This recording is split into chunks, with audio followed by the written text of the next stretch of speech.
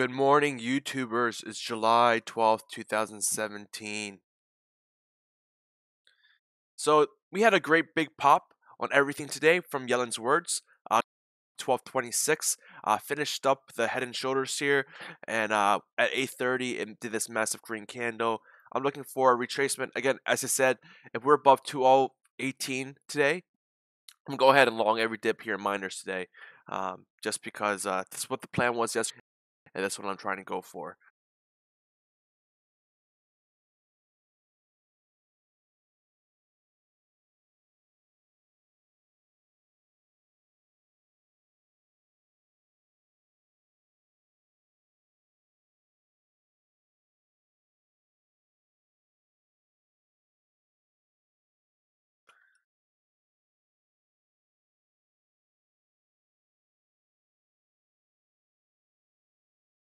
Out for me earlier. Yeah, let's do that.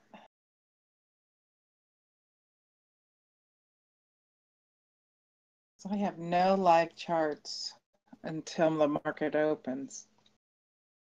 I mean, I have charts that tell me where it is, but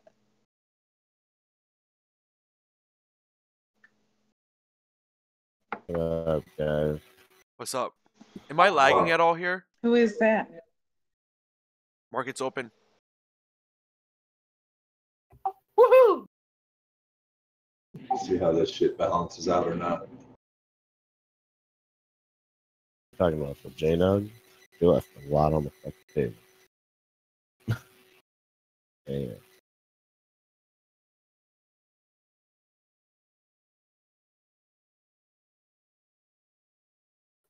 Come on, UJ, take another laxative hit.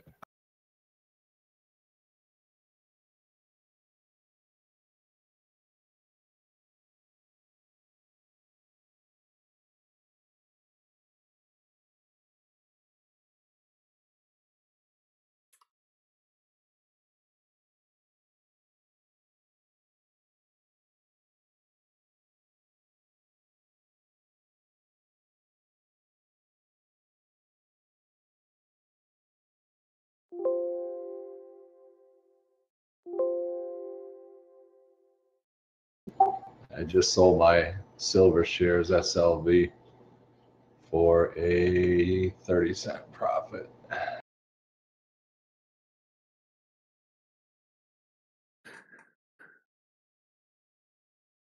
My calls are up 29% today.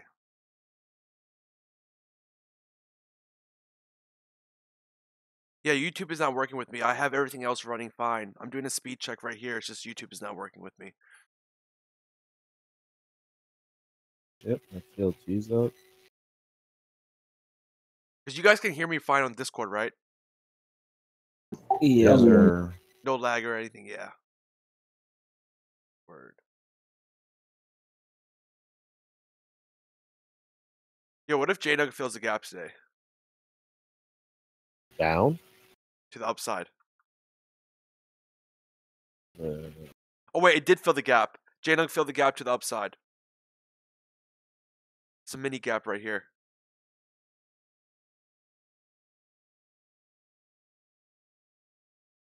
I don't think that part of gapped up.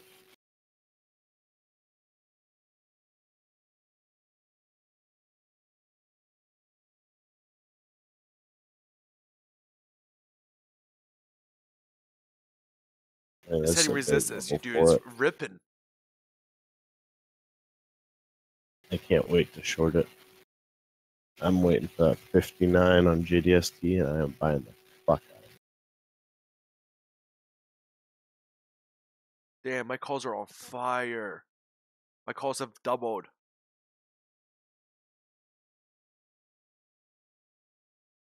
Hold up. Ooh, Frank. Hey, Frank. What do you think? 1230's looking You said good by the end of the 59? week. XBI's fading here a little bit. We have breakout in XBI though. Depending on what trend line you use. We have breakout here. Let's see. Here as well.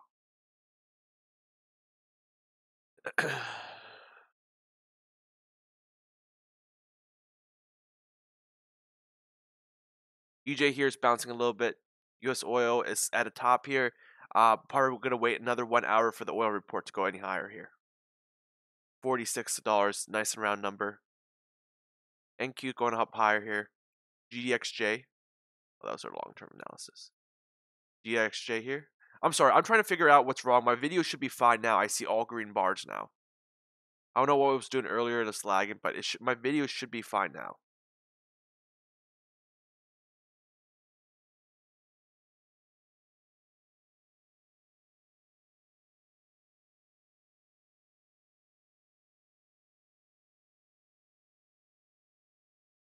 SPY up here. NASDAQ gapping up as well. So look, the NASDAQ close this hole.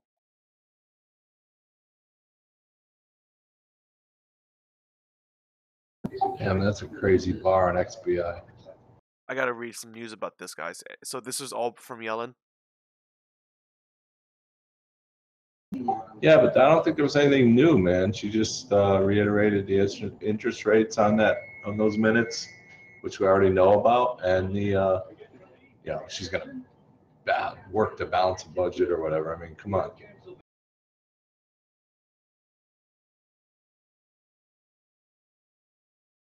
Nice pop here.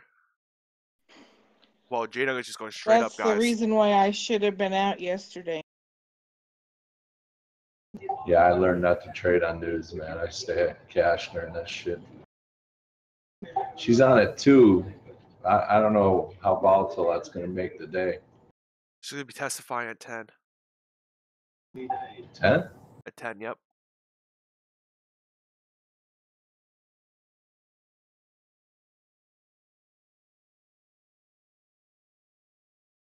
Damn, I missed a nice lab D entry. No, I'm not in any contracts here. I'm looking at JNUG here. I want to go long on the dips here, JNUG. Let's see where the 50% retracement is for gold here. Oh, it's down at 1220.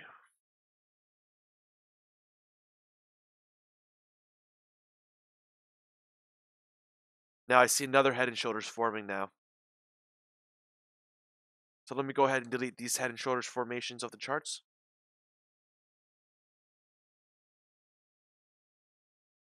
And throw these on.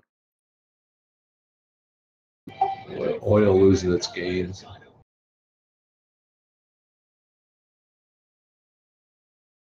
Oh.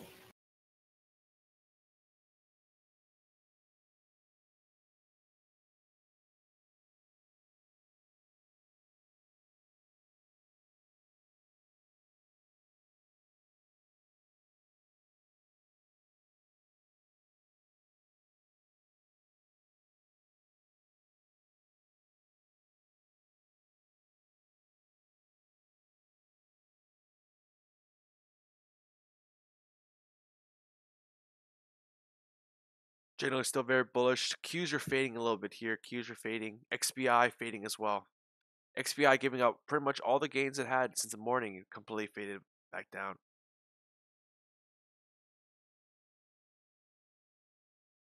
Qs going up. JNUG going up. To the highs of the day.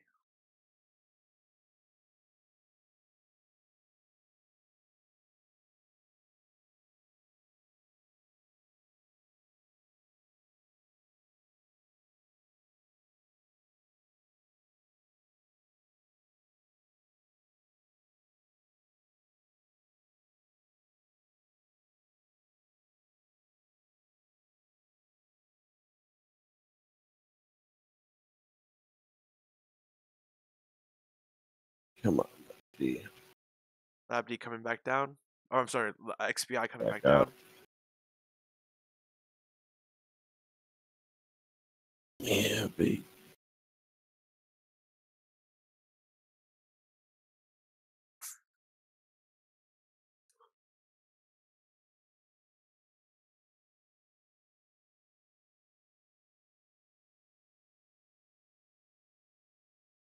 Come on, baby. Move.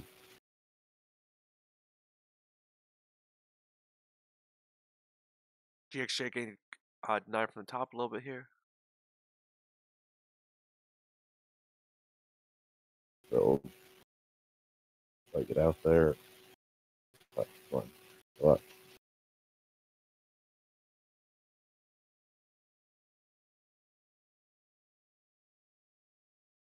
You know what I shouldn't have gone out of? Fucking XIV, dude. Where was Joey when I needed him? I don't know where Joe's been. Frank, you're probably happy with Carriot this morning, huh? I don't know. I haven't even looked at that. XBI closing the gap. That freaking thing's up 10.11% almost. Well, I know it's been getting hit. The dollar here go crazy. Dollar popped with the gold. Do you guys see? That's what it looks like. Yeah. Actually, no, these are different hour bars. Our gold's it's crazy volatility on both dollar and gold here. It looks like there may be profit taking in gold the last 20, 30 minutes from the big pop from before. Yeah, that's what it looks like to me too. GXJ pushing strong resistance. There should be strong resistance here at 32.60.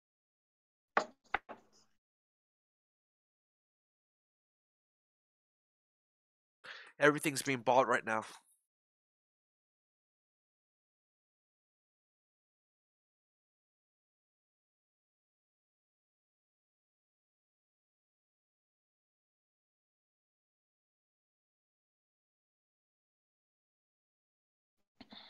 This makes it above that.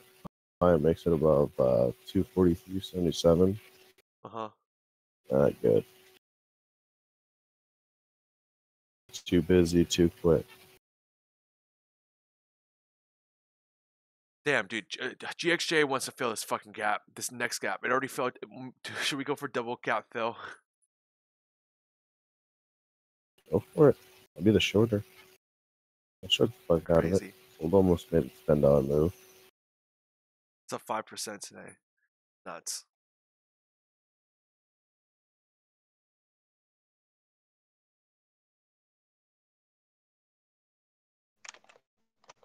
I was pretty close to that fucking. Me and Jerry were both close to that fucking bottom. Got 1508. That J9. Even though we sold the weight, really.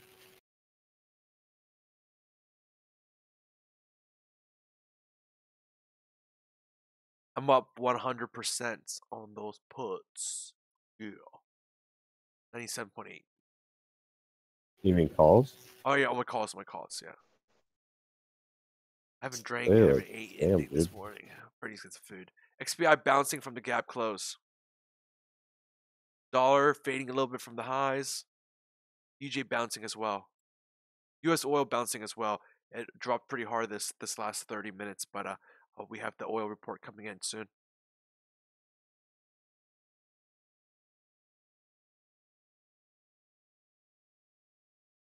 There's something wrong with my internet today.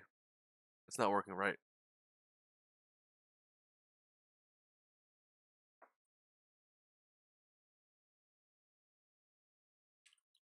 Dude, IWM is just going higher. That's going to go for the all-time high. Does anyone have a link to where we'll see Yellen live online? Holy moly. No kidding. Gold sliding and slipping a little bit. Yeah, not worrying about that. He's still trying to go up though. He's possibly breaking out.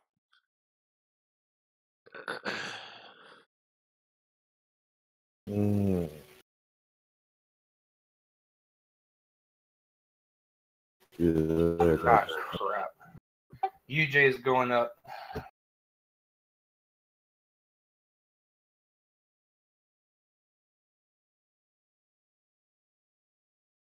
Should have a good lab de-entry here soon. Yeah, I think I missed my sell point on that. I bought at 59. I got at the 67, and I was just doing a lot of shares really quick. Fucked up. I don't think it'll go too low, but maybe 640s. You really think 640s? Oh, it's a hell of a green bar on XPI right now. Got my eyes on too much shit. I know, and that's how I am. That's why I love how when you guys give reports on different stuff, I don't have to keep flipping screens and tabs. It's hitting the Yeah. 50% retracement gold right now. I just got that alarm. I have no doubt UJ and gold are going to come back to where they were. And then continue on the trend. You know what? It's cheap. Bump, yeah. Dollar, huge pop in dollar.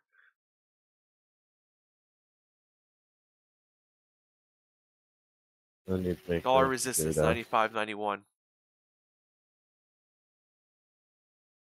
UJ's retracted a little bit on the latest 5 minute.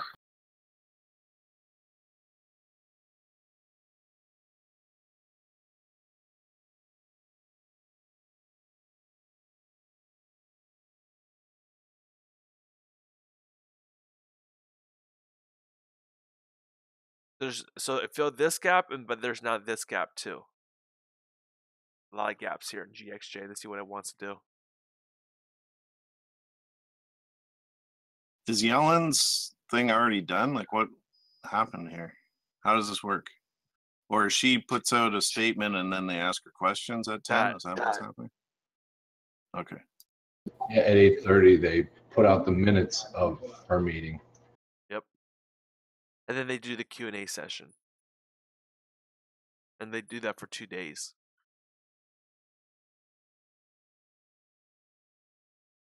Oh.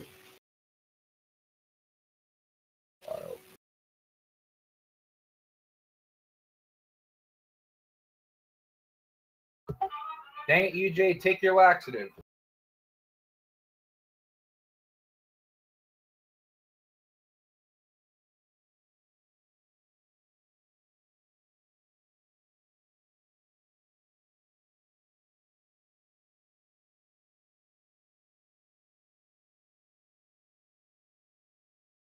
I have to eat in. Yeah, I'm getting ready to pull the trigger on Lab D.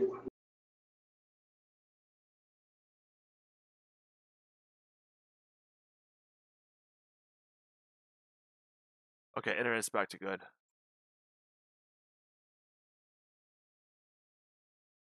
Even with these markets so strong, you're pulling in the Lab D right now. Alright, okay. Cool. My internet's back. I've been trying to fix this shit. Now it's finally working. Yeah, I just took the Lab D at 654.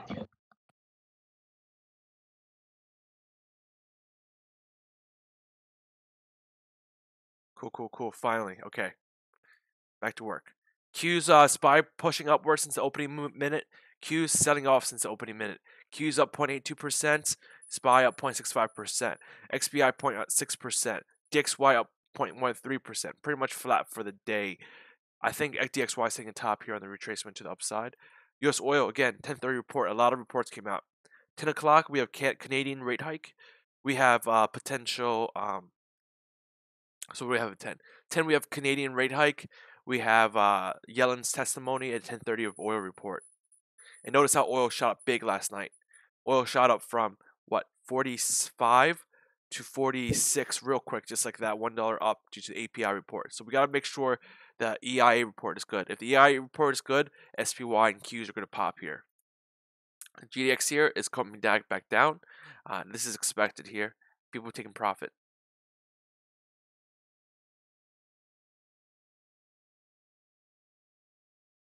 What's the news again today? Yellen's testimony is going to happen at 10. She just released her pre-planned speech in the morning.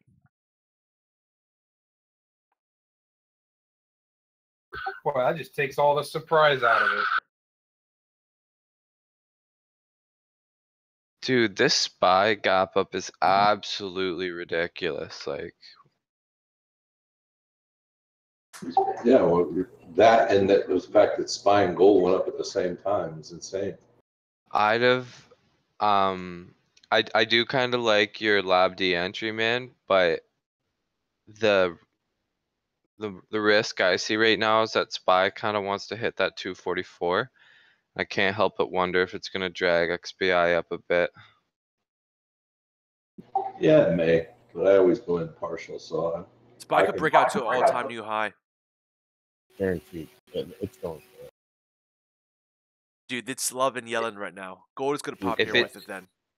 Seeing 12. If it did that this morning on Yellen's notes, just imagine when she starts fucking spewing her hot air. The only thing is, her testimony always comes like once a quarter. It's nothing though. It's usually nothing. yeah, this is mostly a biannual review, and it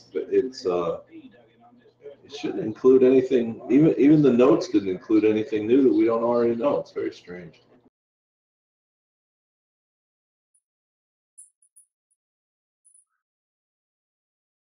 Interest rates are on the table. September's low, December's higher, and she's going to balance the budget. Great.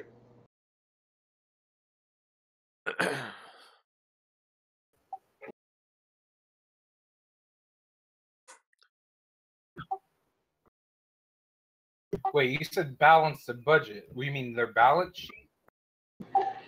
Yeah, I forget the exact wording. Yeah, exactly. See my It's like I'll be shorting SPY today. they put it right above that. Wow, JDXJ is going down now. I formed that right shoulder now. Already bought. Yeah, I'm more inclined to agree with Jamie Dimond on this one. It's not going to be pretty. Yeah. What's not going to be pretty? The Fed unwinding its balance sheet piece by piece.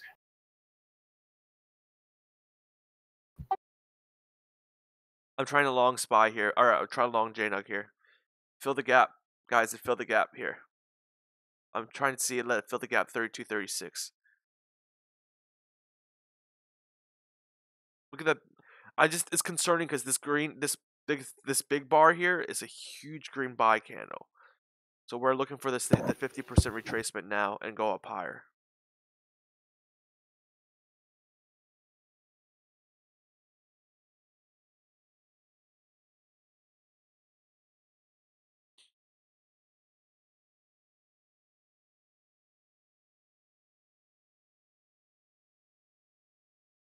Does the Fed actually publish their balance sheet and current positions, or is that proprietary?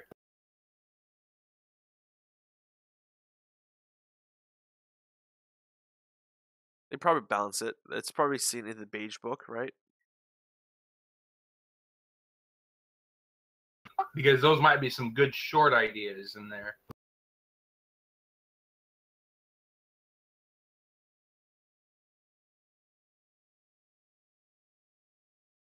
Oh, this commentary.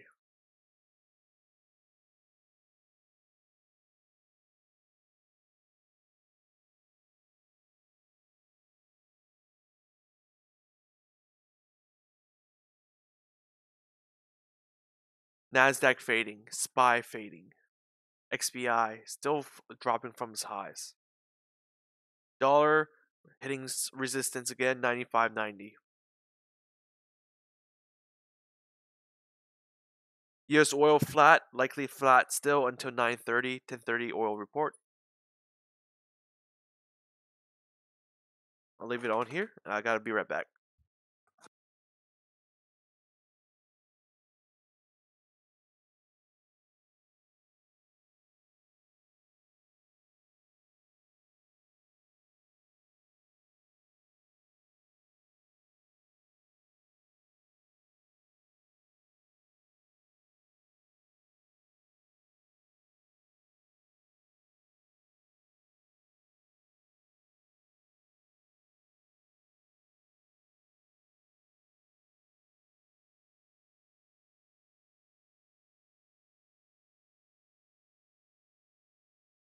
Come on now, left.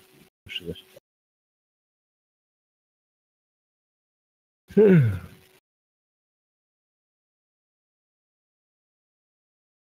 Tree.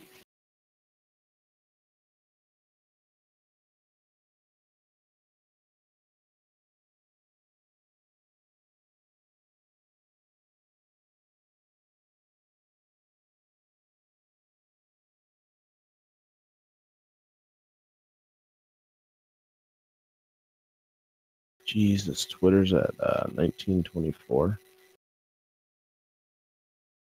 Wow.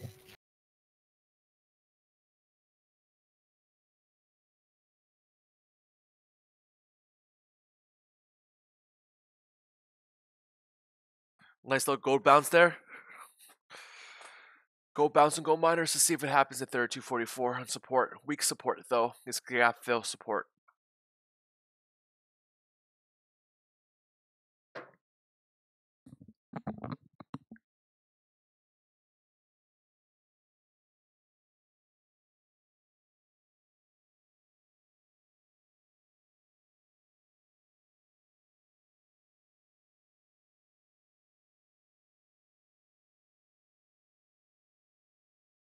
Twitter's up again another 3.2%. Yeah, I just called that out. Twitter to $100, bro. Oh, I'm about to be down 1% for today.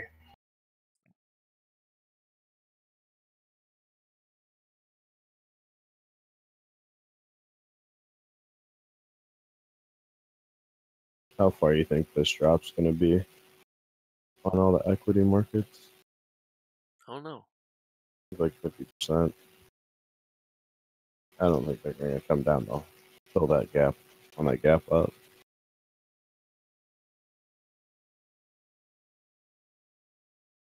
Save it for another day.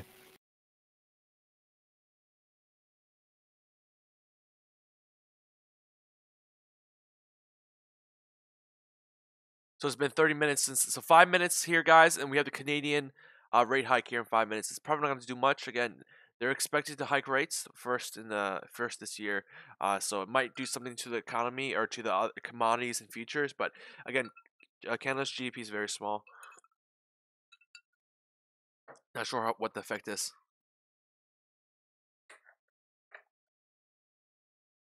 See, Jern, that's why I never fuck with equities anymore like that, because it always pisses me off like that.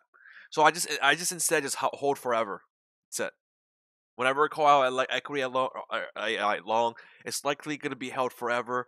But definitely, when I say forever, I mean at least 1 year. At least we're hitting the long-term capital gains. Can't stop grandma, man.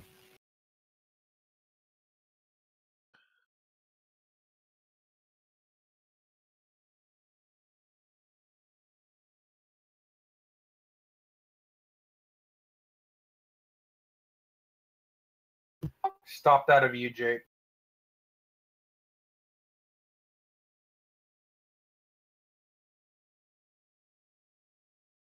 Anybody for a gold short right here?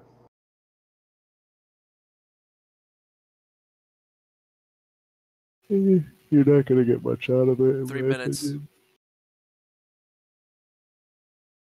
This looks like it's flagging bearish. Actually, I'm not even gonna make a move, man, with this fucking meeting shit today. 12.19 and it comes back up here.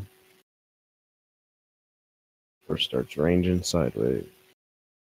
I'm just gonna look for good buys in the leverage stuff. See what I can do there. And see what happens in 2 minutes. 2.5 minutes here.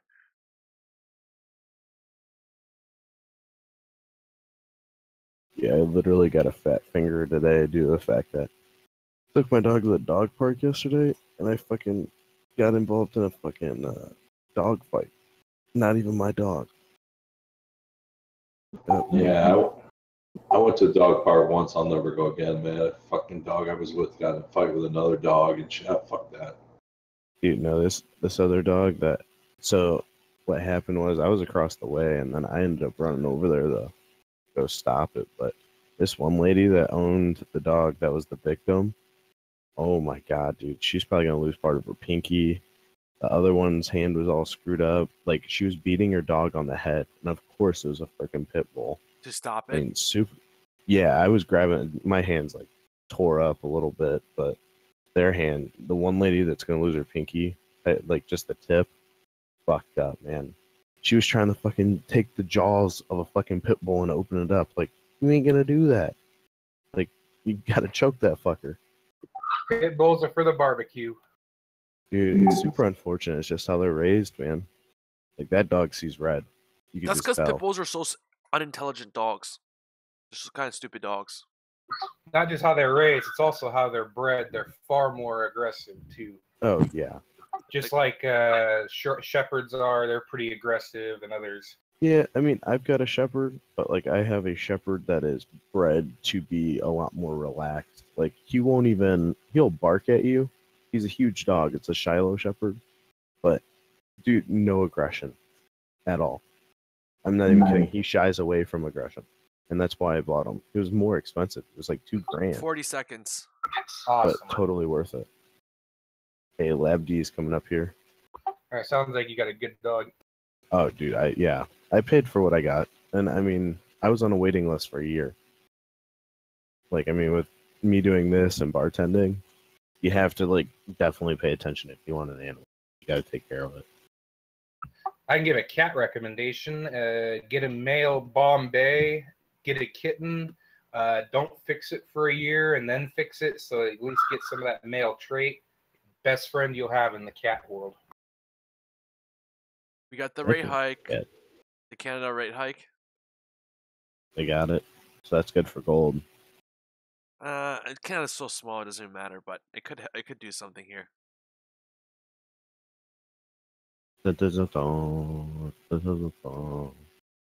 See. Yeah, but that one owner was just beating on the head of that pit bull, and it was crazy.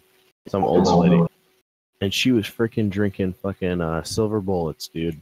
She brought beer to the damn dog park and driving like a tax return BMW, something like 10, 11 years ago. Yeah, it was pretty bad.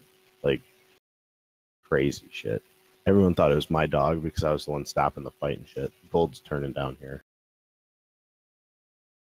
You might have been right on that gold short. See if it breaks this Gold is side. falling.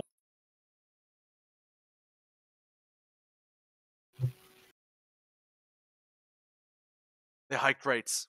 Canada hiked.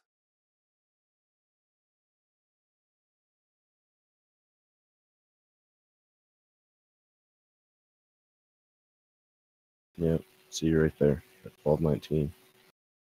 Bounce there. Not perfect. Let me see if I can get Janet Yellen's testimony here on YouTube.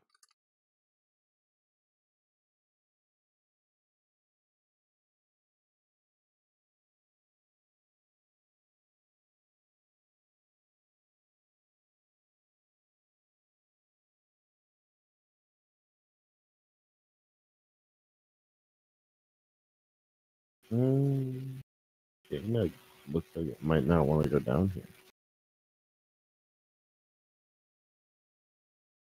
Do a swirly, whirly gumdrop.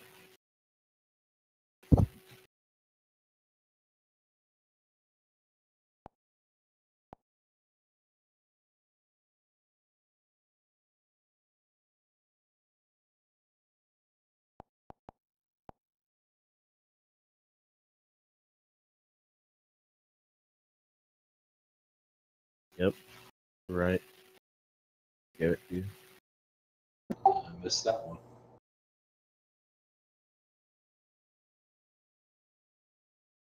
So Yellen's testimony minutes away. As soon as Yellen gets on TV, I'm go ahead and play the feed, and I'll feed it to you guys on YouTube here. I will play. It's gonna be a few hours worth. I might take a little nap here. I'm a little tired. What were we saying about the automating the Daytrade? Well, I'm figuring that out, Steven. That's good. I'll let you know as soon as I know. Here off that middle of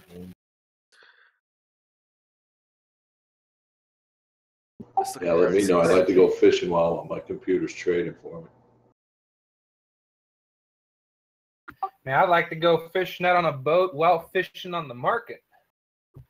2 fishing poles going at once. go.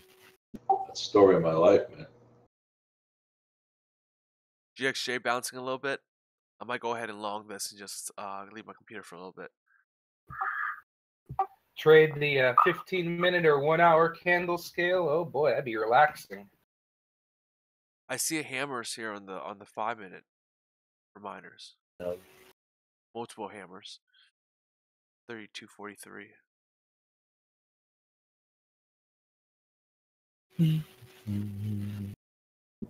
XBI got a little pop, man. It's just doesn't want to give it up. Yeah.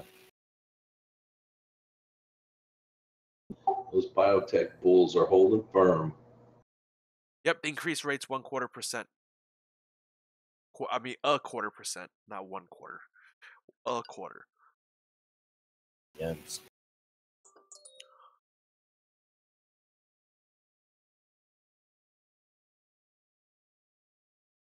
Looks like UJ's bouncing off the bottom of the channel it blew through earlier.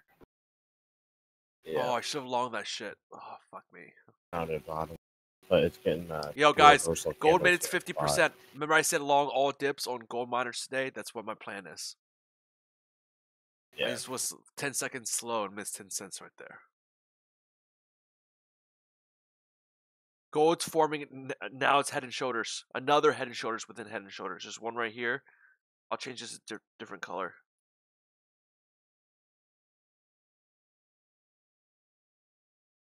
Oh, It had the quick trigger finger. Very. You were going to take him that short.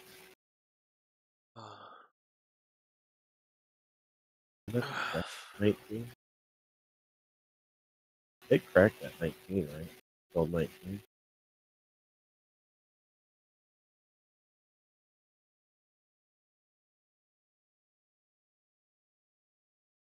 Silver bullet. I've never heard of silver bullets before.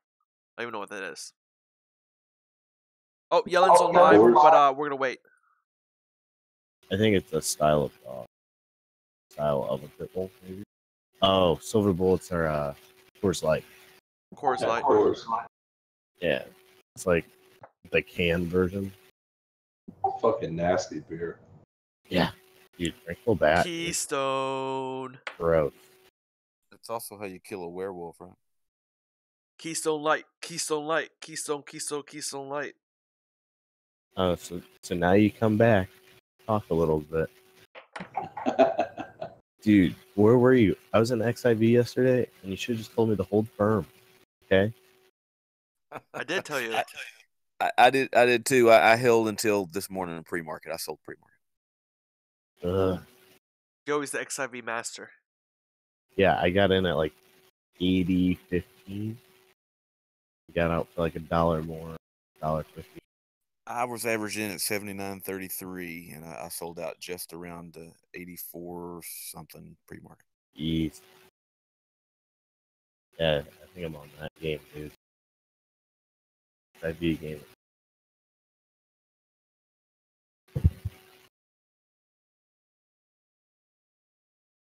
Is Bloomberg playing the Yellen thing?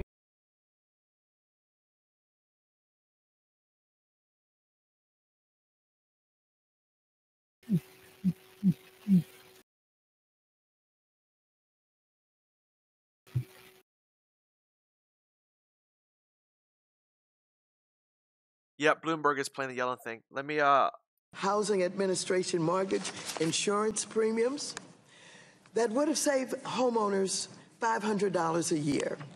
He issued executive actions to begin to dismantle Wall Street reform and embrace the Wrong Choice Act, the chairman's bill to gut Dodd-Frank Wall Street reform and consumer protection, and hobbles the feds. There are actions that endanger the economic progress we've made since the Great Recession. In passing the Wrong Choice Act, House Republicans once again are trying to weaken the independence of the Fed and chain the Fed's policy decisions to a mathematical formula that would diminish its ability to support the economy and fulfill its mandate to promote full employment. The Republicans' bill would also subject federal financial regulators, including the Fed, to the politicized annual appropriations process. All of this wasn't bad enough.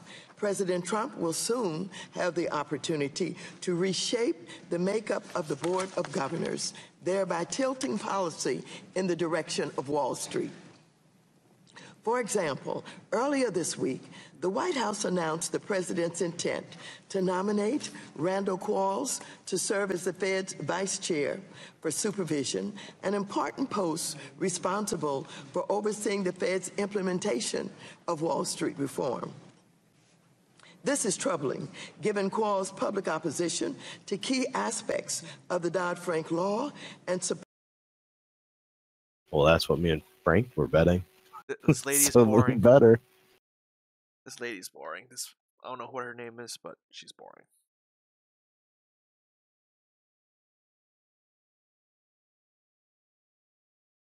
It's only Wednesday, Frank. GXJ on the way up. GXJ on the way up.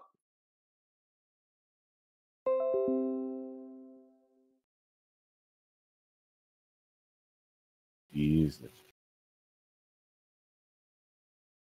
Yeah, it looks like the miners are following the market now instead of gold. Yeah, look at that U bottom for the day. Oop, oop, oop, oop.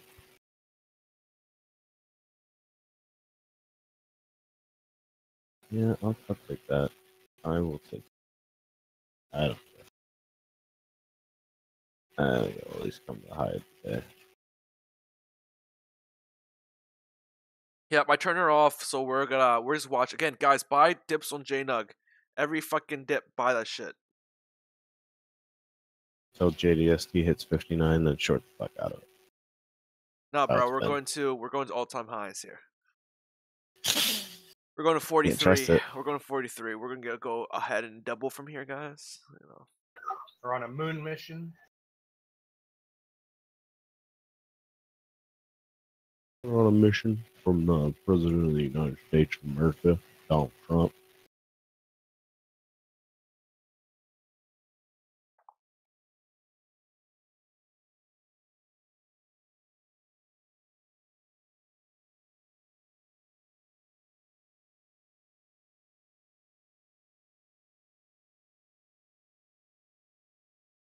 That motherfucking top here.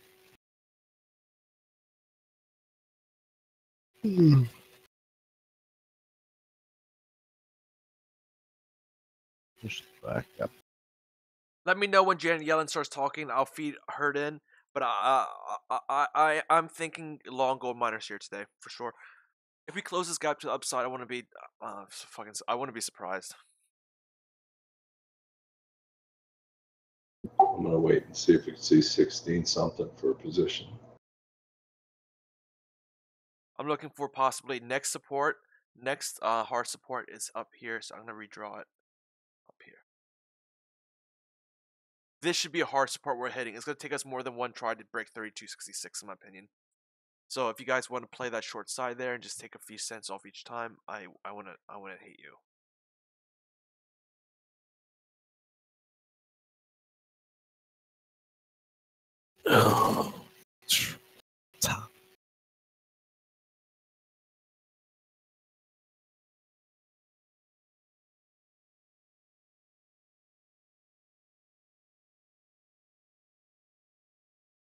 Any predictions on oil today? We have 10:30 oil, guys.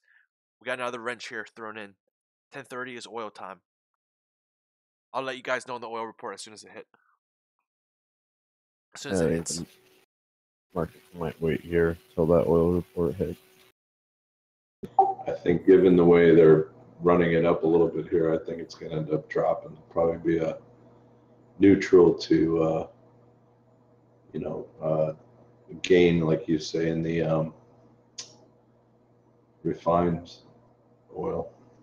Dude, I had no idea NASDAQ could shoot up like this on Yellen's testimony. Crazy. Grandma Yellen? She can do anything.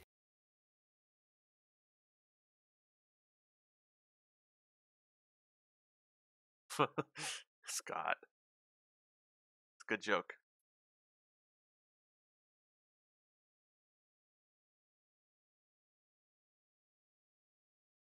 So right now we're here. I'm on the 30-minute. I'm gonna change the 30-minute here for it. So now we see this kind of rejection candle here on the 30-minute. Not sure entirely what's gonna entail here and that's happening, but let's see what happens. What resource do I use for economic reports? Well, in TradingView, there's a calendar. There's calendars on all your brokerages, but if you want to do it, go at Cathal, I recommend downloading investing.com app on your phone or something like that. It has a full economic calendar on there.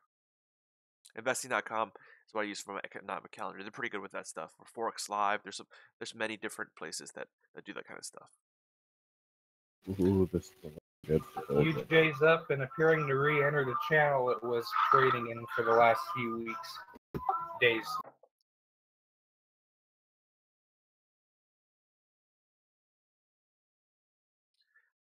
Not today. I think I'm gonna go back to my other account and trade equities a little bit here today. Yeah, you're just getting a little bit back. I see what you're saying there. XBI 78.31, still floating up here below the opening that minute. Switch to 30-minute here.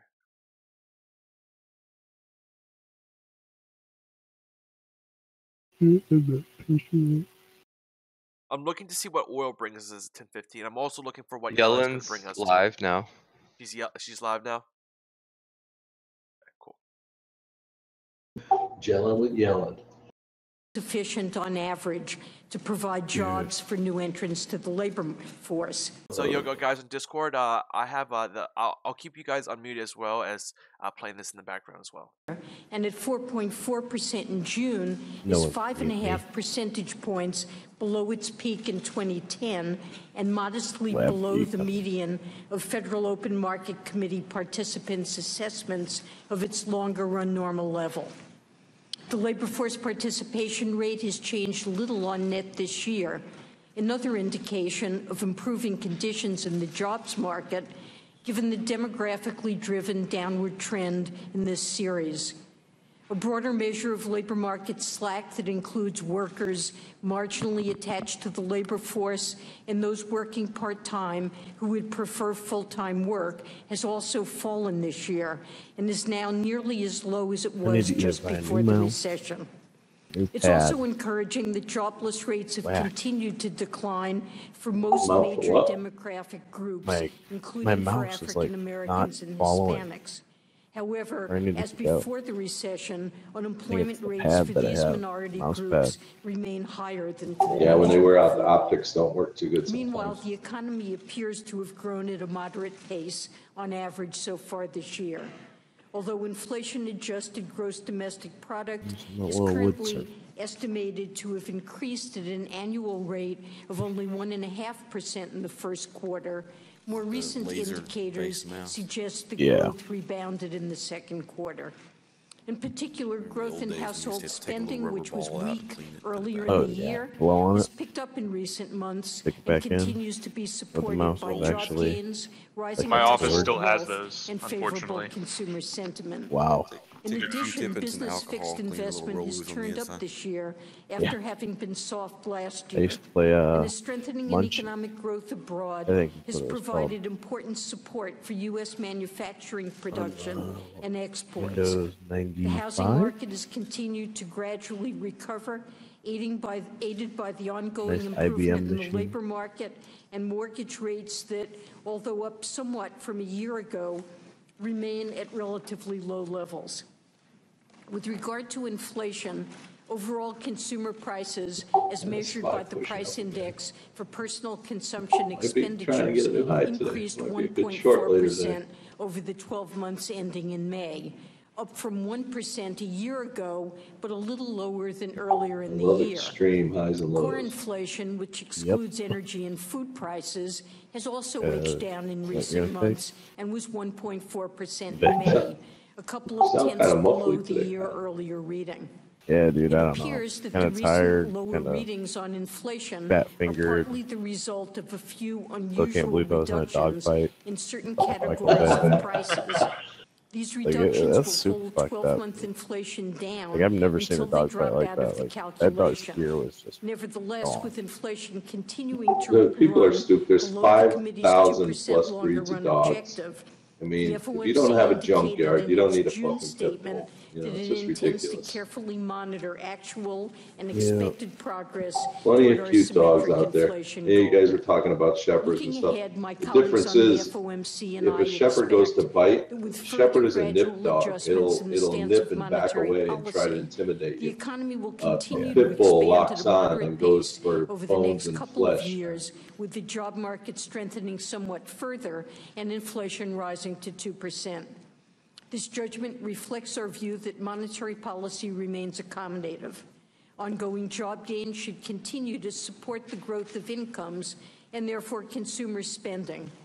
Global economic growth should support further gains in U.S. exports, and favorable financial conditions, coupled with the prospect of continued gains in domestic and foreign spending and the ongoing recovery in drilling activity, should continue to support business investment. These developments should increase resource utilization somewhat further, thereby fostering a stronger pace of wage and price increases.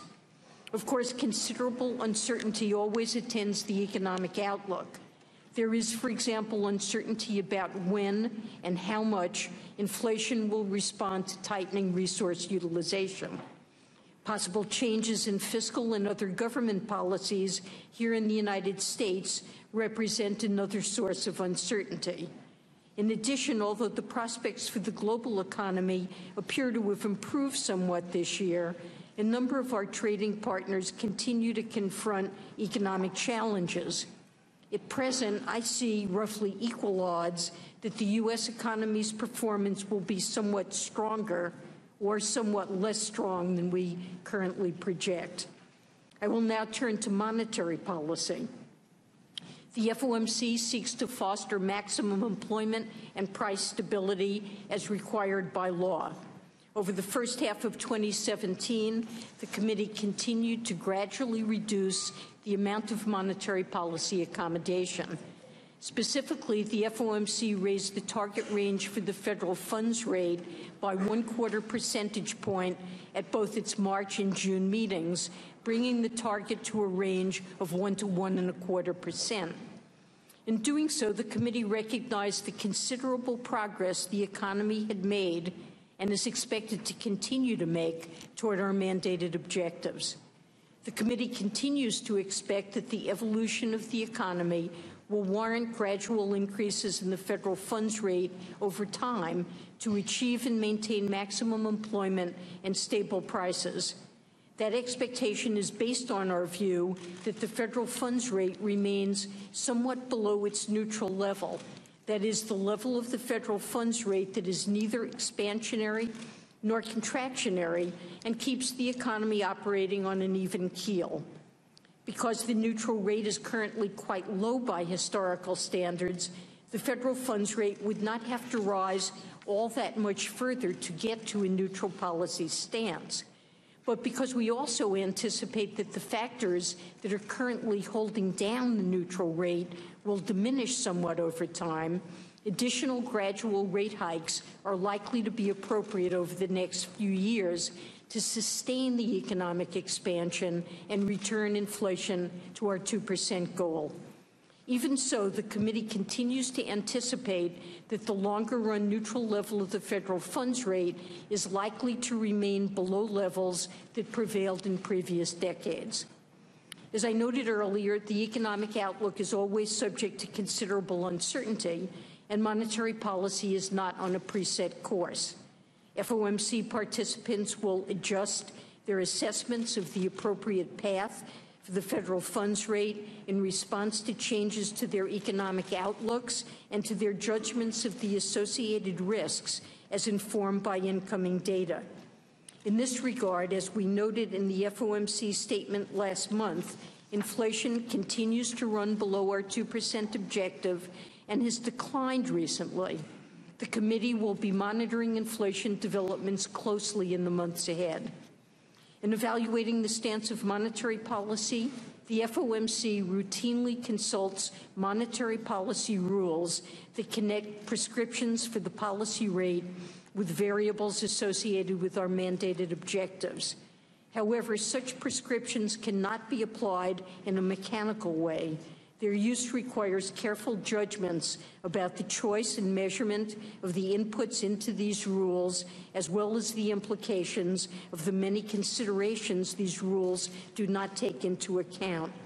I would like to note the discussion of simple monetary policy rules and their role in the Federal Reserve's policy process that appears in our current monetary policy report. Let me now turn to our balance sheet. Last month, the FOMC augmented its policy normalization principles and plans by providing additional details on the process that we will follow in normalizing the size of our balance sheet. The committee intends to gradually reduce the Federal Reserve's security holdings by decreasing its reinvestment of the principal payments it receives from the securities held in the system open market account. Specifically, such payments will be reinvested only to the extent that they exceed gradually rising caps. Initially, these caps will be set at relatively low levels to limit the volume of securities that private investors will have to absorb. The committee currently expects that, provided the economy evolves broadly as anticipated, it will likely begin to implement the program this year. Once we start to reduce our reinvestments, our securities holdings will gradually decline, as will the supply of reserve balances in the banking system. The longer-run normal level of reserve balances will depend on a number of as-yet unknown factors, including the banking system's future demand for reserves and the committee's future decisions about how to implement monetary policy most efficiently and effectively. The committee currently anticipates reducing the quantity of reserve balances to a level that is appreciably below recent levels, but larger than before the financial crisis. Finally, the committee affirmed in June that changing the target range for the federal funds rate is our primary means of adjusting the stance of monetary policy. In other words, we do not intend to use the balance sheet as an active tool for monetary policy in normal times. However, the committee would be prepared to resume reinvestments if a material deterioration in the economic outlook were to warrant a sizable reduction in the federal funds rate. More generally, the committee would be prepared to use its full range of tools, including altering the size and composition of its balance sheet if future economic conditions were to warrant a more accommodative monetary policy than can be achieved solely by reducing the federal funds rate. Thank you. I'd be pleased to take your questions. The chair now recognizes himself for 5 minutes for questions. Chair Yellen, the first question I have is with respect to the 2% inflation target that was adopted several years ago. I must admit, as an aside, a back-of-the-envelope calculation tells me that nominal prices will double every generation. I'm still trying to figure out how that is commensurate with price stability, but that is not my question. In a recent press conference, some interpreted comments that you made to indicate that you were open to an increase in the inflation target. Are you pursuing an increase in the inflation target? Are other members of the FOMC? Is this a matter of discussion within the FOMC to increase the 2% inflation target?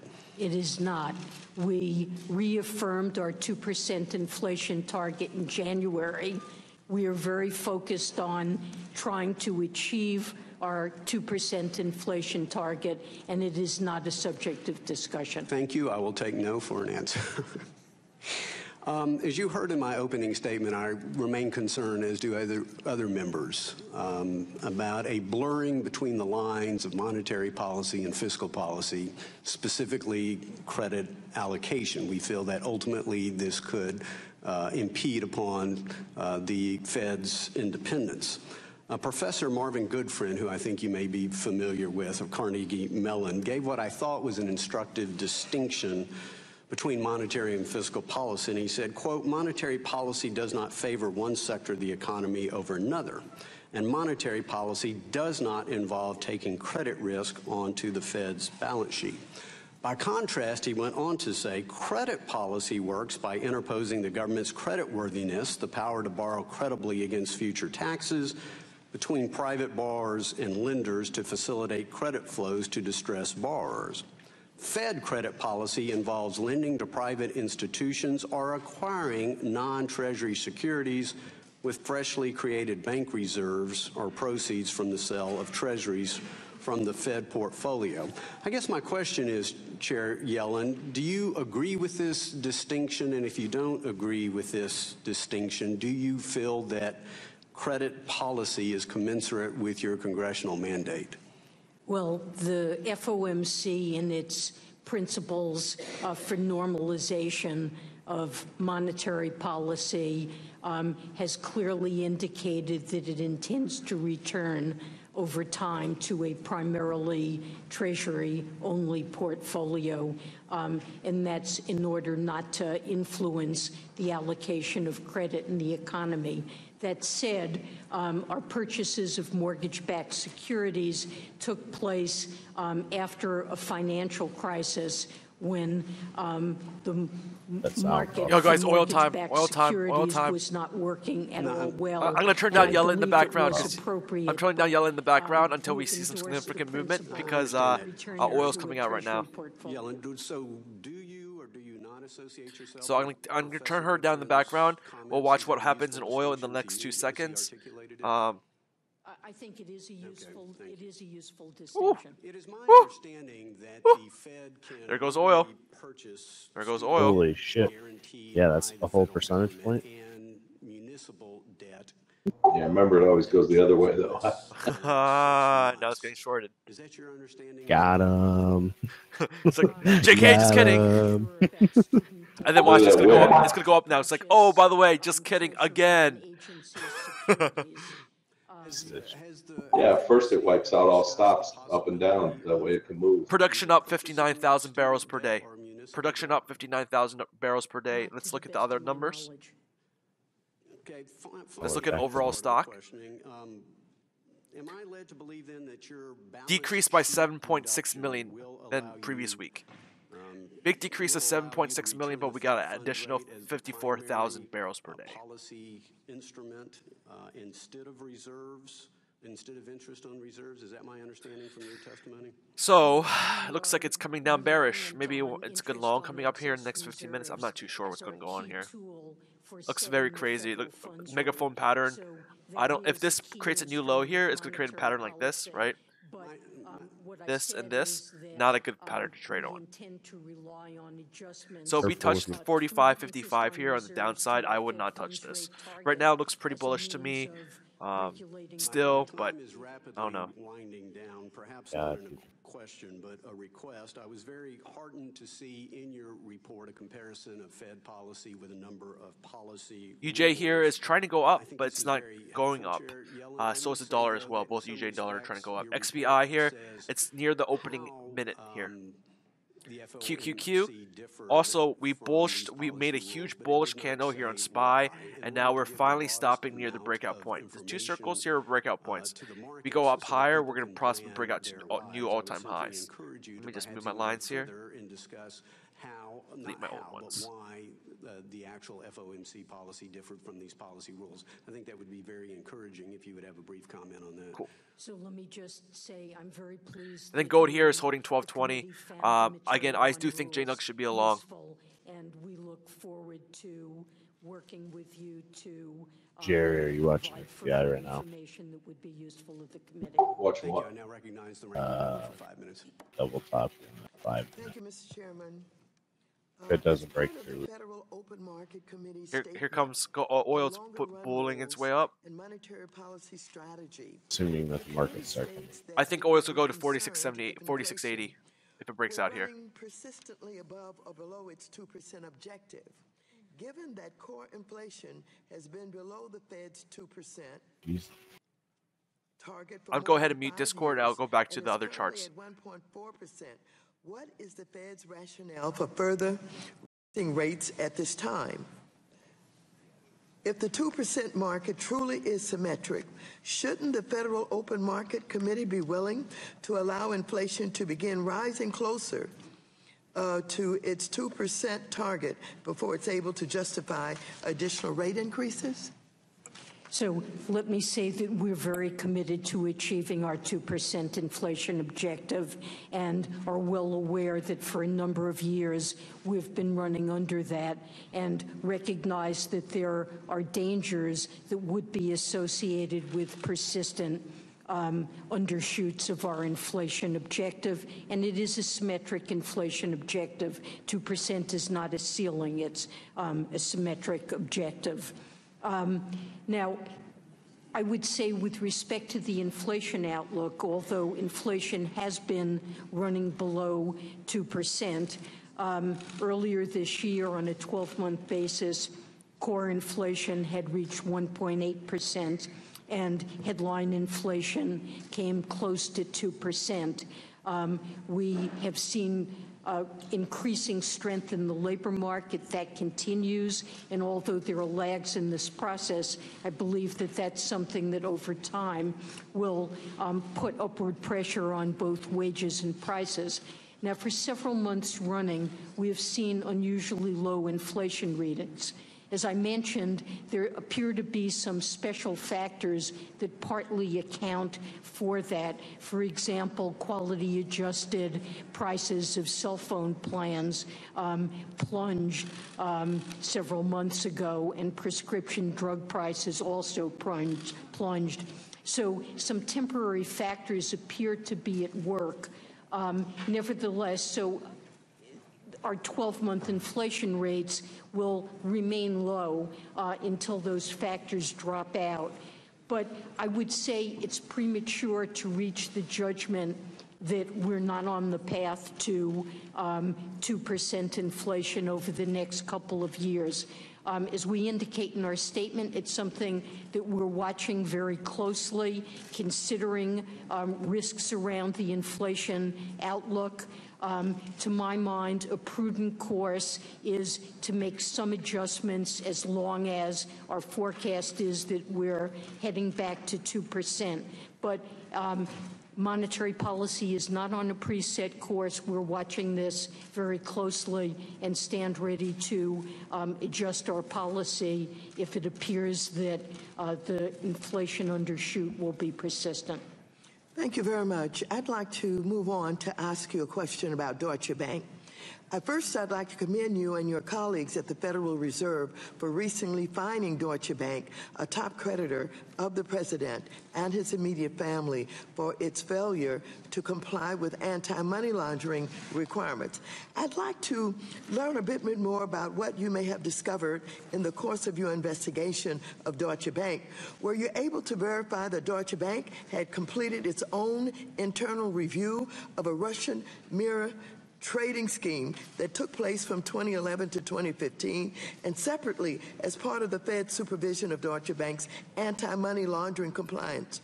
Can you comment on the due diligence that the bank conducted on the accounts of President Trump and his immediate family members, given the high-profile nature of their accounts? So we issued an enforcement action against Deutsche Bank for violations of Bank Secrecy Act, anti-money laundering procedures in the United States, and that was based on our own investigations. The mirror trades that you referred to occurred outside the United States. Recently, the UK FCA took an action against Deutsche Bank for those trades. Those are not ones that we're involved in looking at, and we haven't, of course, in the course of our investigations, looked into individual transactions with the president. That was one of two reviews that was done in Deutsche Bank, the mirror trading and the high-profile politicians or elected officials review. Are you familiar with that? I'm not familiar with the details. Our focus has been on the safety and soundness of the operations of Deutsche in the U.S. Thank you. I yield back. Gentlelady yields back. The chair now recognizes the gentleman from Kentucky, Mr. Barr, chairman of the Monetary Policy and Trade Subcommittee. Thank you, Mr. Chairman. And again, Chair Yellen, welcome back. And we welcome the decision, the announced intentions of the Fed to begin the process of reducing the size of its oversized portfolio. But in terms of the plan and in terms of portfolio composition and balance sheet normalization, why does your plan contemplate rolling off Treasury securities at a faster pace than mortgage bonds? So the differences are relatively slight. My expectation is, although one can't be certain of what the prepayments of principal will be on mortgage-backed securities, that ultimately our caps on reinvestment of mortgage-backed securities will not be binding, that they will only come into play in exceptional circumstances. So once we've phased in those caps, I don't expect them to be binding. The Treasury market is very deep and liquid. It's a huge market. Our intention in gradually phasing up these caps is to avoid disruption, and we're comfortable. Thank you for that. And this kind of gets to the question of credit allocation. Let me move on quickly to the issue of and the Fed's use of interest on excess reserves as a monetary policy tool. The Fed is now paying banks 1.25% on their reserve balances. And if the Fed follows through with its normalization plans, the Fed will be paying banks a higher interest rate on the reserve sometime later this year. These interest payments, as I said in my opening statement, provide banks with a government subsidy to not lend out their reserves.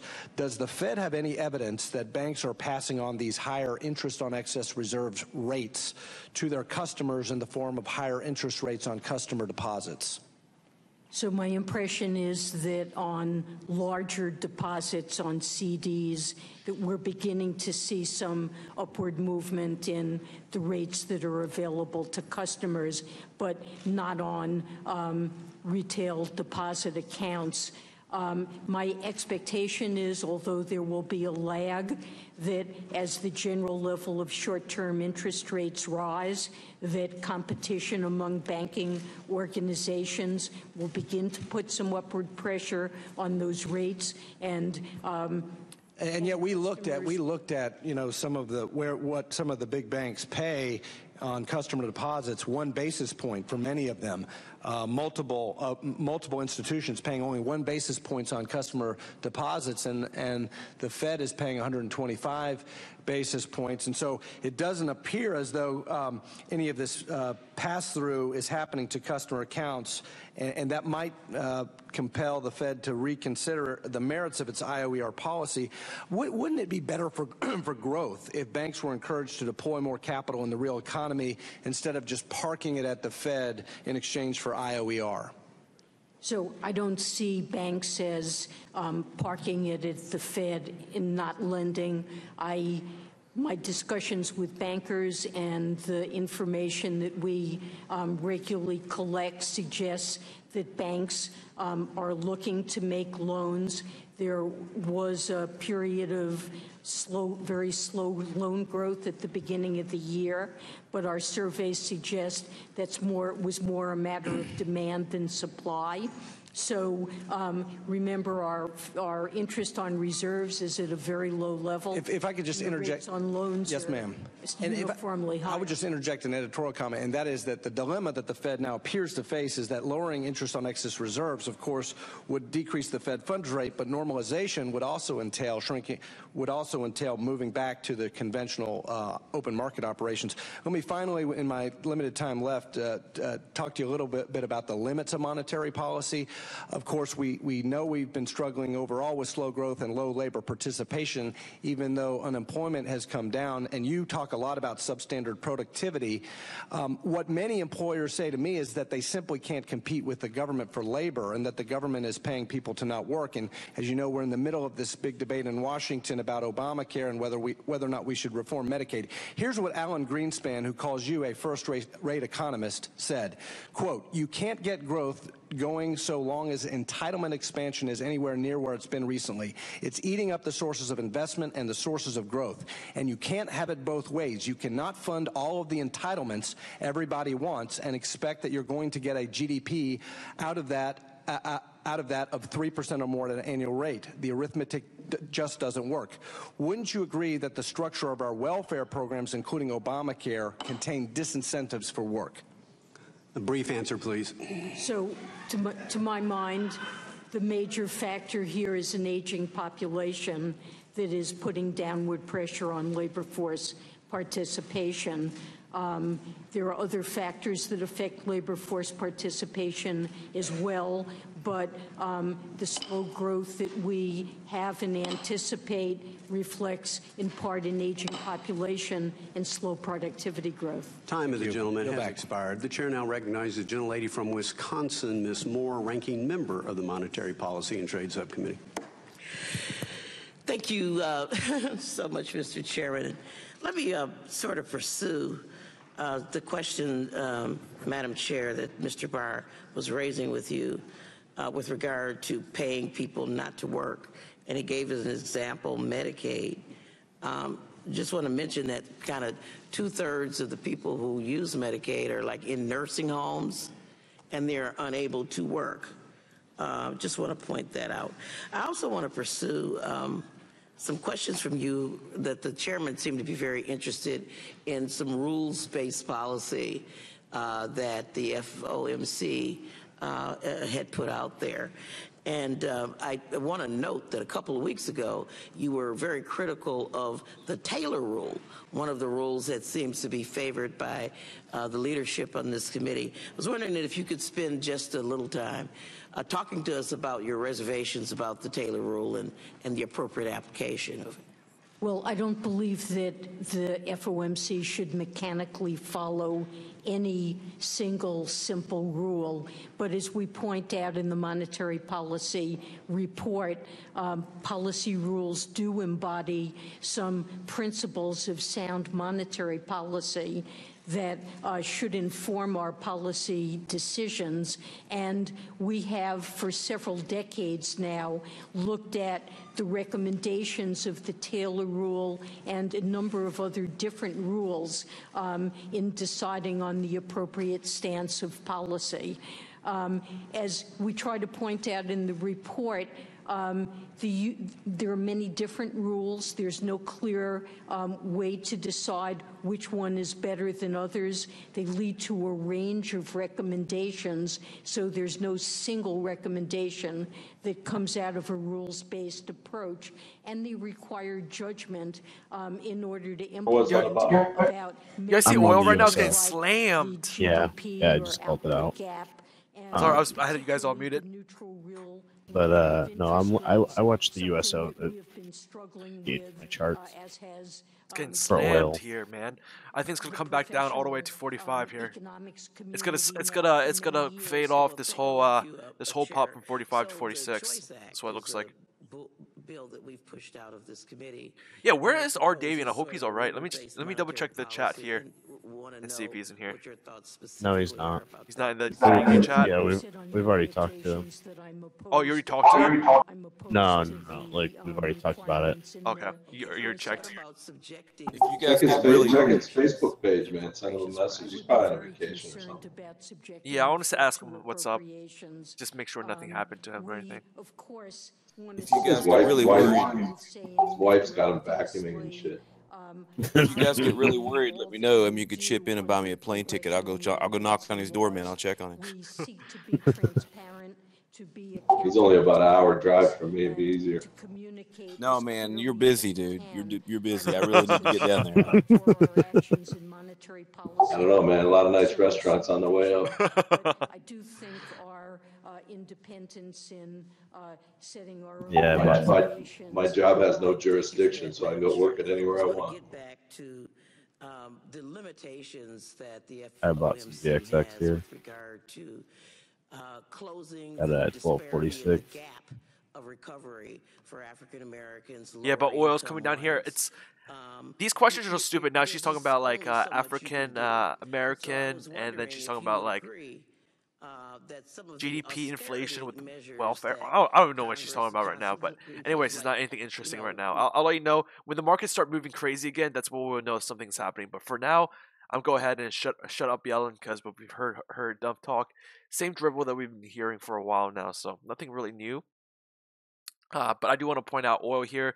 We completely reversed the downside. It's been almost 30 minutes since the oil reports came out. The initial analysis on oil was is the $7 million withdrawal was bullish, popped it up to 46.40. Now we're dropping heavily from 46.40.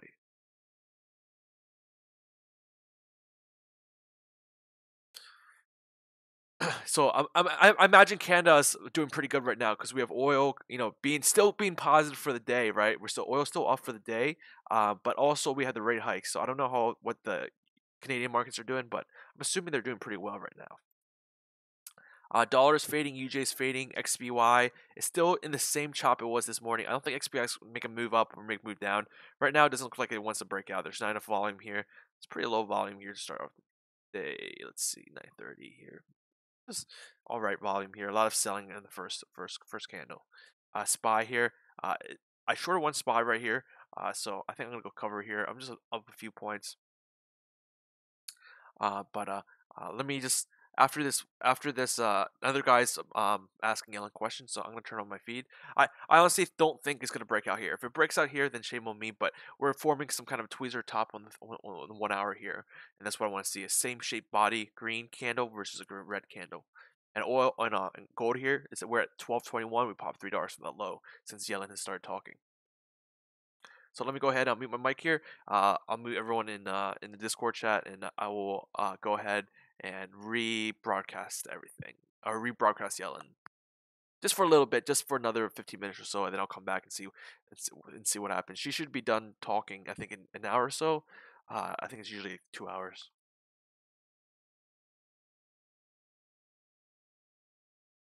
It was just a number that didn't come readily to your mind when you're in front of the committee here. I just wondered what has changed since January that you would now be concentrating on that. But so, I mean, I think I was discussing this last year because it is a source of uncertainty after a very long and deep recession. We want to understand what potential there is for people to come back. And as I mentioned in my testimony, labor force participation rate has been... No, I appreciate that. If I could grab up my time now. I'm going through the monetary policy report here, and I'm going through your comments. And I almost don't see anything about that number on the screen behind you. It's just constantly rolling there, and it's a debt. And maybe it doesn't mean anything, and sort of maybe it does. Do y'all ever talk about that in your committee? Do you ever contemplate that in your position? Well, I've discussed this previously with this committee. I understand, but we didn't get it into the report today as one of the driving factors and something we ought to be thinking about. So how did it affect you all when Illinois was downgraded? Their bond rating was downgraded the first of the year, and they are paying what one analyst said is the highest differential in our history. Now, that's the reason they're having to pay more and the bonds being downgraded is because they can't afford to pay the bills, basically. And if you hold their bonds, you may not get paid. If you went back to Detroit when it filed bankruptcy, bondholders only got 74% on the dollar. And so, I mean, it all feeds back toward this number here and the fact that it doesn't even make the print, not even the fine print that I could find. Maybe I missed it, but I did see the one sentence about Illinois being downgraded, and there was a brief discussion of Puerto Rico.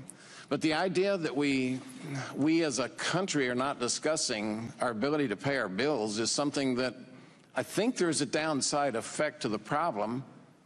But the fact that your report doesn't bring it up is a little concerning to me. And the way that really played out was a couple of weeks ago when Chicago schools tried to issue a bond rating, and they didn't get any bidders at all, none. So they ended up driving the rate up to 7.5, 7.75 or something. But it seems like that the people in charge of the financial stability of the country, the value of our dollar, the value of our promises to pay, it just seems like it would have a little bit more important in the document here. I would expect, frankly, maybe a whole chapter because there are estimates that we can't pay our bills in this country, and so we continue to operate as if it's not going to matter if our ratings are downgraded, if our interest rate goes up. We're already running deficits, which means we have to print the money every year in which to operate, and it seems like that the people in charge of the system would be talking about it and postulating and telling us, hey, this is kind of serious. Why don't we all work together and start figuring out what we can do to live within our means, to just make sure that we're not paying triple and quadruple what other people are paying for debt. I'd love to hear your comments. Well, let me state in the strongest possible terms, I agree that what you're showing here represents a trend that, given current spending and taxation decisions, is going to lead to an unsustainable debt situation with rising interest rates and declining investment in the United States that will further harm productivity, growth, and living standards. I believe a key thing that Congress should be taking into account in designing fiscal policy sustainability of this debt path over time. This is something I'm not just saying today, but have been emphasizing for some time in my testimony. Thank you very much. I yield back, Mr. Chairman. Time of the gentleman has expired. The chair now recognizes the gentlelady from New York, Ms. Maloney, ranking member of our Capital Markets Subcommittee. Chair Yellen, as you mentioned earlier, inflation has not been moving up as quickly as the Fed had been expecting. And given that the labor market has continued to tighten and inflation still hasn't increased to the Fed's target of 2%, do you think the Fed should wait to see some improvement in the inflation outlook before it starts the process of balance sheet normalization by phasing out the Fed's reinvestment policy? Or in other words, are your plans for the timing of balance sheet normalization unchanged? So we've been trying to very carefully lay out our plans to normalize the size of our balance sheet in a gradual and predictable way.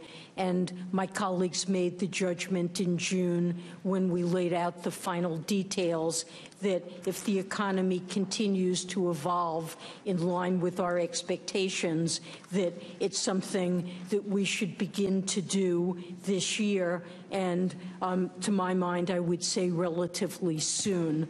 The exact timing of this, I don't think matters a great deal. It is something we've long been preparing to undertake. As I mentioned earlier, we are watching inflation very carefully. I do believe that part of the weaknesses in inflation represents transitory factors, but we'll recognize inflation has been running under our 2% objective, that there could be more going on there. It's something that we will watch very carefully and will be a factor in our future decisions about rate increases. Thank you.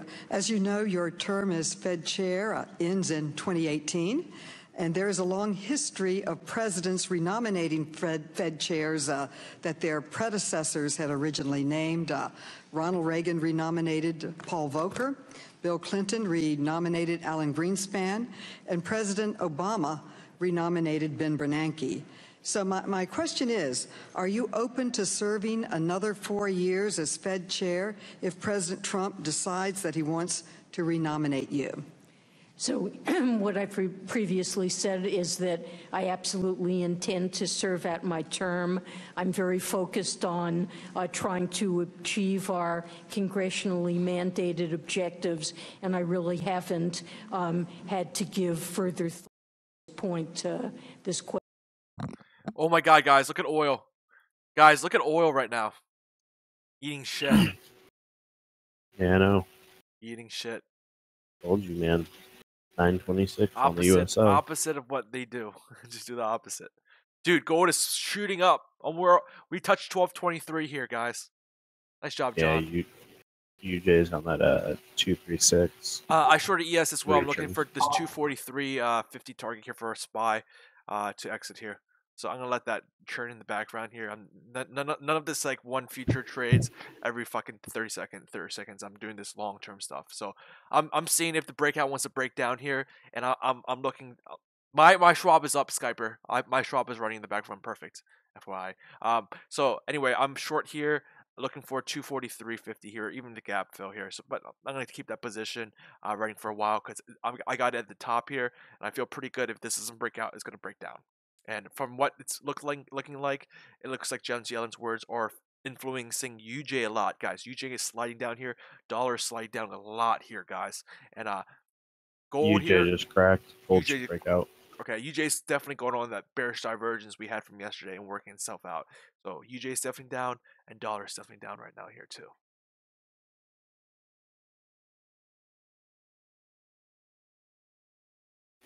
I saw the initial move is bullish. No, I when you're looking at the patrolling numbers, 7.6 decrease is bullish. But if you go to the production, it's 59,000 production added per day.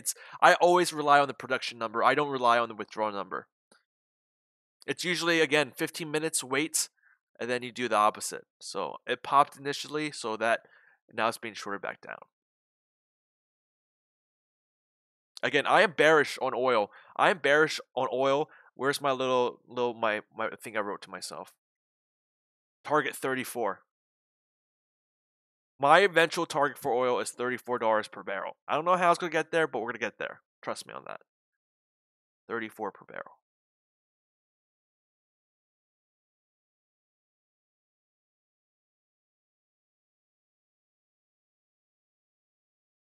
Turning down, UJ. Turning So down. another new low for oil here, intraday oil for.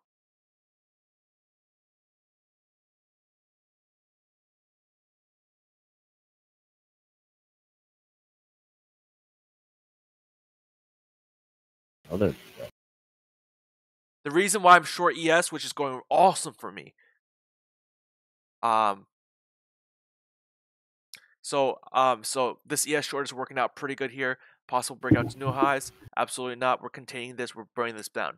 Notice how my chart today is on the 1 hour. A lot of volatility here. I want to be on the 1 hour charts. Here's the 30-minute. I'm going to switch this to the 1 hour as well. I'm going to make sure everything is on the 1 hour chart. 1 hour chart is the easiest chart to read. And here we have this gold head and shoulders forming perfectly. If we break above 12, guys, if we break above 12.23 here for gold, if we break above here, we're going to go to 12.28. Now at 12.27. Now at 12.27, if we go higher than 12.27.30, I think we're going to break out, and this head and shoulders is going to be formed. So it's a head and shoulders within the head and shoulders. This is a pretty big deal here, guys. U.S. oil still dropping a new low here for the day. Dollar here is dropping as well. UJ is dropping as well.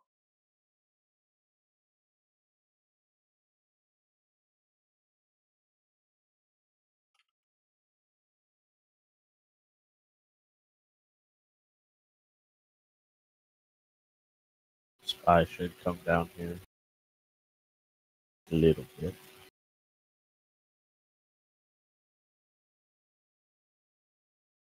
Miners don't even know what they're stuck.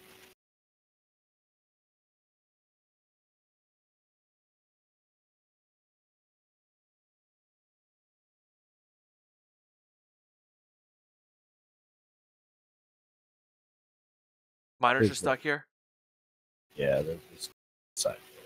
That's the first red bar. I think miners is about to explode in the second half of the day. It's one of those days where entering lunch, and miners hasn't even filled the gap. So what does it do? Either fills the gap or it rips upwards. But I'm looking for these. There's some really shitty candles here in the 1 hour, but they right now look, this could easily go down. We just have to break up here. If we don't break up here, gold is dead. But it just looks like equities is selling off. Remember how the last few days when equities are selling off, gold miners were doing real bad. So I don't know if that's if this is going to happen again, because yesterday we were being almost inverse. But we are chilling on support here, 32.42 right now. TOT looks pretty strong, up almost 3/4 for the day. Nice bounce off the 50% level at it was 122.20 level.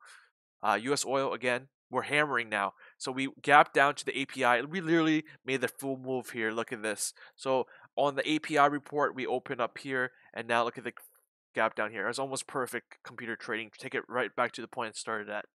So we're just slightly higher here than the opening of the closing of yesterday. So if you pretty much closed yesterday long, you're pretty much back to zero for the day. And if you close yesterday short at 4 o'clock, you're pretty much back to where it is yesterday.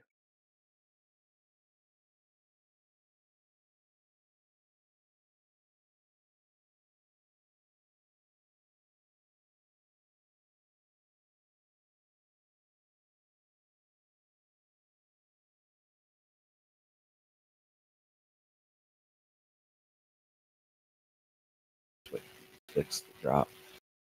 So I'm gonna put Yellen back on. She's still on, still talking. She looks very frustrated now. I'm gonna go ahead and put her back on. I'm gonna take a She break looks real back. really frustrated. Madam Chair, with all due respect, I understand where you're coming from. The bank on my side is very open about what their problems are, their concerns are. We have an elderly individual who has got medical problems who wants to divest themselves of this bank. They have a very viable, well-structured, well-financed, well-capitalized bank that wants to take them over. And basically what's happening here is a very punitive way of going about punishing this bank for a product that was something that the Fed didn't like, quite frankly. And so that 5 years this has gone on, and that's enough.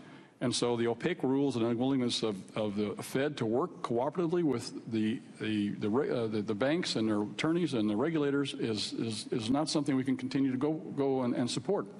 And this is why I asked the question, and we started back with the Treasury report. The Treasury report is, I think, some solutions to some of the problems that regulatorily that we have. And that is the punitive nature of some of the actions taken by some of the agencies, including yours.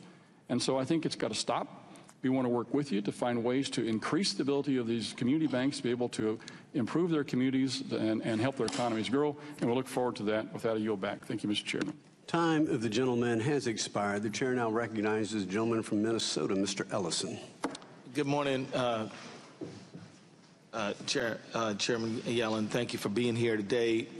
Let me start out by saying I'm really happy about the appointment of Raphael Bostic as president of the Federal Reserve Bank of Atlanta. You know, he meets the legal mandates and he has great expertise, and also, you know, he increases the number of African-American bank presidents from none to one, which I think is important. And so thank you for that. We debate around here a lot of the cause of slower growth over the last several years. You've already been exposed to some people's theories as to why we have slower growth, but I was intrigued by this book I read recently called Makers and Takers. I don't know if you're familiar with this particular book, but it's a book that really talks about the financialization of the economy. And I guess I'd like just to get your take on it. And the author of the book notes that one reason for lower productivity and lower wages is the outsized profits earned by some in the financial services sector, banking, real estate, insurance, hedge funds, Wall Street. And in fact, the author, whose name is Rana Furuhar, and she has a stat up there on the screen that I'd like you to just take a look at. She says that while the financial sector is a little less than 7% of the economy, it provides about 4% of the jobs, but earns a whopping 25% of corporate profits. 25% of corporate profits, like that's a lot of money. And so as a result, you see money flowing into those sectors rather than, you know, plant and equipment and, you know, the other sectors of the economy that might lend themselves to greater employment. Do you have any take on that? Do you have any impressions about that particular theory? So the financial sector has grown in importance relative to the U.S. economy, but my sense is that if we look at the plight with respect to wages and jobs of middle-class families that have seen diminishing opportunities and downward pressure on their wages, that we have to take account of factors such as technological change that have eliminated many middle-income jobs and globalization that have reinforced the impact of technological change, and that has to be an important, those things have to be an important piece of understanding what's happened. Yeah, I'm sure that technology does play some role, but we've always had technology, haven't we? I mean, when we went from horse-drawn carriages to cars, people who made horseshoes had to find something else new to do. So I'm always a little skeptical when I hear people say technology. We've always had technology. We've also had more employment. But we've had kind of this slow growth period, and we've had some people say, well, it's because people don't want to supply labor because they're living too good on welfare. We also, you know, maybe is it possible that the financial services sector is sort of channeling investment into financial, activity and not into agriculture, manufacturing, services that actually employ people? So I'll give you an example. If you look at Sears department store, it's closing about 250 stores this year, and that means thousands of Sears and Kmart employees are going to lose their jobs, and hundreds of communities will lose retail access. Of course, you know, you could point to technology. I'm sure that's part of the explanation, but you know, can you share some ideas or point to some analysis to explain why the retail sector is being hit so hard? You could say Amazon, but I'm doubtful that that explains the whole problem. Do you have any specific information on the role that finance might be playing in part of these decisions? And did investors demand outsized returns that demanded companies like Sears, fire workers, sell real estate so that you can have better returns on financial equities? Well, I don't have anything specifically for you on that. I'd be happy to take a look.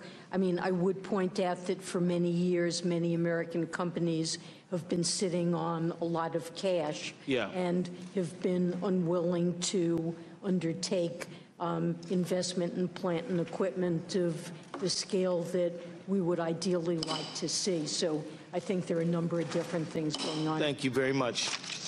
I yield back my time. Time of the gentleman has expired. The chair now recognizes the gentleman from Michigan, Mr. Huizinga, chairman of our Capital Markets Subcommittee. Thanks, Chair Yellen. Sorry, hiding behind a couple of my colleagues here. Let me see. Thank you. Well, it's good to have you here, Chair Yellen. Appreciate that opportunity to have you. And I was not expecting to do this, but I want to touch briefly on something that that Chairman Barr had talked about, the labor workforce participation. These are U.S. Bureau of Labor Statistics, civilian labor force participation rate. This was a study released by the St. Louis Fed. I'm sure you're familiar with it. fred.stlouisfed.org. That was June 17. And it clearly shows that what I heard you say is sort of these disappointing levels of labor force participation are unavoidable because of aging demographic. And I wish I had the chart that I was able to put up, but it seems to me what's most concerning is this drop in participation really comes from youngest Americans. And in fact, that chart, again, released by the Fed of St. Louis, shows the highest levels we have seen since the 1960s for Americans aged 55 and older. And it seems to me this argument that our economy hasn't responded the way that it has. We talked about this actually the last time you were here, and I think I labeled it flim-flam not in a disrespectful way, but it was clearly not what some of those statistics are showing. What I want to talk about, though, quickly is that during your semi-annual testimony before this committee in 2015, you were asked about concerns regarding a lack of liquidity in certain fixed income markets, and you stated that it's not clear what it's not clear what is happening in these markets and what is causing what. You continued that, quote, we don't see a problem, but that it was something that you needed to study further. So my question is has there been additional study and follow-up by the Fed on that particular issue? So that is something that we continue to look at. We provide this committee with regular reports, particularly pertaining to corporate bonds. There's been a number of studies inside the Fed and also outside of it that show, no clear pattern. Some suggestions that regulations may be negatively impacting liquidity, but other studies reaching different conclusions. So you don't believe that there's problems in the fixed income markets? So the inventories of bonds held by some of the largest banks and market makers have declined. On the other hand, bid-ask spreads are low. Corporate bond issuance has been healthy. The market's done well. But isn't it true that we don't know whether those bid-ask spreads are really there? Because, I mean, there's a lack of transparency.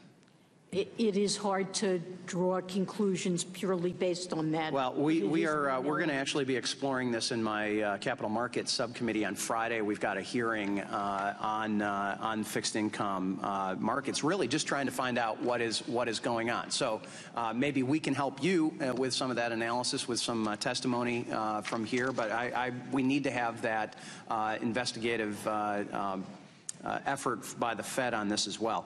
I quickly want to move on. Former Fed Governor Tarullo suggested in a speech that a, quote, new regulatory paradigm is needed to expand fiduciary duties of directors of banking institutions. He posed the question whether existing modes of financial regulation could be further supplemented by modifying, quote, the fiduciary duties of the boards of regulated financial firms to reflect what I have characterized as regulatory objectives, close quote. Specifically, Mr. Tarullo believed that there is a, quote, special corporate governance measures are needed as part of an effective prudential regulatory system. And he argues that traditional fiduciary duties focused on shareholders are inadequate for banking institutions. So we're not talking about DOL or any of the other fiduciary side of this. This is for banking institutions. Do you agree with his recommendations? Well, those are his personal recommendations. So is that a no? I'm not prepared to say that I agree with all of those recommendations. We're focused on trying to clarify expectations for boards of directors to distinguish what the important role that they have in a banking organization and what is the job of senior management versus a board of directors. That would be a concern that I have here is what expertise the Fed has on corporate governance issues like fiduciary duties of corporate boards and under what, frankly, under what legal authority does the Federal Reserve seek to preempt state corporate governance requirements as well as another number of things. So I appreciate your answer and thank you for being here. Time of the gentleman has expired. The chair now recognizes the gentleman from Colorado, Mr. Perlmutter, ranking member of our Terrorism and Illicit Finance Subcommittee. Good morning, Madam Chair. And thank you for being here and thank you for being a steady hand at the Federal Reserve.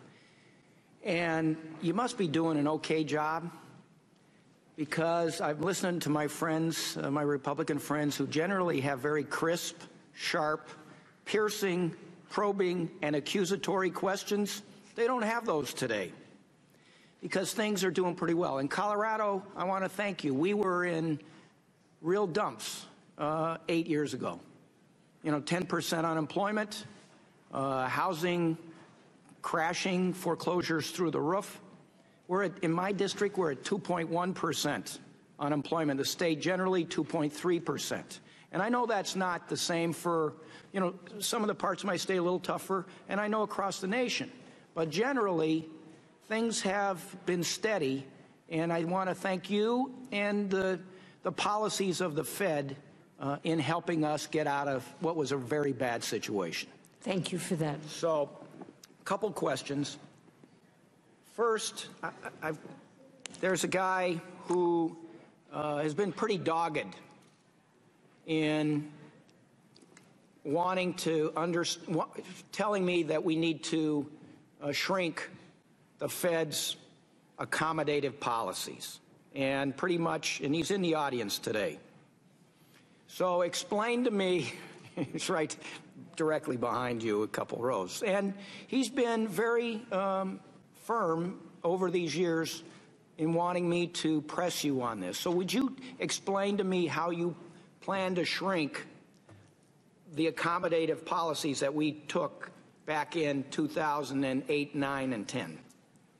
So the Federal Reserve was dealing for many years with an economy with very high unemployment and inflation running below our 2% objective.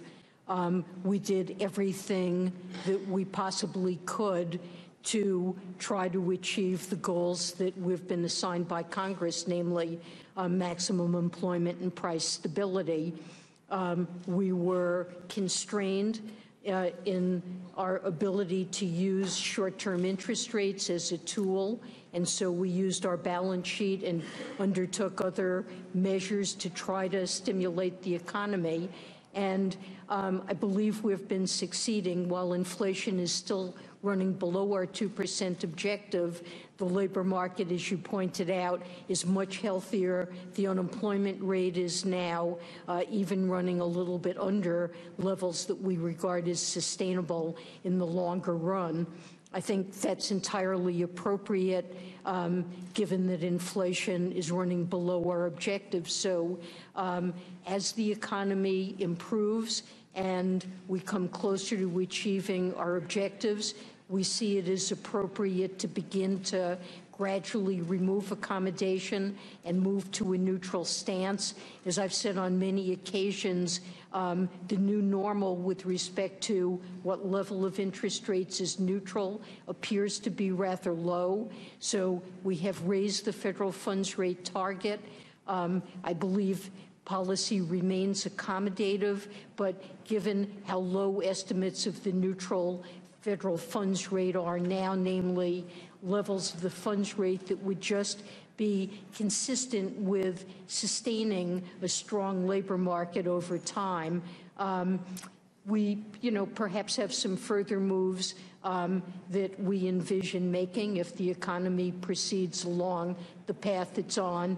We anticipate that neutral may move up some, although remaining at low levels. And that generates a view that over time we may want to increase the funds rate a bit more, but that all really depends on how things evolve. So let me change the subject real quick. And on page 12 of the report, there are two words that I've never seen in any of your reports, and it's abysmal performance. And it's as to productivity developments in the advanced economics. That's the section.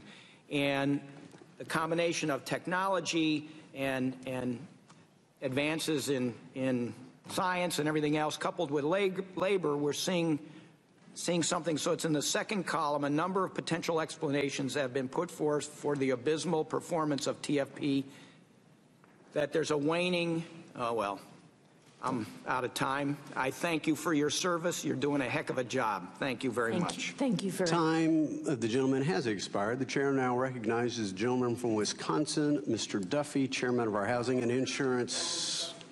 Thank you, Mr. Chairman. Committee. Welcome, Madam Chair. My friends across the aisle seem to be relatively excited about lower unemployment, an economy that's picking up. Excited that the stock market and people's 401ks are improving, and they want to give you a lot of high fives and backslapping. You get all the credit. What changes have you made since November 8th to kickstart this economy and make it grow that you weren't doing before November 8th? What changes have we made to kickstart the economy? Yes. We've continued on the course that we've been on of normalizing the path of monetary policy as the economy continues So you haven't to changed recover. anything really since November 8th. The real change has been we have a new president in the White House. I just make that point to my friends across the aisle to not get too excited on who should get credit for an improving economy. But I do want to follow up on what my friend Mr. Huizinga was asking about, the gentleman from Michigan, in regard to the role that the Fed is playing on corporate boardrooms and our financial institutions. You'd acknowledge you do have a role at the Fed in these boardrooms. What role do you have? What are you doing? Well, it's our job to make sure that banking organizations operate in a safe and sound manner and have policies in place that ensure both their safe and sound management and compliance with federal laws and regulations. And corporate boards play a critical role in ensuring the performance of financial institutions. Isn't it fair to say, though, that virtually anything could fall under the umbrella of safety and soundness? I mean, who is hired and who is fired and who is disciplined within a financial institution could fall under safety and soundness, right? Well, I think it's important to, and we're going to try to do this. That could fall under safety and soundness, right? Yes, it could. And how capital flows, who a financial institution lends to could fall under the auspices of safety and soundness, right? Yes, it could. In essence, the Fed, under the auspices of safety and soundness, could replace the board of directors who have a fiduciary duty to shareholders and actually take over boards, all under the premise of safety and soundness. Well, we believe that corporate boards play critical roles in ensuring. What falls outside the scope of safety and soundness in a financial institution? Exactly. Probably anything that you mentioned would have some. You can't give me an answer because everything falls under that scope, and that's our concern. The Fed doesn't have a fiduciary duty to shareholders. And actually, board members have potential civil and criminal liability in their service on a board. Does the Fed have any civil or criminal liability should things go wrong on a corporate board? So board members are liable. How about the Fed? Well, we have supervisory responsibilities. No, you do, but are those Jada pop in above the resistance or support again, so we're holding on to support. For the decisions that they push a board to make? Not to the best of my knowledge. Mine either. That's concerning for us. And listen, I'm pushing you on this because, listen, you do have a supervisory role, and I want you to do a good job. But from the feedback that we get, the involvement that the Fed has in our corporate boardrooms has far surpassed, I think, the vision that any of us had in this room. And it concerns us. So let me say that we've talked to many corporate board members and understand that there has been an accumulation of a large number of items. We have indicated that board members, along with senior management, should be responsible for. I don't believe you have the authority, Madam Chair. I don't believe you have the authority to make hiring and firing decisions, and that's the feedback that we have had from members. My time has almost expired. If I could ask you one last question. Do you anticipate that this will be your last time testifying before this committee? My term expires in February, and so... It's a roundabout way of asking you. May well be. Are you seeking another term? I not said anything about that. I intend to serve out my term and not... And though we push you hard, I want to thank you for your service, and I yield back. My time has expired. Thank you. Time of the gentleman has expired. The chair now recognizes the gentleman from Illinois, Mr. Foster. Thank you, Mr. Chairman and Chair Yellen, for your service. In the past, I've sent letters to you and other federal regulators and asked you in hearings before about the requirement that custody banks hold supplementary leverage ratio against deposits at the Federal Reserve, presumably because of worries that in some future universe, the Fed deposits may become less safe and available than cash, which is a universe I don't enjoy contemplating. I believe that the Federal Reserve deposits are exactly the sort of safe place for these large, immediately callable cash positions that we should actually be encouraging because of the strength and reliability of the Federal Reserve as a counterparty. Now, as you may be aware, we now have bipartisan legislation to require that prudential regulators provide relief for institutions that place cash with the Fed, at the same time as providing significant flexibility for the regulators to deal with unusual circumstances. So do you see any safety and soundness difficulties if this legislation were to go forward? So I'm not going to comment on the legislation, but we are looking at the supplementary leverage ratio because of the impacts that you mentioned. A leverage ratio is meant to be a backup supervisory device calibrated appropriately relative to risk-based capital requirements. And while in general, I think risk-based capital requirements, especially for the largest and most systemic institutions, are at levels that I think are appropriate and I'm comfortable with, it may be that the supplementary leverage ratio needs to be recalibrated relative to that. And I'm very much aware of the problems that you're mentioning, and we're considering how to address them. Thank you. And I'd like to use a little of my time to just comment briefly in defense of my home state of Illinois in response to some of the remarks from my colleague from New Mexico. Every year, the citizens of Illinois write a check for approximately $40 billion to states, largely in the Sun Belt and rural areas, because for every dollar of tax money, Illinois receives back only 75 cents of federal spending. In contrast, New Mexico receives $2.40 back for every dollar of tax money. And so this check that we write for $40 billion a year, had it been put into a rainy day fund instead of redistributed to other states in the union, would have resulted in a balance in that rainy day fund in excess of $1.5 trillion today. And so that I think that when people discuss the fiscal problems of Illinois, the starting point should be there. Now, I'd like, finally, I'd like to, I co-chair a future work task force for the New Democrat Coalition. And then we're looking at the effects of technological and other changes that might occur in our workforce in the coming years and what policies we should adopt to remediate the bad side of those effects. There's a lot of discussion now about why inflation is not. Oops, I did something wrong here.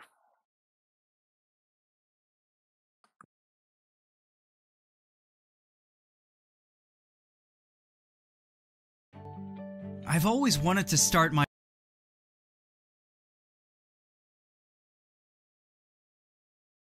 And one of the explanations that is suggested for that is that employers have the opportunity, instead of just bidding up wages, to simply invest in technology that replaces jobs. I was wondering if you think there is a reasonable chance that you're going to have to change your macroeconomic models to reflect the loosening of the link between the closeness of the tightness in the job market and the increase in wages.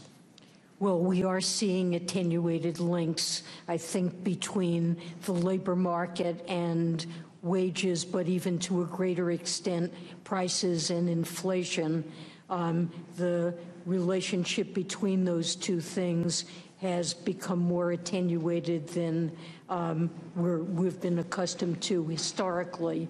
And it well, in general, when the robots show up, they show up as low prices. If you ask the average farmer, what forced them to consolidate, they don't say it's the machines, they say it's low grain prices. Let's just break away briefly from Fed Chair Janet Yellen's testimony to the House Financial Services Committee. Stocks are rising in Europe. This is the close, settling for the moment, but looks like all the big four indices are rising at their biggest levels since April. 1.6% gain for the stock 600. Yellen signaling the Fed won't rush to tighten policy as inflation remains persistently. Hey guys, we're back. So isn't it crazy how it's gone up so much? The European stocks gone up like crazy, and that's why I think the gold is coming down. It's because the dollar here.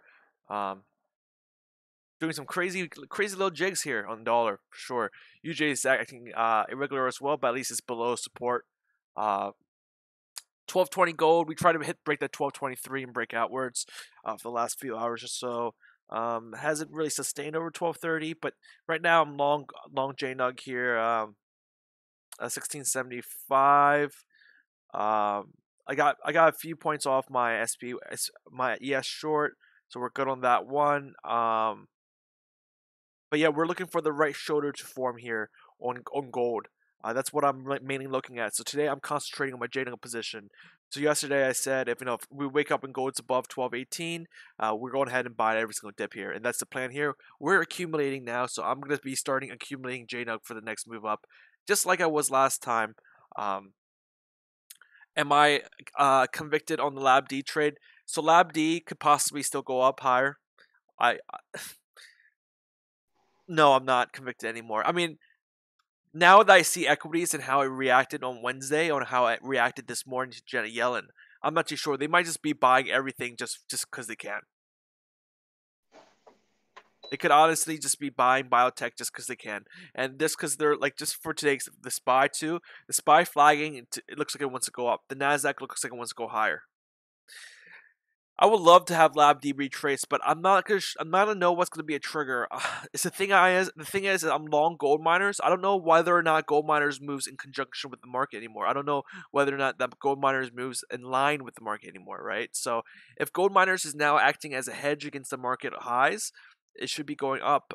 I just don't like how miners was falling down with equities last week. That could have been just a unique week where everything was selling off. Even oil was selling off, etc., etc. But since we have oil falling down here, it's maybe because that's why it's dragging gold down a little bit. I just never thought, I never really analyzed gold miners as as it moves in towards the market. No, there is some kind of market influence when the market moves against gold miners or moves against with gold miners, but generally I don't really see like a one-to-one related correlation between miners and miners in the overall equity market. I mean, if the overall equity market does go up, I would like to think that gives relative strength to the miners. But I haven't really realized that it was that hardcore. It should be gold goes up, equities goes up together, miners goes up, right? So it also should be when equities goes up, gold goes down, miners should still stay somewhat constant, right? That's part of what we see here, where equities are going up. Gold is still beaten down, thus is why it's still going up here, 32.47. But I'm here long 16.75 gold JNUG for the day. The reason why I haven't wrote down on the board is because I'm trying to do away with that scoreboard on that. I'm in the profit for JNUG for all three of my JNUG positions, but I am not in the money for my Lab D position. I'm actually down. Let's see. Lab D's trading at 648, so we're back down to the $600 loss area for Lab D. But still, XBI is not really showing that much strength. It is literally going in the channel. It bounced off the bottom of the channel, and now it's bouncing off the top of the trend line. If it breaks out here, then I would be concerned. I'll probably just get rid of the position since my JNUG positions would be profiting. Again, these two acted as hedge against each other. So my short on the bio and my long on JNUG acted as they counteracted each other. So essentially, these two guys cancel out. So they are canceling out, but the good thing is that biotech is not showing the explosiveness it's showing in the recent times, right? It's not showing the explosive pops. Right? We used to have the 2% moves, now we have 1% moves. Let's see if it wants to go up for the rest of the day, though. Gold looks like it wants to go up.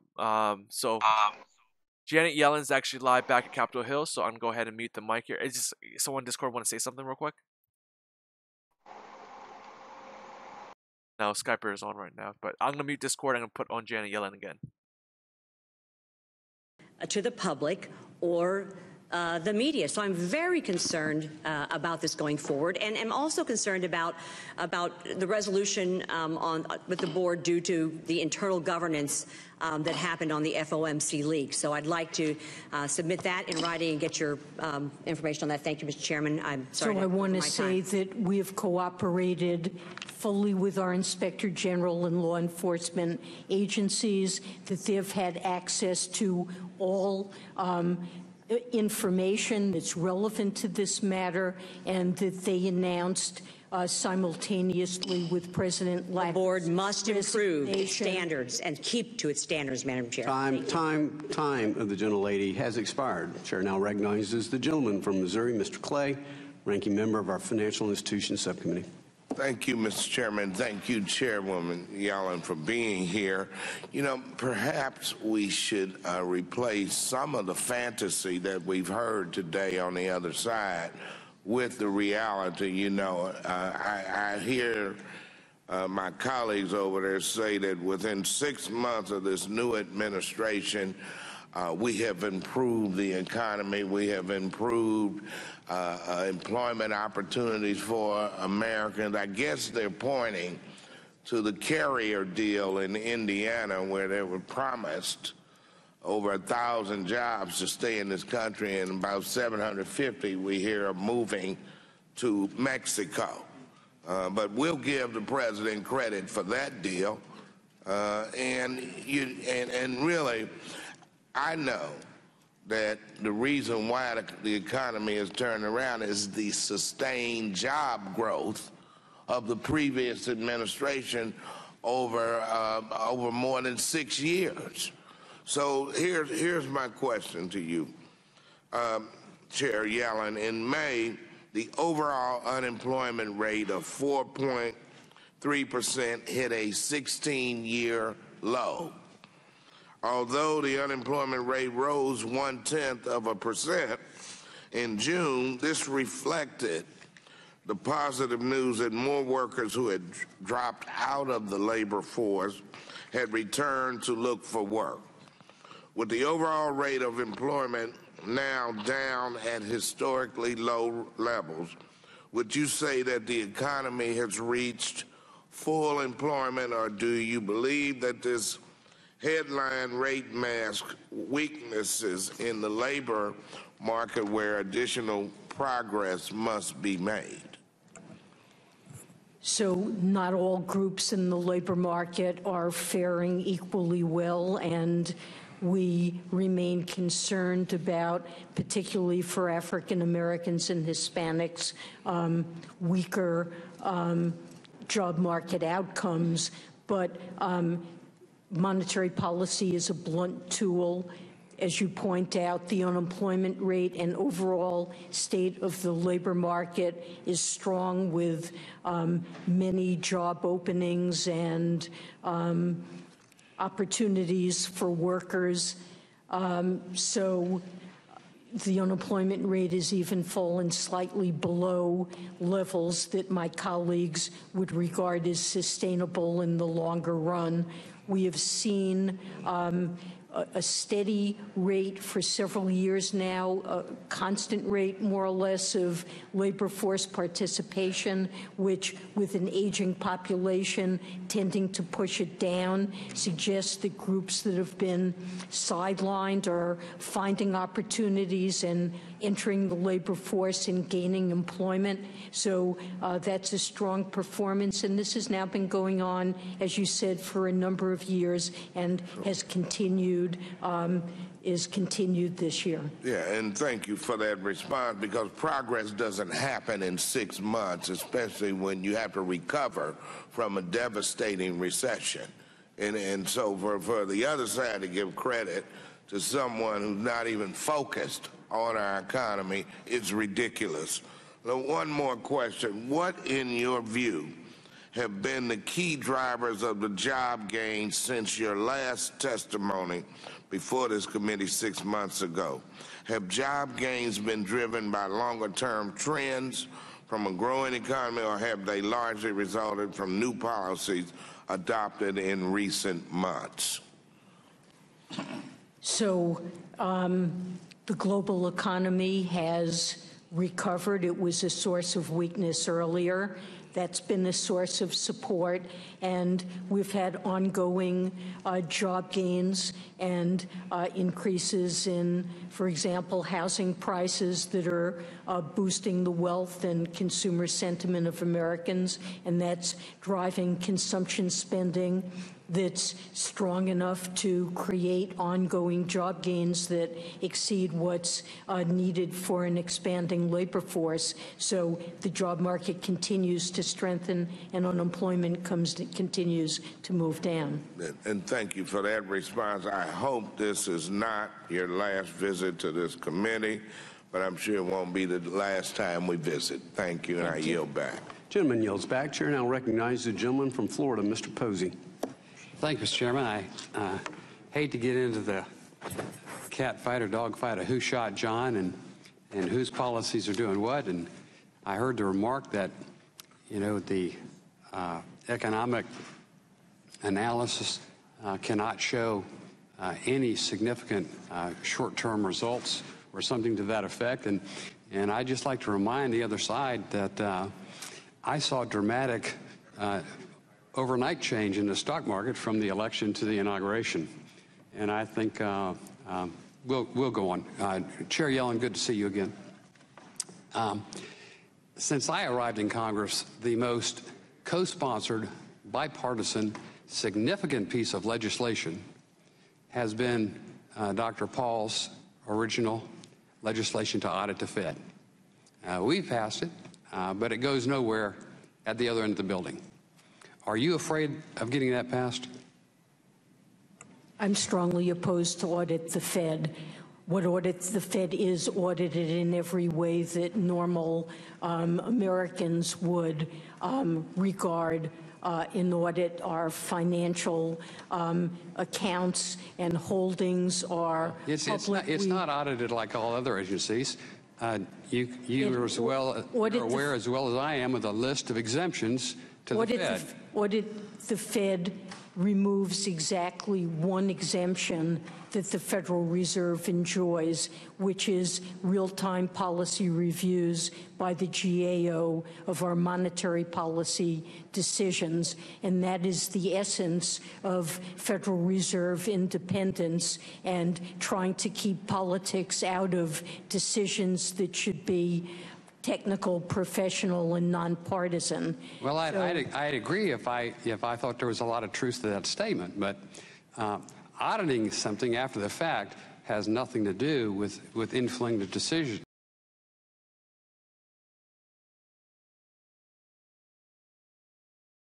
Transparency, and I for the life of me cannot understand what the Fed fears. Can you give me an example that would justify the lack of transparency? Well, we don't have a lack of transparency.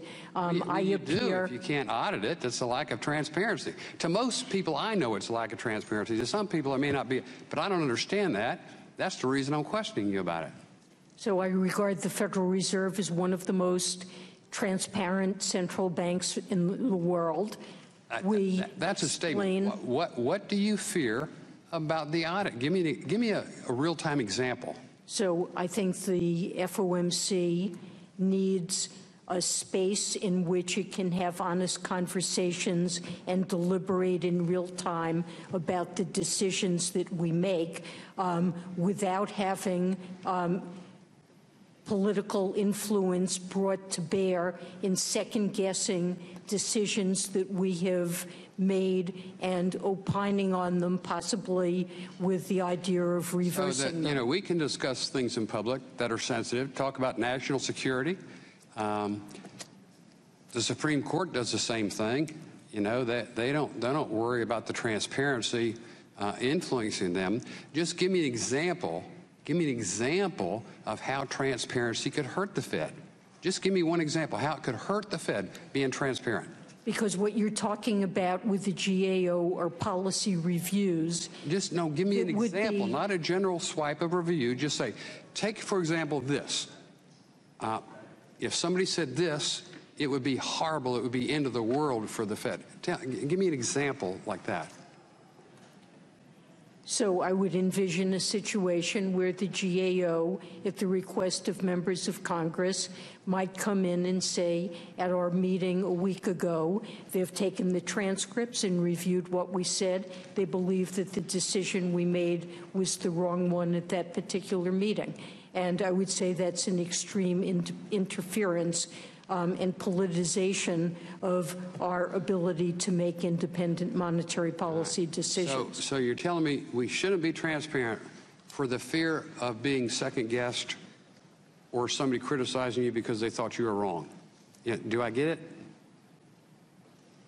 What we're talking about is political interference in decision-making by the committee. I don't see that. If it's after the fact, I don't see the interference in decision-making. Well, I do. So I. Well, give me an example. I gave you an example. Just and give me that's one how example of why they shouldn't have that transparency. Well. Time of the gentleman has expired. The chair now recognizes the gentleman from Georgia, Mr. Scott. Thank you very much, Mr. Chairman. Chair Yellen, welcome. Good to have you again. Chair Yellen, I first of all want to thank you and the Federal Reserve under the leadership of our ranking member, Ms. Waters, and ranking member Judiciary John Conyers, and myself and others. We were hopeful that for the first time in history, American history, that the Federal Reserve would appoint and hire the very first African American ever to hold the position as a regional president of the Fed.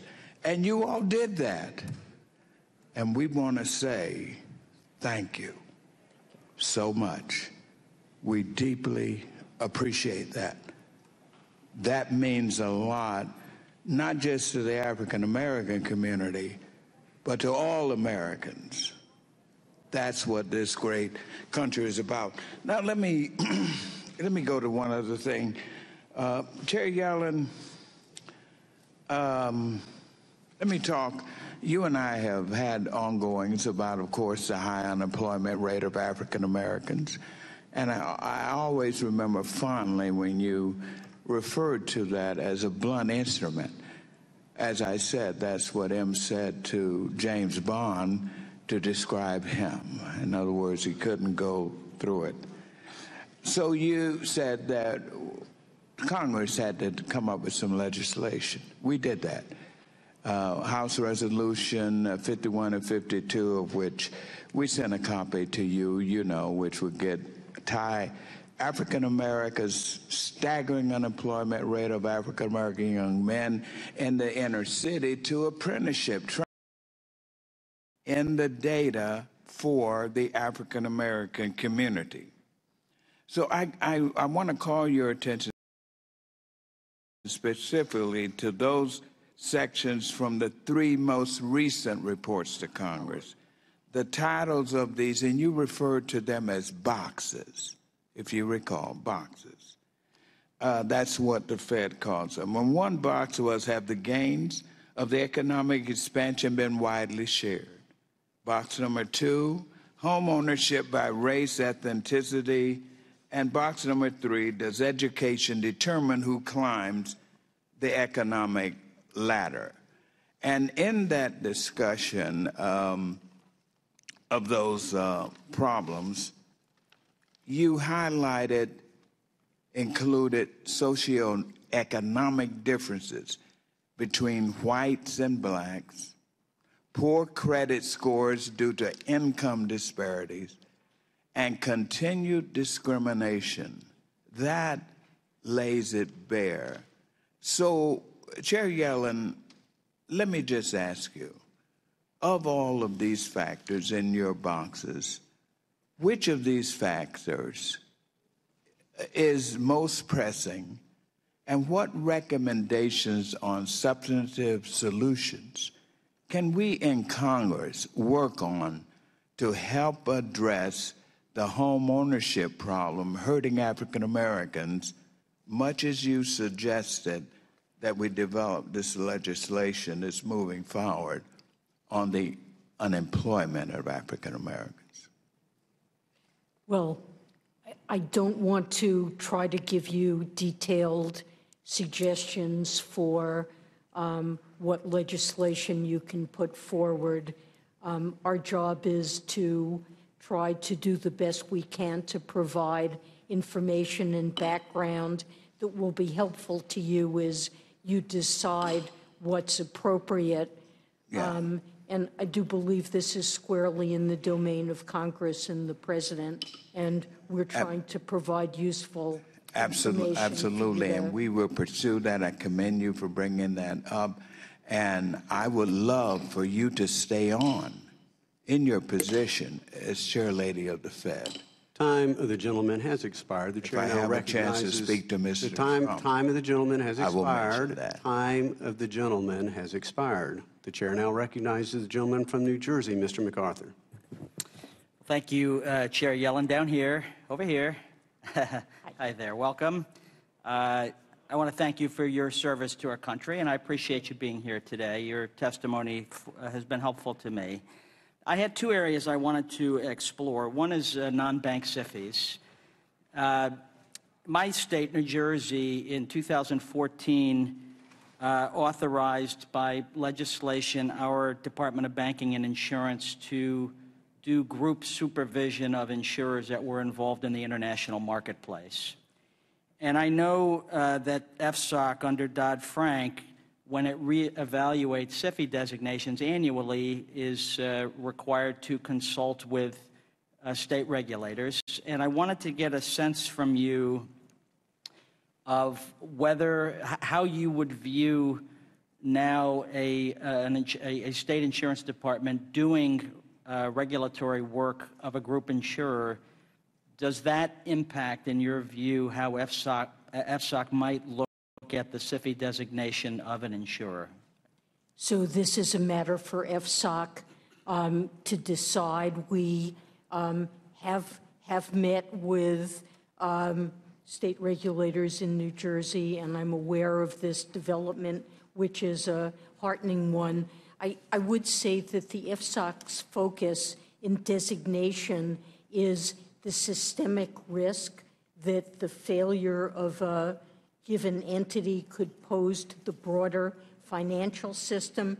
To the best of my knowledge, most state regulators focus in supervision on protection of policyholders, which is, of course, a very important objective, but not on the systemic risk that the activities of a company could pose to the broader financial system.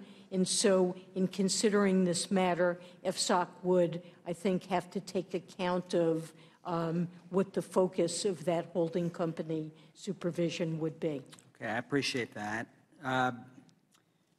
Although I would add, as just somebody who's spent a lifetime in insurance, I think state regulation has proven to be, when you regulate individual companies within a group, you create a safer company, and I think our system is better than the European system, which focuses on the group, not the company.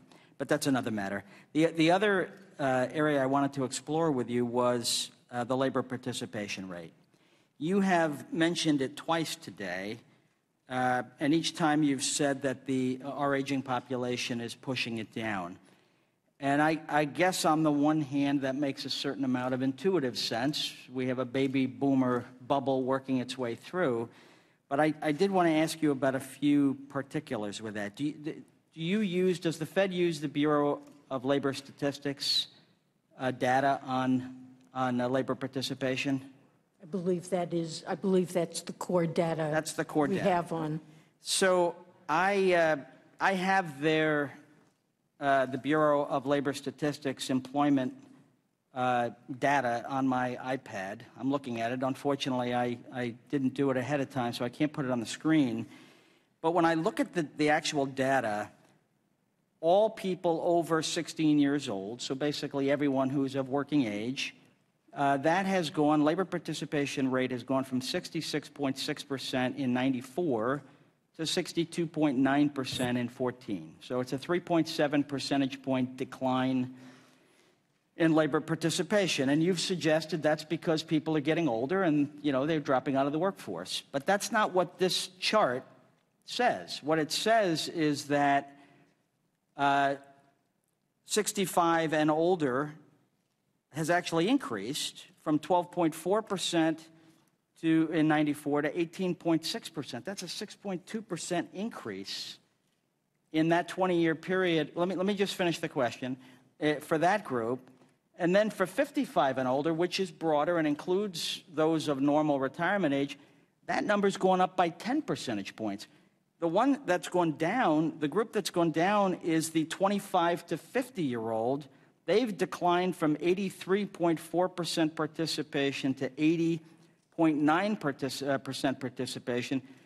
That group, the 25 to 54-year-old group, peak earning years has declined by 2.5%. 2.5% times 324 million population is 8.1 million unemployed people in peak earning years. It doesn't seem to square with your assertion earlier twice. So very quickly, it is true that people in the retirement years 65 and older are working more now than they used to, but the level of labor force participation of that group is dramatically lower than of prime age workers, and an increasing share of the population is now moving into those years with low labor force participation. So there's no conflict between the number that you cited and my statement that an aging labor force my time has time of the gentleman has expired. It is also true time of the that gentleman has participation expired. of prime age workers Chair, has declined. the chair now recognizes the gentleman from California, Mr. Sherman. Thank you, Madam Chairman, for coming here. Every few months, I remind you that you have not yet used your authority to break up the too-big-to-fail institutions. I will spend the next minute reminding you they are too big to fail. If the entity, just one entity, goes down, it could take our whole economy down with them. They're too big to compete against because economic studies say that that investors and the markets assume that they will be bailed out. They've seen that Congress will pass new legislation to bail out if that is thought necessary to save the economy, and that therefore they're able to get a cost of funds that may be as much as 80 basis points less than they would otherwise. They are too big to jail, as former attorney generals have said they wouldn't criminally prosecute because it might take down the whole economy. They're not, if the same thing was done by a medium-sized bank, no economic problem, go ahead and prosecute. And then with the Wells Fargo debacle, we have a difference between Republicans and Democrats. Democrats tend to blame the management of Wells Fargo and say that that proves they were too big to manage, and Republicans tend to blame you, the regulators, which just proves that they were too big to regulate. So too big to fail, too big to compete against, too big to jail, too big to manage, too big to regulate. When a protozoa gets too big, it is able to split into two healthy cells. And I would think that the geniuses on Wall Street would have at least the same level of intelligence as the average one-celled aquatic animal. Every time you come here, you're attacked by those who criticize the low interest rates that we've had in our economy. Now, with low interest rates, you get more economic growth, but you might also get more inflation. Over the last 5 years, has rampant inflation been a disastrous difficulty for the American economy? Inflation has been running under our 2% objective for the last 5 years and continues to do so. And I won't even ask you this question because it's so obvious. Has economic growth been too robust? It has not been particularly robust, but it's been sufficiently robust to create a lot of jobs and drive down the unemployment. But every day, every time you come here, you're told that the interest rates are too low, but you're also criticized because the economic growth has not been robust enough. Now, behind you, at the request of the majority, is the national debt clock. The majority always comes and tells you that you should shrink your balance sheet, that you should sell off your assets. Of course, you in effect are lending money for longer terms and borrowing money for shorter terms, or just printing it one way or the other. And you create a tremendous profit for the federal government by having a big balance sheet. So people want you to have a small balance sheet when your big balance sheet is creating a lot of profits for the federal government. Have any of the advocates for a smaller balance sheet proposed to you the taxes they want to increase in order to replace the profits that you're earning on the balance sheet that they're telling you to shrink. It is certainly true that our large balance sheet has resulted in very substantial transfers to the Treasury and to the federal budget. Let me say our objective is not to make a profit and to maximize those transfers, but rather to do what is right in the pursuit of our objectives. But I would say that the millions of Americans who want us to run the federal government more like a business would say that perhaps profit should be thought of as an important objective. And I'll take your answer as that you have not heard any proponent of a smaller balance sheet put forward a tax increase proposal designed to replace those revenues or to keep that clock behind you from turning more quickly. Finally, we want businesses to do things that require longer-term capital. You tend to focus on short-term interest rates. What has your big balance sheet done to decrease the gap between short and long-term interest rates, the yield curve? We purchased those assets to drive down long-term interest rates relative to short, or to flatten the yield curve and lower longer-term borrowing rates. And so the proposals are to make it more difficult to borrow money long-term. That's correct. Time of the gentleman has expired. The chair now recognizes the gentleman from Tennessee, Mr. Kustoff. Thank you, Mr. Chairman. Thank you, Madam Chair, for appearing this morning. In the next hour or so, when this hearing ends, if you were to receive a call from the President telling you that he intended to nominate you for another term, would you accept? It's something that hasn't been an issue so far. It's not been something that's come up, but I would certainly, something that I would discuss with the President, obviously. Thank you. And yesterday, when I asked you about comments that Jamie Dimon made as it relates to assets coming off your books, you've stated here today, and you've stated in previous reports, that the Fed does intend to reduce its the balance sheet, the assets off the balance sheet. I would like to ask you first, before I ask you about Mr. Dimon, if you could address the timing of when those assets will come off the books, the amounts, and procedurally how that will be done. Yes, so we've tried to set out a relatively complete plan. Our assets currently total close to $4.5 trillion, consisting of roughly $2.5 trillion of treasuries and 1.7 of mortgage-backed securities. We've said that we intend to shrink our balance sheet, and particularly the outstanding quantity of reserves in the banking system, which are now around $2.2 trillion, in a gradual and predictable way.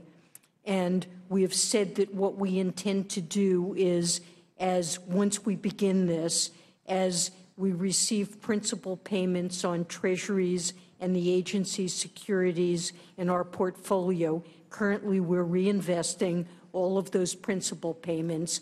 We will begin to diminish our reinvestments and only reinvest to the extent that our monthly receipt of principal exceeds a cap.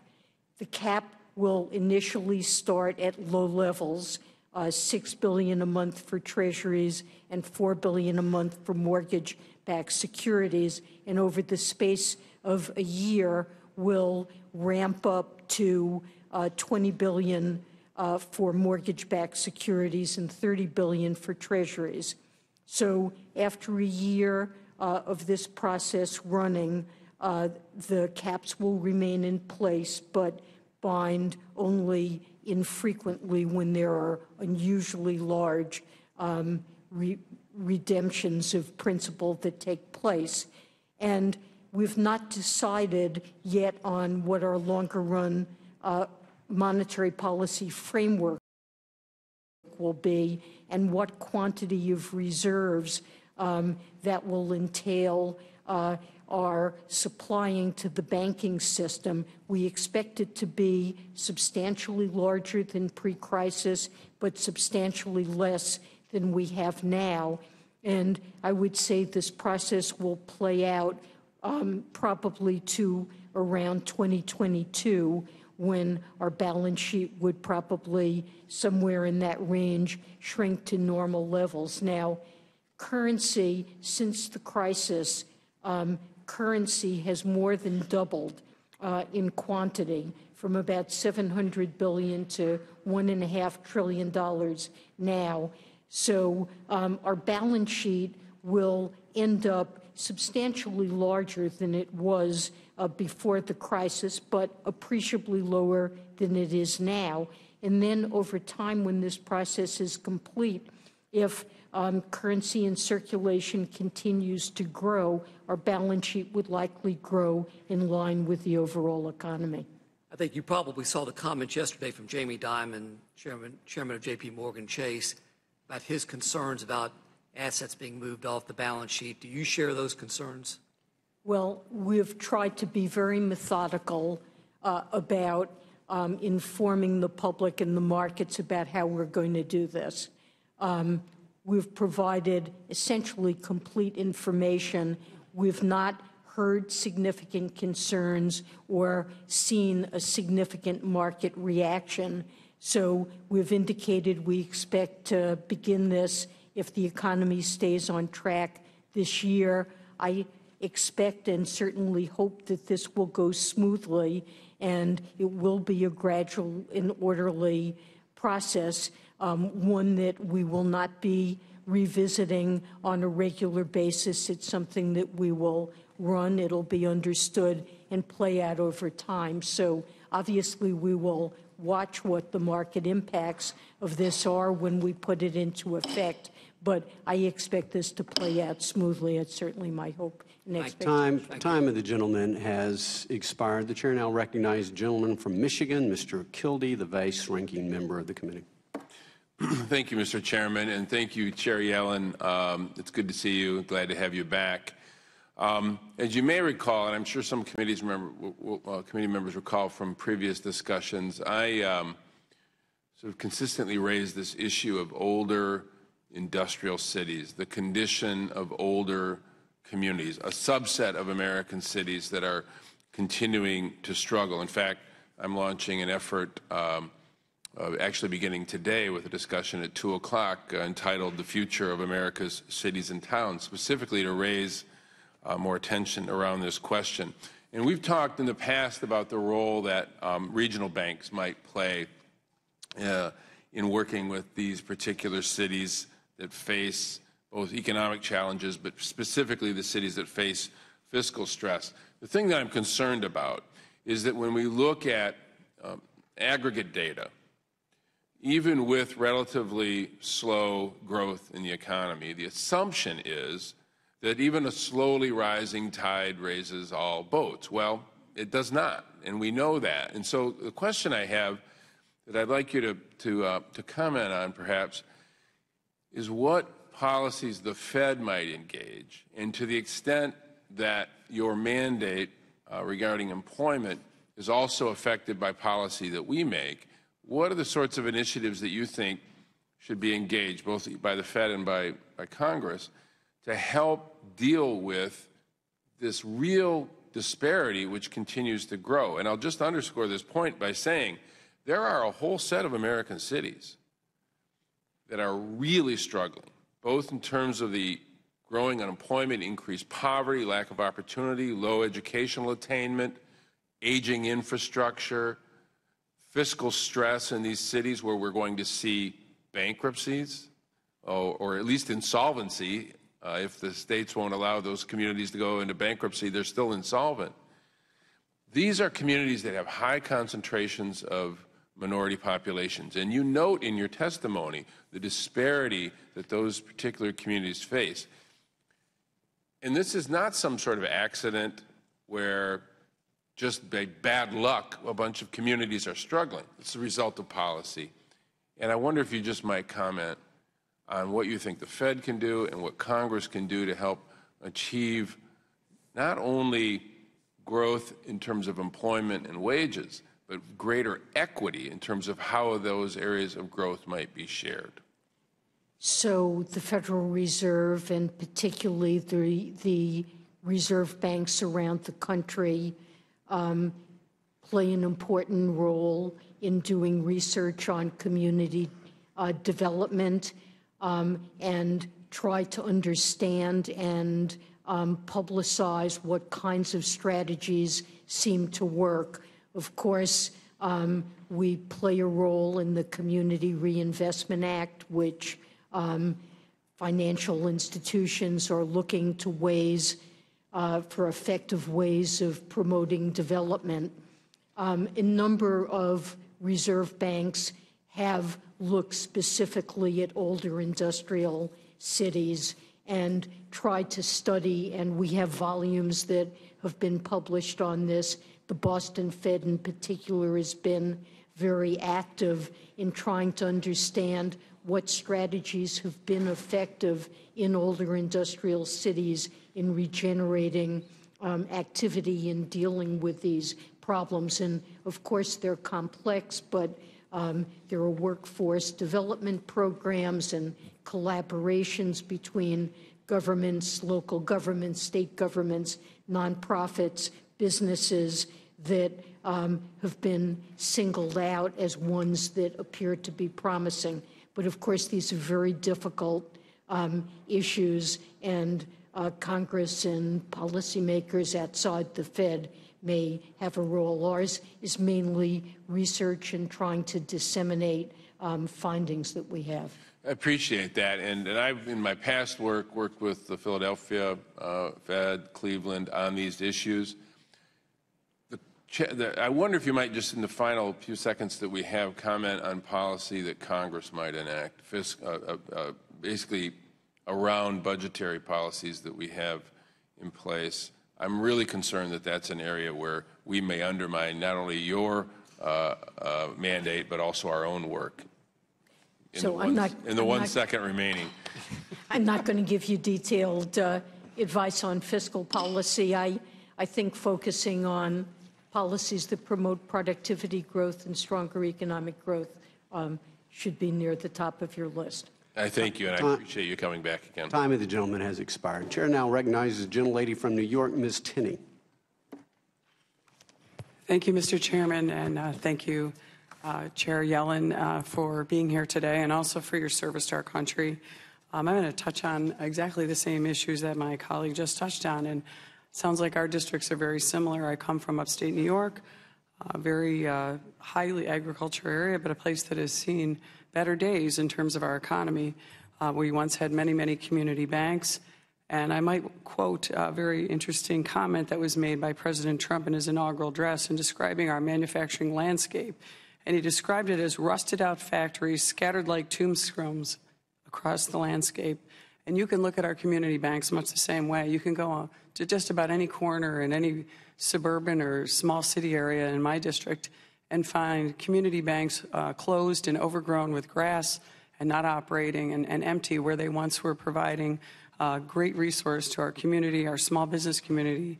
50% of the small business loans are made by community banks. 77% of agricultural loans are made by small community banks and credit unions in our community. And agriculture is still the #1 industry in New York State, believe it or not. And what I see, and very similar, I think this mirrors what's been going on in the business community as well as the banking community, as you provided in your prior comments to my predecessor speaker, that you think that a lot of government programs can help this and taxpayer money may be spent for work revitalization. But I'm suggesting possibly the free market, since in New York State, we spend 4 times more using taxpayer money and so-called cronyism on producing jobs and have the worst job production record in the nation, the highest outmigration of jobs and the highest outmigration of people because of our regulatory burden. And I thank you for indicating earlier that you do think that there are some ways that we can reduce regulations on some of these banks, especially the smaller ones who can't compete because of their compliance requirements. We now have the growing cybersecurity issue where that's becoming very costly and burdensome. Obviously, lending to mortgages and to personal loans are very difficult. You indicated earlier that you would support the Treasury's release that certain regulatory relief is in order. Could you tell me a couple of those recommendations that you would support in reducing regulations to help our small community banks and credit unions? So I am very supportive of trying to reduce the burdens on community banks. We have suggested that community banks, there are things that Congress could do to help reduce burdens. For example, Volcker rule and incentive compensation. Are you saying you would eliminate the Volcker rule for small community banks? Wouldn't apply it to community And where would you banks. make that cutoff? Would it be something you would be interested in using overall, eliminating the Volcker rule, or just where would you make that arbitrary decision on what makes a small bank? We could discuss that. I don't have it. So you don't have an idea in mind where we could actually do that?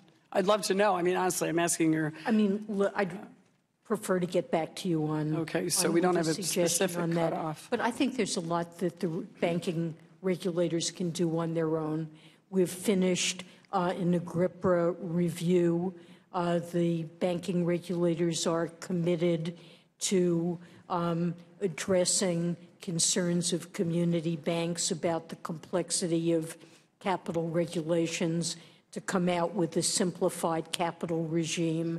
We've recently cut reporting requirements for community banks.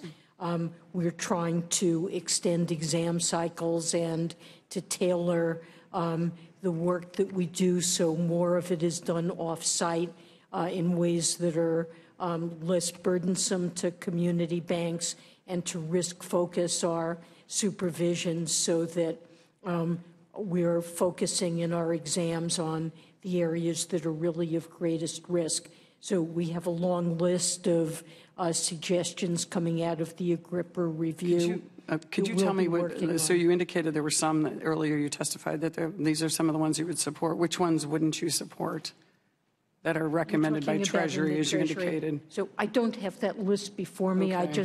Let me say in general, that's an area of the report that we are quite supportive of. So I'm not, But definitely the Volcker rule, at some point, you'd like to eliminate that, especially regarding community banks. Yes. Can you give me an estimate about where the capitalization requirement would be to eliminate it?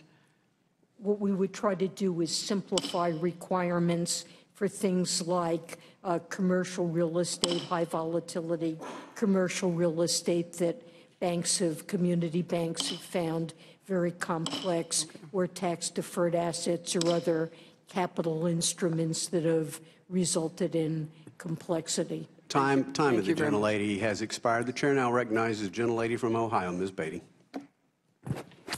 Thank you, Mr. Chairman and Ranking Member, and thank you, Chairwoman Yellen.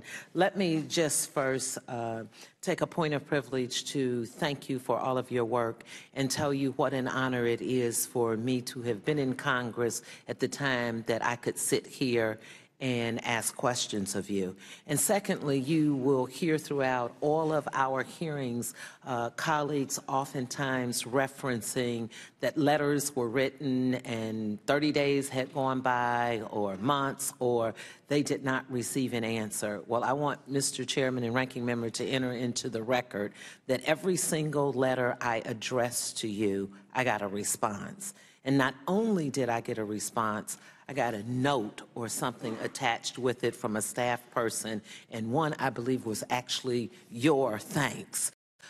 So I think it's important because so often we criticize those, and I support colleagues on either side when someone does not respond to us. So I wanted to say thank you. I'm going to be consistent, but I am going to use some words I had not intended to use, but after my colleague from New York, Congresswoman Tenney, used the word finding common ground, I want to thank her for that, and I'm going to start with common ground. I think it's important when you represent a subset or you have a background, which we hear from real estate to small business to legal to housing or bankers, that you should use that expertise. Well, what I have is something that's oftentimes not included in the subset. While, yes, I'm a small business owner, I understand finance, I've been on a bank board. What's important to me is when we have inequalities, when we're talking about economic development and monetary growth, and we don't count ethnicity and race because it's a subset. And while I appreciate your comments on page 1 of your testimony, when you talk about the jobless rates have decreased, but because we know there's still so much disparity when we get to unemployment with people who look like me. So I have to be that voice for Black people and for minorities who get caught in the gap. So with that, I am very afraid because I know when we look at the economy and growth, if 22 million people are going to lose their health care, if we're going to cut programs where people then will have to or won't have the money to pay for them, I'm nervous. Now, with that said, I serve on the Financial and Economic Literacy Caucus. It is a Democrat and Republican, and as we're speaking now, I'm being appointed to the Congressional Black Caucus Economic Development and Wealth Creation Task Force as co-chair. You've stated that income equality is a long-term risk to our economy. We cannot talk about income equality without looking at the disparities and the discrepancies in household wealth among African Americans and minorities. So I would like to say that recessions like the one we just had, and there's a chart on the board that led, and I think it speaks for itself, that led to African Americans losing 52% of their wealth, while white households only lost about 16% of their wealth. I'm concerned that rising income equality will further exacerbate the problems for minorities with historically lower household wealth and higher unemployment. Can you explain to this committee why income inequality is a long-term threat to the United States economy, and who has the power to help us fix this? Well, I am very concerned about inequality in income and wealth. I think Americans need to feel that the system, our system, economic system, is one where rewards come to those who work hard and play by the rules. And when some groups do disproportionately well and others seem to be lagging behind, as has been the case, there's a sense of it's being a very unfair system. Worse, to the extent that resources are important in assuring intergenerational mobility, that parents want to make sure that their children have access to the opportunities and ability to gain education. Thank you. I'm going to interrupt you to yield my time back on opportunities. Thank you, because we introduced the Beatty Rule after the Rooney Rule, and now we have a Black man for the first time, Chairman Bostic out of Atlanta, who is on the National Federal Reserve Board. Thank you, and I yield back. Time and the gentlelady has expired. The chair now recognizes a gentleman from Indiana, Mr. Hollingsworth. It's time to take a deep breath. You've reached the bottom of the rank on our side of the aisle, a mere private and a freshman. So I wanted to touch on something that my colleague Ms. Tenney had talked about in the Treasury report, and kind of better understand some of those recommendations that you might agree with and disagree with as well. I went through the report and kind of pulled out some of the ones that I think are most pertinent to your role in the Federal Reserve generally, either from a regulatory standpoint or with regard to monetary policy. And just thought I'd ask very specifically, kind of agree, disagree, and I know there may be some follow-up after that, but you'll have to remember I got probably a C- and probably deserved worse in economics, so mainly focus on the agree and disagree.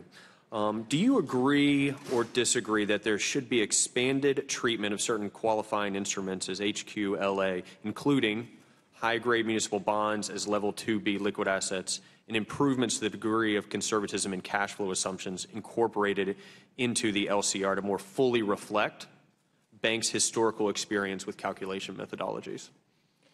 Well, That's a long-winded one. They get so easy. let me see. On the first part of it, Yes. I think the Fed has gone further than the other regulators in including the more liquid municipal securities is level to be Right. assets, and so we're supportive of that. Marvelous.